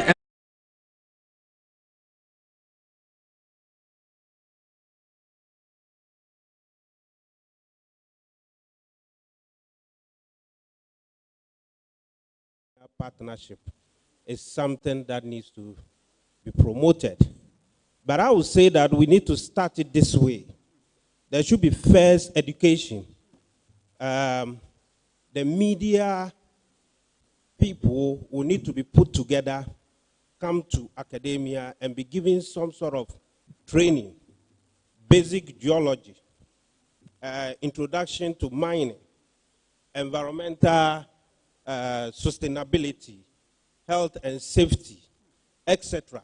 So that some fundamental, some basic things are understood by media personnel. Whilst they go out to report, they report correctly. You know, we are struggling with small scale, illegal, etc. We can easily clear this when we get to the lecture room and handle this so that we can go out there and do justice to that. My second thing is that there are a lot of research already, and we are already impacting the society with our researches. As professors, whatever we do, we have always gotten back to some communities. For some of us, we have done that. But there's room for improvement. We need more partnership to get this done. Example, if you look at the water the people were drinking, They have no option. They have no option. That's why they are drinking that water. But the people who are actually destroying the water bodies, they are sitting somewhere. We know them. Why don't we go and get them?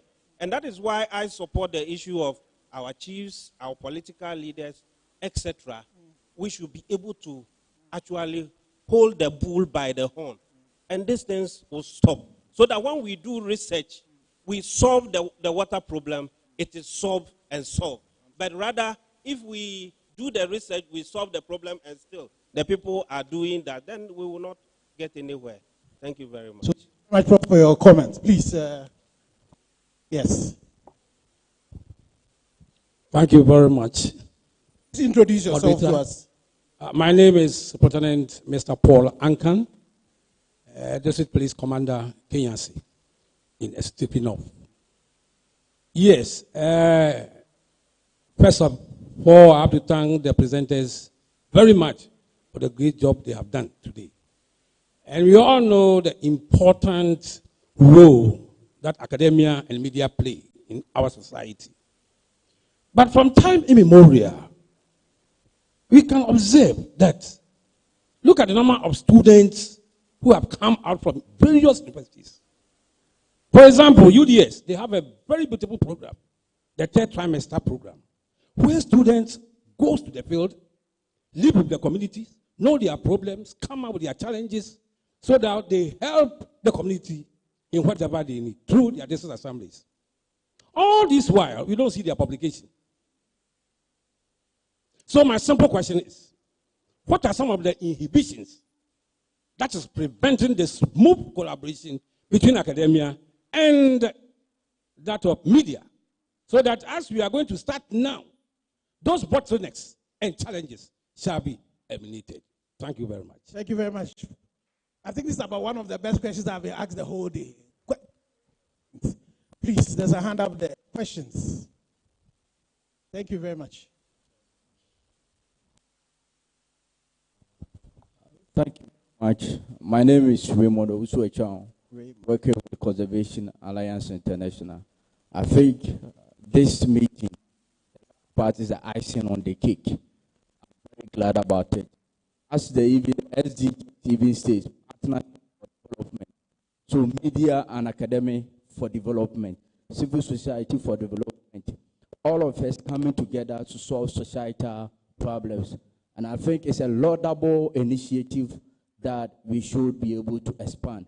So my question, beyond sustainability, how do we even expand or scale up into other areas beyond ASM?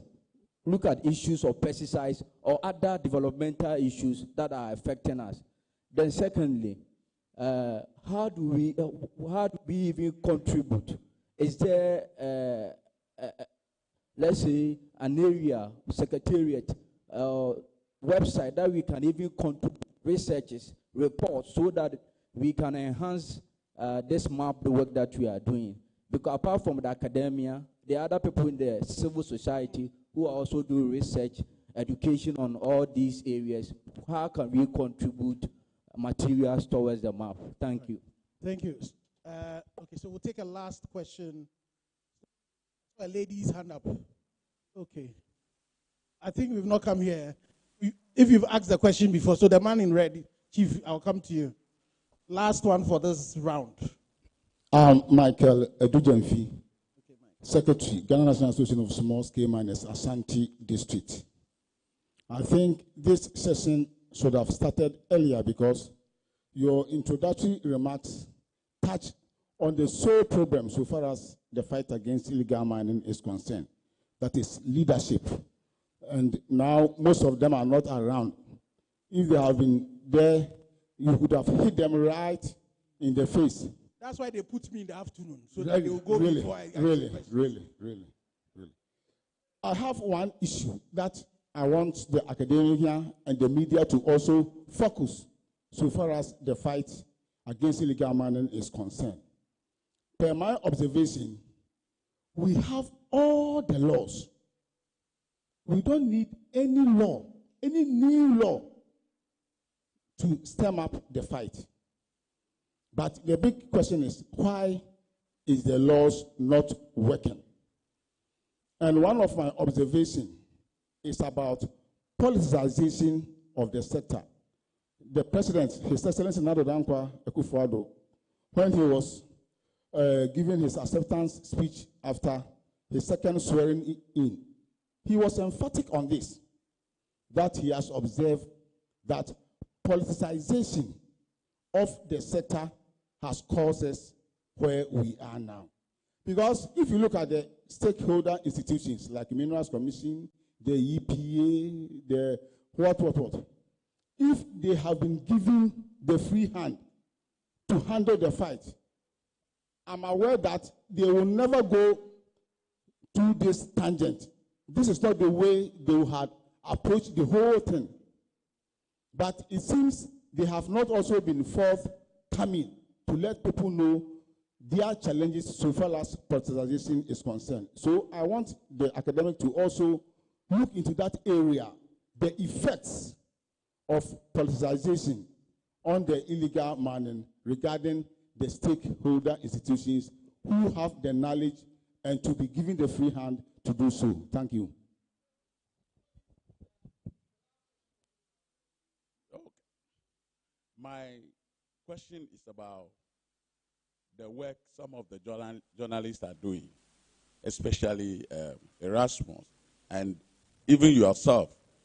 You just mention people's names, but we know that this country, when you are doing such things, your families, your relatives will call you and say, what you are doing is not right.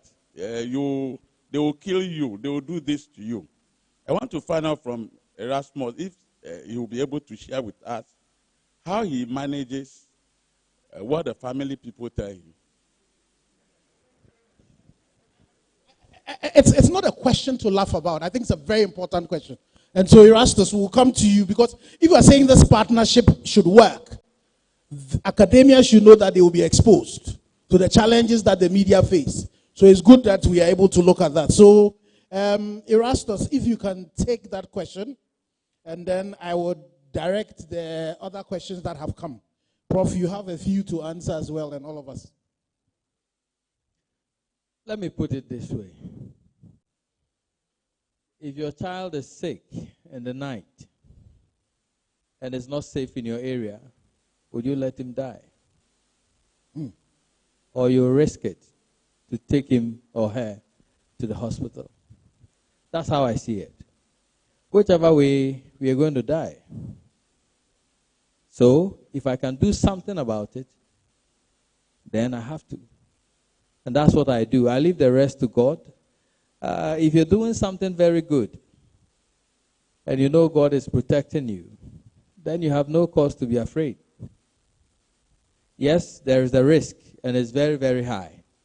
I know the number of times I have been trailed, my vehicle, and I have to sell my vehicle altogether because each time I move the vehicle, there is another vehicle following me. I pass here, they pass, I pass there, they pass.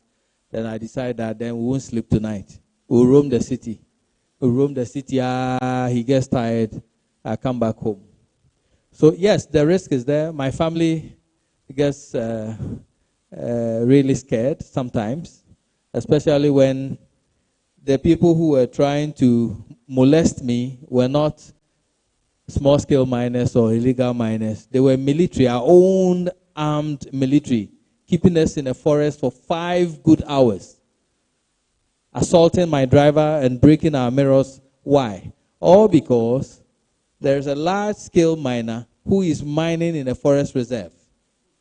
And I'm following a task force to stop him. And he doesn't want that footage of the clash between over 30 armed military men protecting him to go out. So they have to molest us. So I think that all of us, I know many of the people in academia are very scared of their positions and all that, because if you come out with the information and you join the media, hey, they are going to take you away, they are going to transfer you, they are going to do that to you. Compare that to polluted and contaminated food coming to your table and you dying slowly. I don't know, the questions that have been asked, if you want to take any of them. Paul had asked a question about what were the things that were preventing MAP from starting at all. So what the inhibitions, and what are we going to do to ensure that those inhibitions? Thanks, Ken. Really, all the things that came, I didn't see them as questions. I saw them as suggestions. And MAP, I see MAP now as an idea that we have muted. We are yet to start it. And then if we are going to start it today, MAP should have a framework that we need to operate within. You see, it's after establishing all those sort of framework, that is when we'll be able to give you the answers that will be acceptable to you. So maybe if we are going to, by the close of tomorrow, we begin to get names of members, people who are interested. I think. Yeah. I don't know whether you want to have a bite at any of the comments that have been made. Great suggestions, and I think the point has been made that we are in the process of setting up MAP. So all the questions that have come, how do we scale up? Where do we go to? Where do we look at other topics? We'll take all of that up in terms of really putting MAP together. But I think this university really deserves a really hand of applause for thinking about this whole MAP project, because it's really very important. So I don't know whether anybody wants to. Yes. I just want to add that in as much as we're talking about the creation of MAP, that what we should not lose sight of is what I term the media economy, or the economy of the media, to the extent that perhaps apart from community radio stations, all other media setups were primarily set up to make profit. Selling news is part of the process of making profit. And so if we begin this exercise, after a time, media managers will sit and evaluate how much is this bringing us in terms of revenue, because they've got bills to pay, they've got workers to pay, and they've got other responsibilities to fulfill. And I do know that in academia, individual institutes, centers, directorates, and even individual lecturers themselves are able to seek funding to support certain projects. And sometimes within the projects, they have publicity. And they allocate some minute amount of money for publicity. So when they have an event like this, they invite the media to come, and then each media person takes 100 cedis and goes away. Henceforth, if we want this to survive, we should include the budget for media, and it should not be the meager 100 cedis. It should be at the managerial level, where you are now dealing with the media station and not with individual journalists or reporters. At that level, we will begin to make impact, because when the reporters go back to their newsrooms, they actually report to somebody, a gatekeeper, who decides whether or not to push that story through or not. Again, if it's got to do with discussions or even programs that can promote what we have discussed here today, it's about airtime.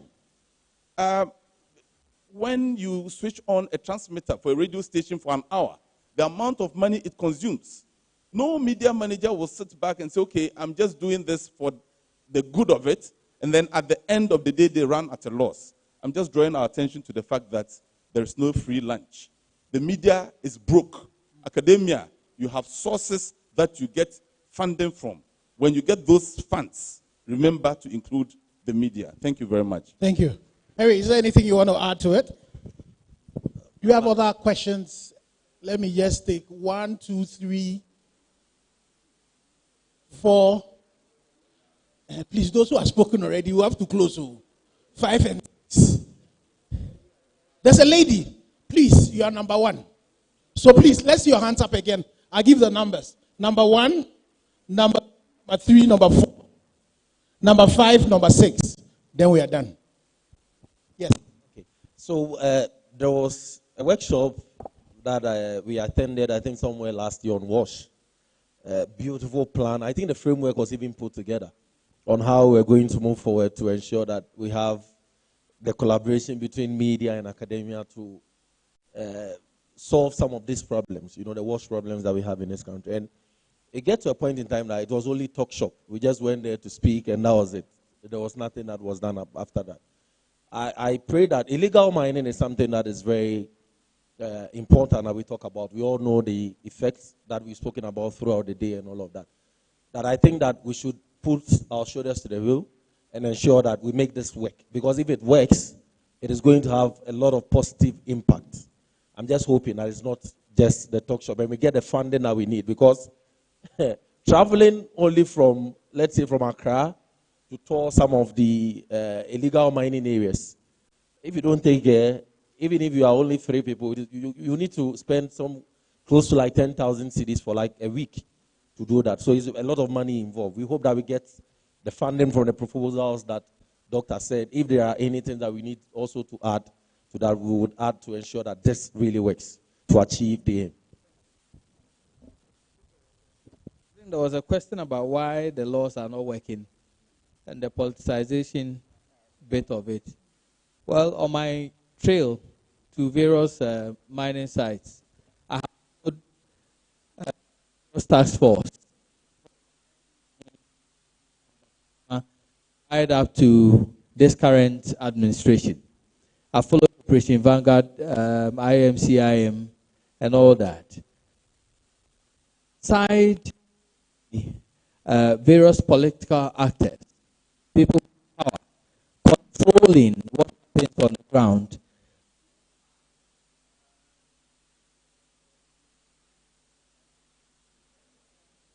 Are rich. They have money. In fact, in one of the mining areas we went, the miner came to us with a whole car boot full of money. And he told them that if you allow the excavators to work, you can take the money. Somebody brought 40,000 to the team and said it was for cocoa. Yes, that's captured in one of my reports. Yes. And so they are very, very rich. It's a cartel. They know themselves. If you want to stop it, they will come at you. They will come at you. Manner of things. But I think the bigger problem is with the policymakers, the powerful people who are supposed to fight this, but are neck deep within this whole thing. Sometimes we don't mention names because evidence is the name of the game. And these people are very smart. They make sure you don't meet them at the site.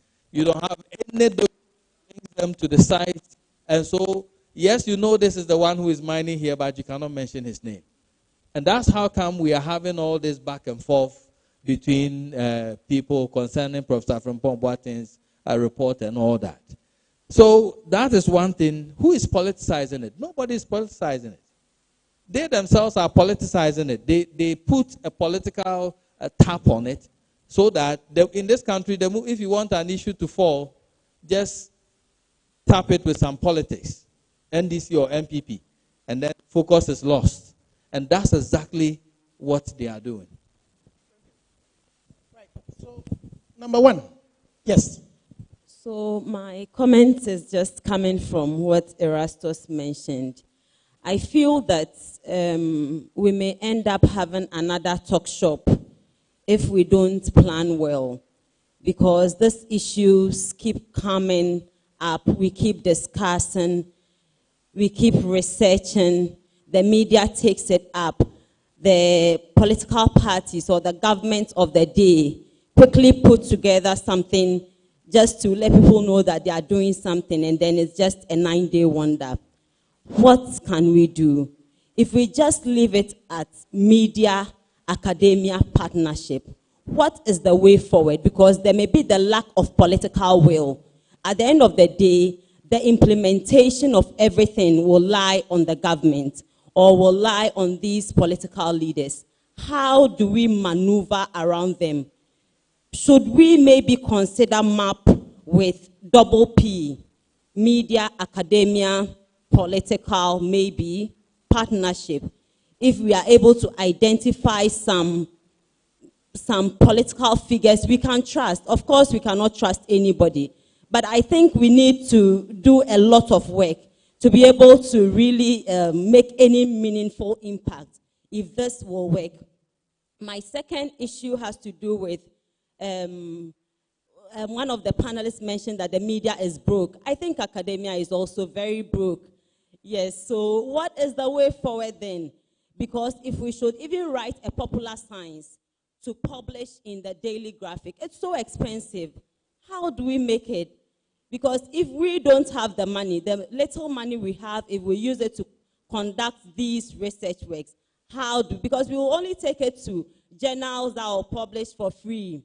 How do we get it? So we need to do a lot more thinking and discussion than we have done. Thank you. Thank you. So number two, what's number two? Number two.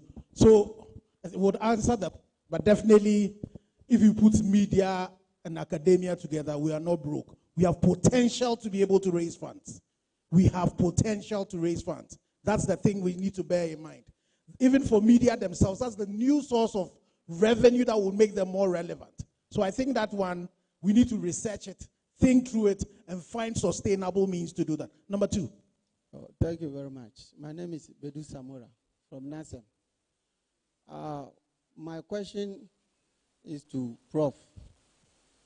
From all indication, the research that they are conducting is mainly for small-scale mining. Because whenever there is any deformity or any challenge in any hospital, they will quickly direct it to mining. But we have forgotten that every large-scale company, as soon as they finish their plant, they build a clinic or a hospital in the company premises. Why did they build a hospital if their operations are operation-free? Why did they build a hospital? So I want to ask, is it for mining in general or for small-scale mining? Because if you their wisdom is a mountain, and when it rains, this sulfide, that zinc, etc., Prof is talking about, are all exposed, and the rainfall wash it downstream, and some gets to the Bonsa River. Ghana Water Company is treating it. So I want to emphasize that they shouldn't make it like only small-scale mining. Those children born abroad, where there's no mining, two children join together. They are not born in Wasekropong or Enchi or Wasenkregwa. So when we narrow it to small-scale mining, then you are trying to create a certain impression that you are against small-scale mining. So that is my first question. The second question is, when we realize that these big issues are involved, why do you keep quiet? Because Akonta mining is not the only big fish in the industry. Professor Fampong Boateng report is there. But during the 2017 Dr. Ken, your coalition, you move around small-scale mining sites. But during that time, Prisia in Sweeter Forest, they were in. You didn't go there. Minerals Commission pickup passed through the forest.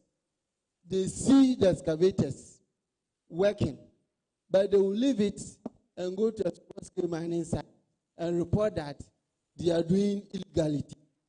So I want to challenge you and everybody here that when it comes to Zamora, we should talk about it. And when it comes to Prof 2, the same momentum should be applied. Thank you very much. Thank you. Thank you very much. Number three.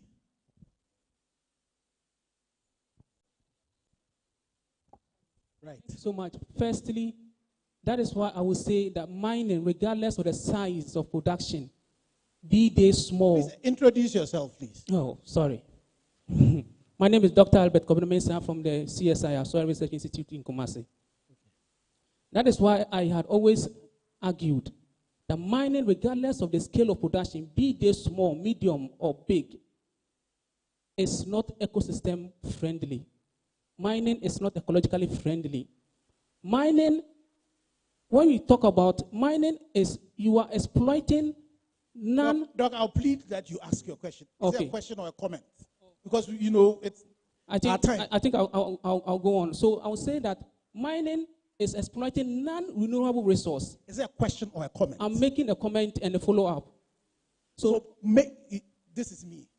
I would want a bit of order. So short comment and the question. So that Okay. the other 6 people, we are only number 3. Okay. So I think I will leave that lecture and I will just go on.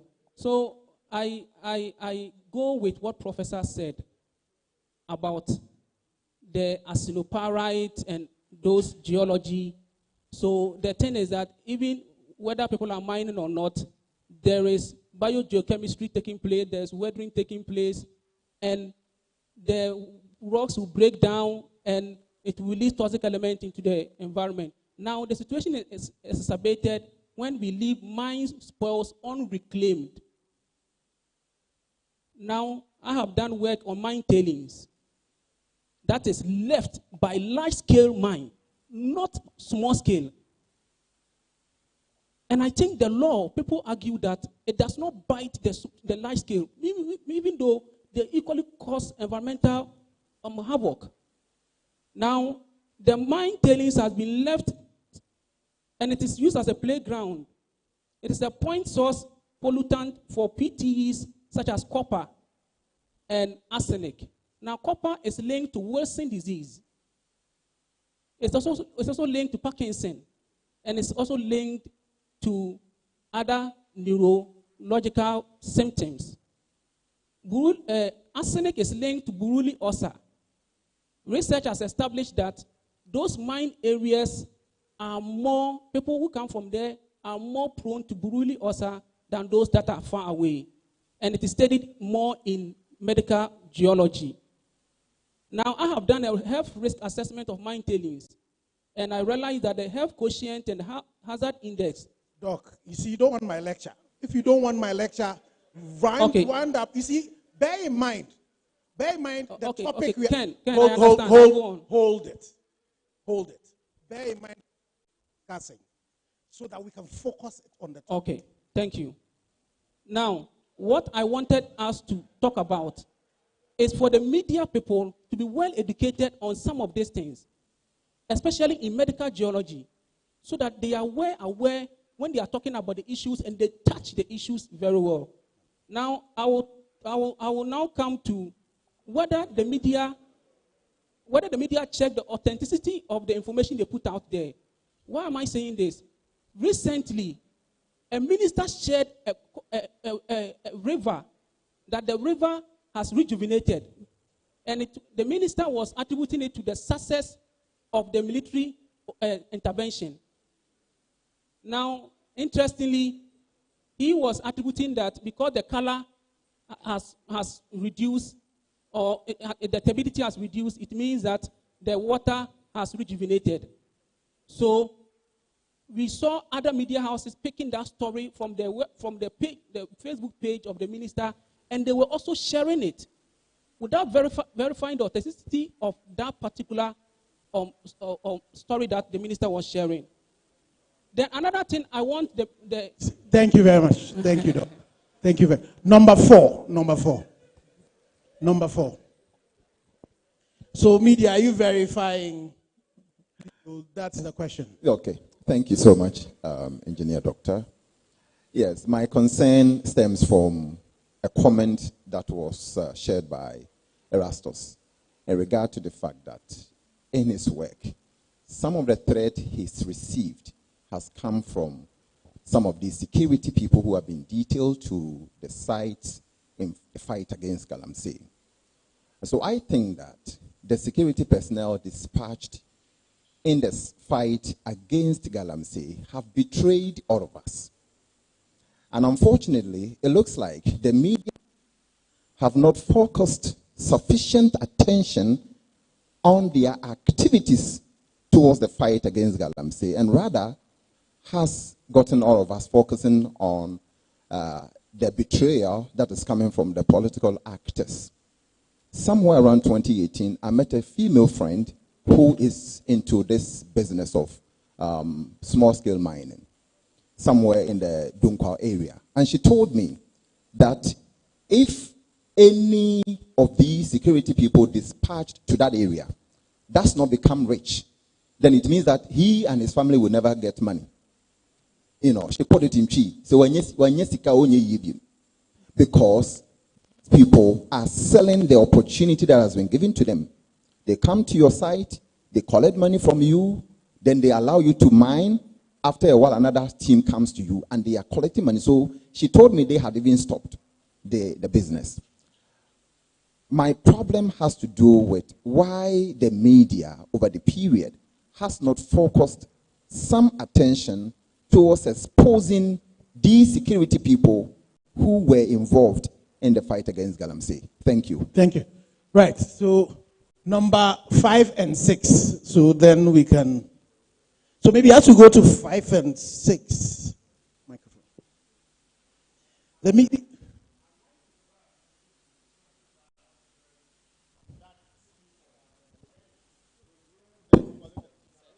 Prof, you have the microphone now. An MP from all towns in Ghana, Kumasi, went to a restaurant and he was told, sorry.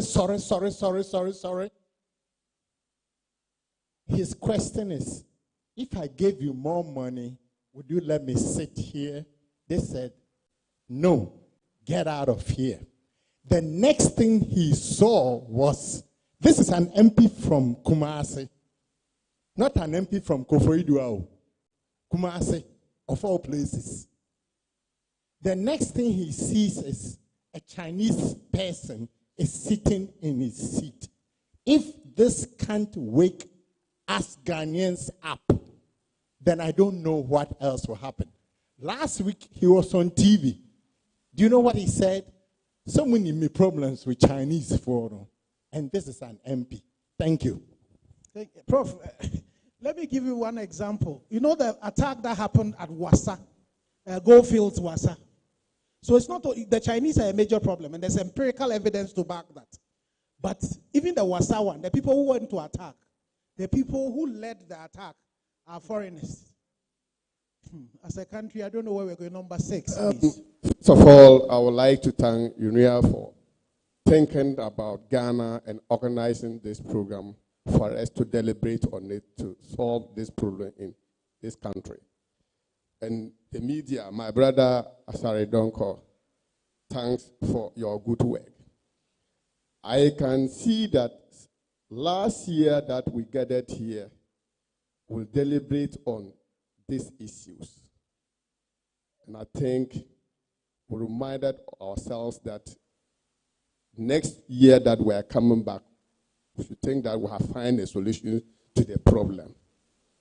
But looking at all the rivers that in this country, what we're seeing on the screen shows that we have not moved an inch to resolve the problem. And my problem is that now all the politicians, chiefs, security people, everybody has identified the problem now. I want to find out from University of Energy and Natural Resources in the media. We have identified the problem. We have now left with the solution. How do we resolve it? And the problem is that, listen to, from morning up to this time, I've realized that we have all seen the problem, that it is all of us that have to come together and resolve the problem. But it is like we can all act like my good brother Erastus saying that, well, I'm doing this because of Mother Ghana. That's why he made the example that my child is sick at night and I have to rush the child to the hospital. Will I say the road is not good? I won't go. Or what will I do? I will go. If I will die, all die, they die. And I think that it is time that all of us come together, put our political affiliation aside, put our difference aside, and just go after the people that we all know. Now we know the people who are causing all this problem in this country, and we are all suffering. Why are we quiet? Can we come out together and start doing something? If we can even organize and go one community, start something, next time another community, I think we'll get solution to this problem. Thank you. Thank you. Thank you very much. So we'll quickly leave. So if you take the having asked, so we'll go one after the other. Yeah, I'll begin with number one. I don't think we need to add another P to our map. And let me use some illustration that a friend gave to me. He is not a Ghanaian. And he told me the best way that you can communicate your publications to the world is go to the media people. Because when you publish through a journal, very few people will read it. But if a media people communicate it and it's mentioned in a single station, the whole world to know. What we are researching in are not to unravel people's, it's about science. What will help our country? So partnering with media will allow us to propagate the good work that we are doing, and I believe it will solve our problems. Now back to, I think, number 2 and 3, we're talking about the same thing. Our friend from CSIR, let me inform you that I'm the chapter leader for International Medical Geology Association in Ghana. And I'm also a council member of the managing board of that association globally. So our research are interlinked, and we don't single out small-scale mining sector alone. Currently, I'm in discussions with Newmont, Achim, the development foundation sector. They want me to do a work for them within their catchment areas as far as how much their operations had impacted on the communities based on trade payment exposure. So our research is not only limited to small scale, but all mining sector. Thank you.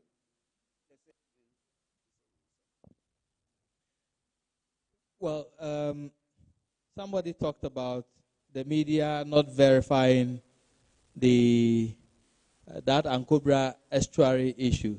That is not entirely accurate. You have not read, you have not followed Joy News. Because I personally spent 4 hours in a boat on the Ankobra River from the Azim estuary through to Banso, Douale, Lenzo, and I came back to document and tell the minister that what he said was not true. And that report can be found on YouTube now. It's been there for quite some time now. So it was properly documented. We researched into that claim, and we told the world that it was just a momentary, the sea, high tide, where the sea comes over the Ankobra, and then you see that green, which lasts for about 2 hours. The other one was about why do we not expose the military? Again, you have not seen my report. Search for it. I think it's captioned military men protecting a miner at Mansu Tontokrum. That's how it's captioned on YouTube. The whole thing was documented. In fact, they searched all of us, cleared our cameras. My cameraman had already hidden one of the memory cards. That's how come we're able to expose them. Their faces, name tags, and everything are there. So you can watch that video. So it's not like we have not been doing. We've been doing it. Just that I must say that few of us in the media will venture into some of these things. I encourage other colleagues to also come on board. It's not an easy thing. That's why people don't want to go into it. But it's like a patient's food. Once you touch it, you cannot leave it. You have to eat it. So let's forge alliance together. I hear we are now going Green Day. How many trees are we planting? And how many trees can a miner cut down in the forest in a day? Think about that. So thank you very much. Another round of applause for our panelists. And I think the day has been well spent. I just want to end by saying that we all have a role to play. It is not all media people who are going to be in the map. I left the media in 31st October 2017. The question you should ask is, why am I still the convener for the media coalition? It is not an easy task. So you are not going to get every media person being to come on board. But I think this is a great beginning. And by next year when we come, the framework for MAP should have been properly done. So you can see the people who have stayed here for the last, it's an important element. If the two of us come together, it will be a great force. A great force that will be based on empirical evidence, be based on research that it cannot be disputed by anybody. A great force that would be able to resources. And the resources need not to come from anywhere, but even here as well. So we should come together and support this effort. To my colleagues, professionals who are in all these regulatory bodies as well, you need to be true to your country, Ghana. For you in academia as well, you need to be true to your calling. For too many times, we are concerned about, our safety and all of that. But together, we are a stronger force. The people who are responsible for this, they are just few. But together, if we come together and able to build on what we have started, we will be able to make the changes. And Ghana will definitely one day, when they start calling Nankawe for Yambomo Sonka. But if you don't do it, one day, very soon, when you lie on your bed, cancer is eating you up. Your kidney is gone. You'll be looking back and say, why did I miss the opportunity to be able to change it? At the end of the day, we all can make a change. Yes, we can. Thank you all very much, and God richly bless us all.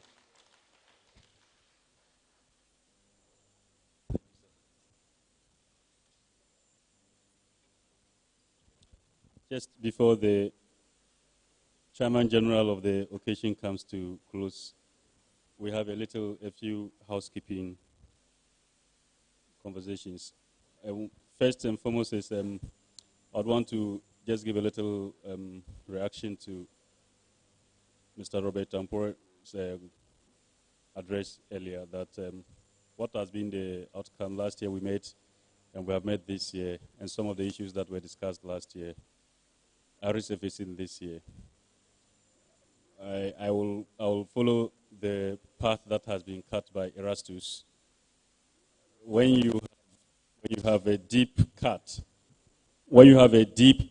deep wound that you want to heal, does it suddenly get healed the day you start cleaning it? It doesn't. We have met here. We identified the challenges, we discussed the challenges, and then starting from there, we said we cannot continue to lament. We cannot continue to shout, talk shop. We need to implement a system of consistency in the discussion and sustain that consistency. Psychologists have a saying that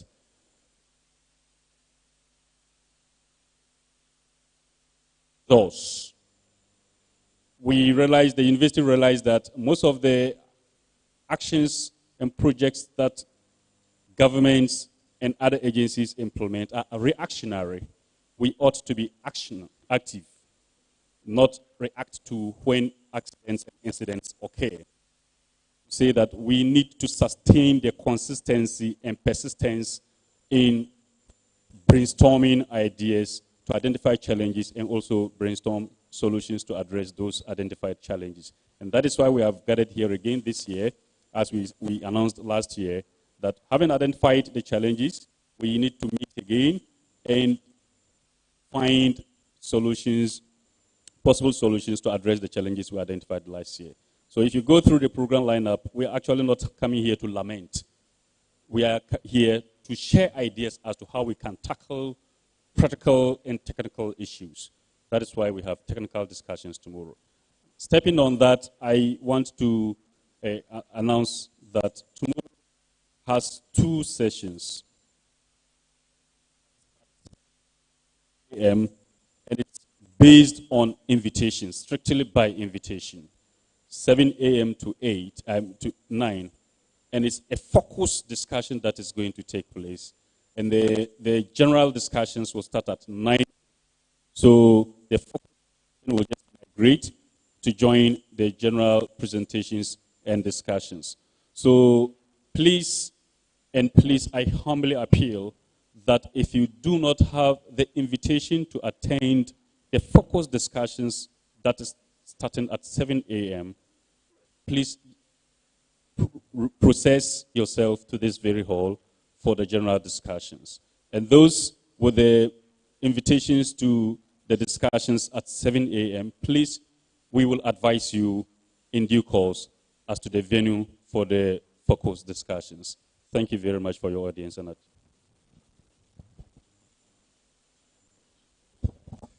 Thank you very much. The day has been long. We started from about 7:30 thereabout. We've spent a lot of time, sat down, listened keenly with rapt attention to a lot of presentations, watched documentaries. I want to believe that we've all been touched. We've been motivated somehow, and that we are going to carry the message across. The memory verse, as I can see, is the map. And I'm sure that before we leave here, we are going to map out the strategy to make the map come to fruition as fast as possible. In the morning, I wanted to say a very short story, but the ministers' people were giving pressure, so I cut it short. I'm going to say it tomorrow morning, but let me just give you a tip of that.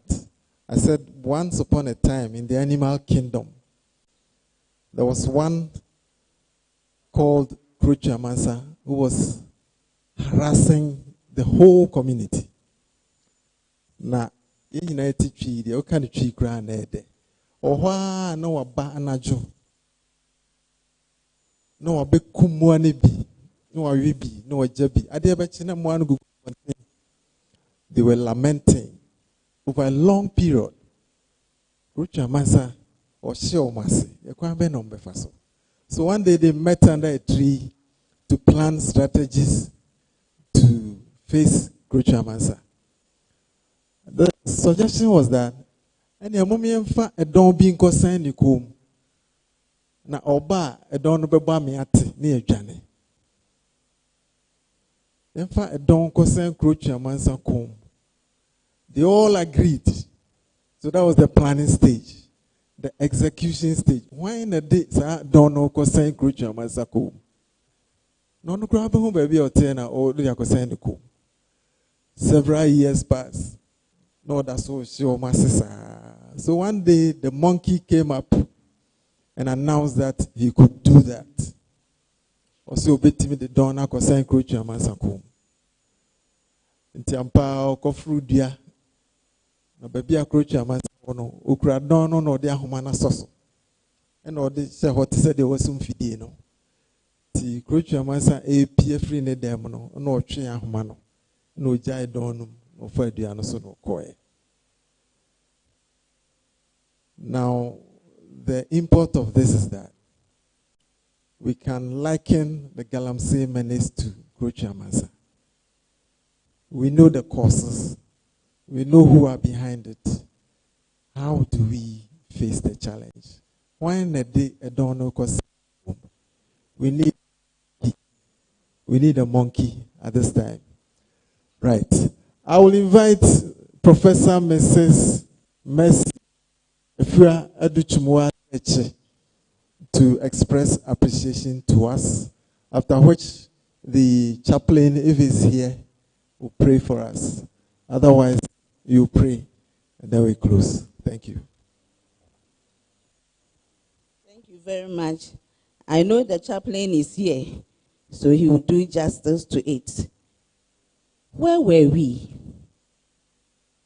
And where are we now? Where are we going? Professor Chair, I deem it an honor to appreciate everyone here. Kindly join me as we go to page in your program from page 10 to 14. Everybody is important, so we will appreciate. But above all, we give all glory to God who has made it possible for us to see another year like this for Mother Ghana. We also appreciate our special guest of honor, as well as our keynote speaker, the Honorable Minister, and the entourage who were here with us, Minister for Lands and Natural Resources, the special guest of honor, the Canadian High Commissioner to Ghana, our own mother, Justina Awoba Naihene, the Bono Regional, our chair. He is the chair for the governing council of our noble university, Professor Kwesi Nsiajaba, and the host, our own Vice Chancellor, Professor Elvis Asari Bediako. We really appreciate you. If you have not created a space for us, we couldn't have seen this day. Join me, as I said, from page 10. From page 10, in view of time, you see adult learners. I won't keep you here for long. So part of our special guests are the parliamentary select committees in the various sectors. We do acknowledge GTEC, Director of GTEC. We also have the chairperson of the Vice Chancellor's Ghana, as well as the Chief Director of Ministry of Local Government and Rural Integration. The diplomatic corps, you can see them well, and our international organization, we do acknowledge them and appreciate them very much. Our regulatory agencies, I'm not saying you have failed us, no. You are doing your best. We appreciate you. From the Ministry of Lands all the way, as you could see from the program, to the extractive industries. Our industry, our noble partners of the industry, the Ghana Chambers of Mines, up to also the Association of Women in Mining, all of you, we acknowledge your presence. We appreciate your diverse support. Civil society, what can we do without you? You are there to become a force to support the nation and this program. We have our primary stakeholders, our academicians, academia. You see, as I was looking through, let us do something we don't often do, and this dialogue has done it. Most often in academia, we always want to see collaboration, a vertical collaboration, the north-south driven. But now we are seeing within Ghana. So our sister universities, we appreciate your presence here with us to make this issue of galamsey or small-scale mining become something of the past. We've all heard, as the registrar said, can we do without the media? We appreciate you and acknowledge you. Now, we are moving forward with MAP. What about our own? Also, there's something unique. I think I commend the organizers this year. It's about catch them young. And when they grow, they will never depart. The schools that were presented here, they are not here, but we appreciate the heads for making them come. So the different schools, our basic and secondary schools who were here. What about the partners? Yes, UNED did it, but UNED could not have done it without the partners. Partners such as the Ministry of Lands and Natural Resources, Ministry of Environment, Science and Technology and Innovation, Ghana Landscape Restoration and Small-Scale Mining Project, the Planet Gold Project, Minerals Commission, ILGS, Joy, the media partners, the Chamber of Bullion Traders of Ghana, the Ghana Chamber of Mines, etc. We appreciate you all. I think one of the panelists said something. He said it because he was in the private sector of the media and now he is in academia. He said it. Or say, can we do without money? Academia is broke. Then media is broke. But the beautiful thing is together we can make it. So without our sponsors, we couldn't have made it. So kindly, let me acknowledge them well. The partners who supported in diverse ways, financial and whatever means for us to realize this day. We have the Minerals Commission of Ghana, the Minerals Development Fund, the Minerals Income Investment Fund, Precious Minerals Marketing Company, Ghana Landscape Restoration and Small-Scale Mining Project, the Ghana Chamber of Mines. Can we applaud them? We will applaud for ourselves, but let's do that. Let's do. We can leave our banks, the divert banks, if you follow me to page 14. And now security agencies, we salute you. You have been with us from morning till now. And to all, we say, Ayuko, you've done well. But there is our speakers, moderators, panelists, we appreciate you for the in-depth knowledge and the realities you presented to us. I cannot sit, Professor Chair, without acknowledging one of the youngest schools of our proud and noble university. The school that is young, but we see them doing mighty things. This is Dialogue 2. We know we will see Dialogue 3, 4, and 5, and we see reality. That is the School of Mines and Built Environment. Let's do it for them. The team from the school, we appreciate you.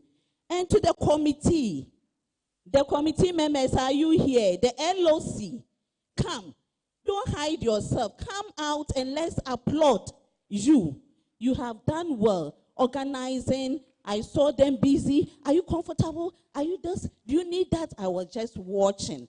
I'll become like a mother hen and watching these young, beautiful ladies moving about. Let's, and they are gentlemen, let's do for them. Committee chair, you can't sit down. Kindly be up there. Let's appreciate and acknowledge you. Come down, come. Let us appreciate you. Chair has given us few minutes to do that. Hey, Ben, can we do justice? I know you are tired. I believe Dina is there. Thank you. Thank you, committee chair. Well done. And we saw it last year. And we are seeing it. I know coming here we will see something unique and beautiful. Thank you very much, committee. Professor Chair, as I sit, kindly, I plead with you for 1 minute because I was given only 3. For those who have water by their side, do you have water? Or we've consumed all our water, the bottled water? It's finished. Oh, then it makes my story not complete. But all the same, I'll take the opportunity to share with you. You see, we all saw the kind of water that those who have, they are not doing any harm to the environment are enjoying. Most often we attend programs, workshops, and then we are given the bottled water, and it's sad. We leave quickly, and the people are picking. We have half, quarter, 3/4, 1/8. We leave them. We don't enjoy good water.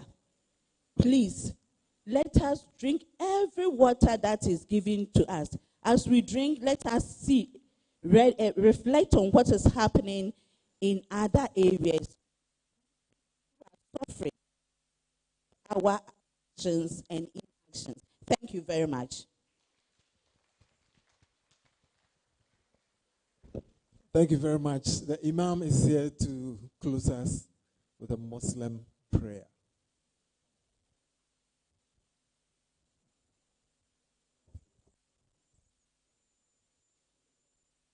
Bismillahir Rahmanir Rahim.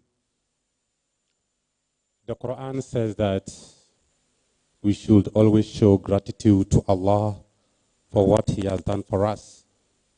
All of us over here do agree that since morning that we've been here up to this time, it has been a success, and we owe Allah some words of thanks. Bismillahir Rahmanir Rahim. We thank you, O Allah, for the opportunity to gather here today. We thank you for the success of this colorful and momentum events. We are grateful for the knowledge and wisdom imparted. Ya Allah, we are grateful for the gift of our noble university, University of Energy and Resources, a relatively young university in age, but highly blessed and uplifted by you beyond human understanding. May you continue to elevate UNE from grace to higher grace, to the very highest grace. May you continue to bless the management of the university. Onto your sacred hand we put the Vice Chancellor of the University of Energy and Natural Resources. Protect him and his entire management. Bless both senior and junior members of our university, and equally bless each and everybody who is present here today. As we live here, Ya Allah, we ask that you protect us and lead us safely to our various destination, and bring us back tomorrow safely, just as you brought us safely this morning to this place. Ya Allah, this is a humble prayer from your humble servants, and from you we expect your unfailing response. ربنا تقبل منا إنك أنت السميع الدعاء وتب علينا يا مولانا إنك أنت التواب الرحيم برحمتك يا أرحم الراحمين يا رب العالمين سبحان ربك رب العزة أما يصفون والسلام على المرسلين والحمد لله رب العالمين آمين. Thank you all very much. Take a good rest. We meet tomorrow morning to continue. Thank you.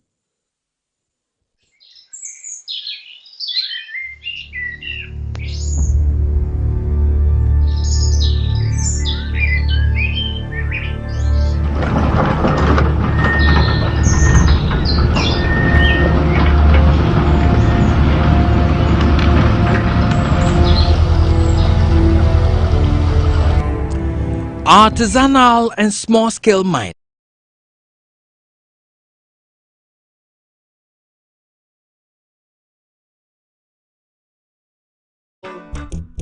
Lift my hands and pray that you will be there in the rain or sun.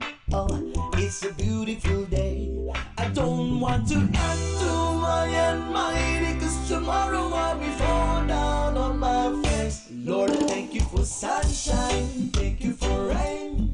Thank you for joy. Thank you for pain. It's a beautiful day.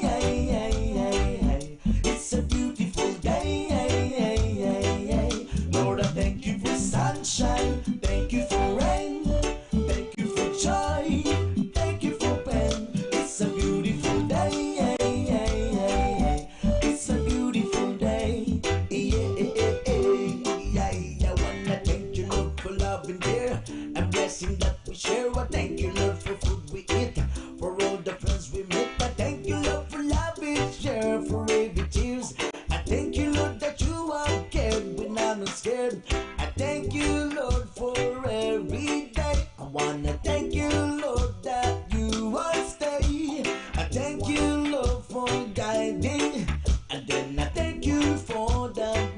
blessing, because the one cannot do my and mighty, because tomorrow I'll be fall down on my face. Lord, I thank you for sunshine, thank you for rain, thank you for joy, thank you for pain. It's a beautiful day, it's a beautiful day, Lord, I thank you for sunshine, thank you for rain, thank you for joy, thank you for pain. It's a beautiful day, it's a beautiful day,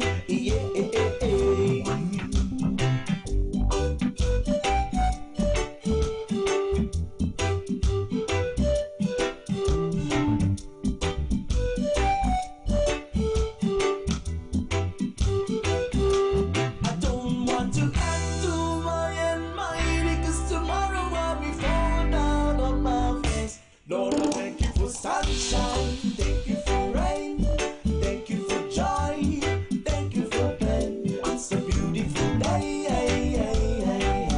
it's a beautiful day, Lord, I thank you for sunshine, thank you for rain, thank you for joy, thank you for pain. It's a beautiful day, it's a beautiful day, I thank you for sunshine, thank you for rain, thank you for joy, thank you for pain. It's a beautiful day, it's a beautiful day.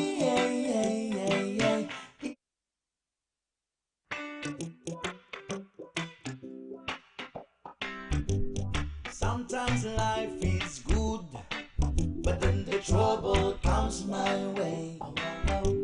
But whatever happens, Lord, I thank you for this day. And when I'm feeling trouble, I lift my hands and pray that you will be there in the rain or sun. Oh, it's a beautiful day. I don't want to add to my and mine, because tomorrow I'll be fall down on my face. Lord, thank you for sunshine, thank you for rain, thank you for joy, thank you for pain. It's a beautiful day, it's a beautiful day, Lord, I thank you for sunshine, thank you for rain, thank you for joy, thank you for pain. It's a beautiful day, it's a beautiful day, I wanna thank you, Lord, for love and care and blessing that we share. I thank you, Lord, for food we eat, for all the friends we meet. I thank you, Lord, for love we share, for every tears. I thank you, Lord, that you are cared when I'm not scared. I thank you, Lord, for every day. I wanna thank you, Lord, that you will stay. I thank you, Lord, for guiding, and then I thank you for the blessing, because the one cannot do my and mighty, because tomorrow I'll be fall down on my face. Lord, I thank you for sunshine,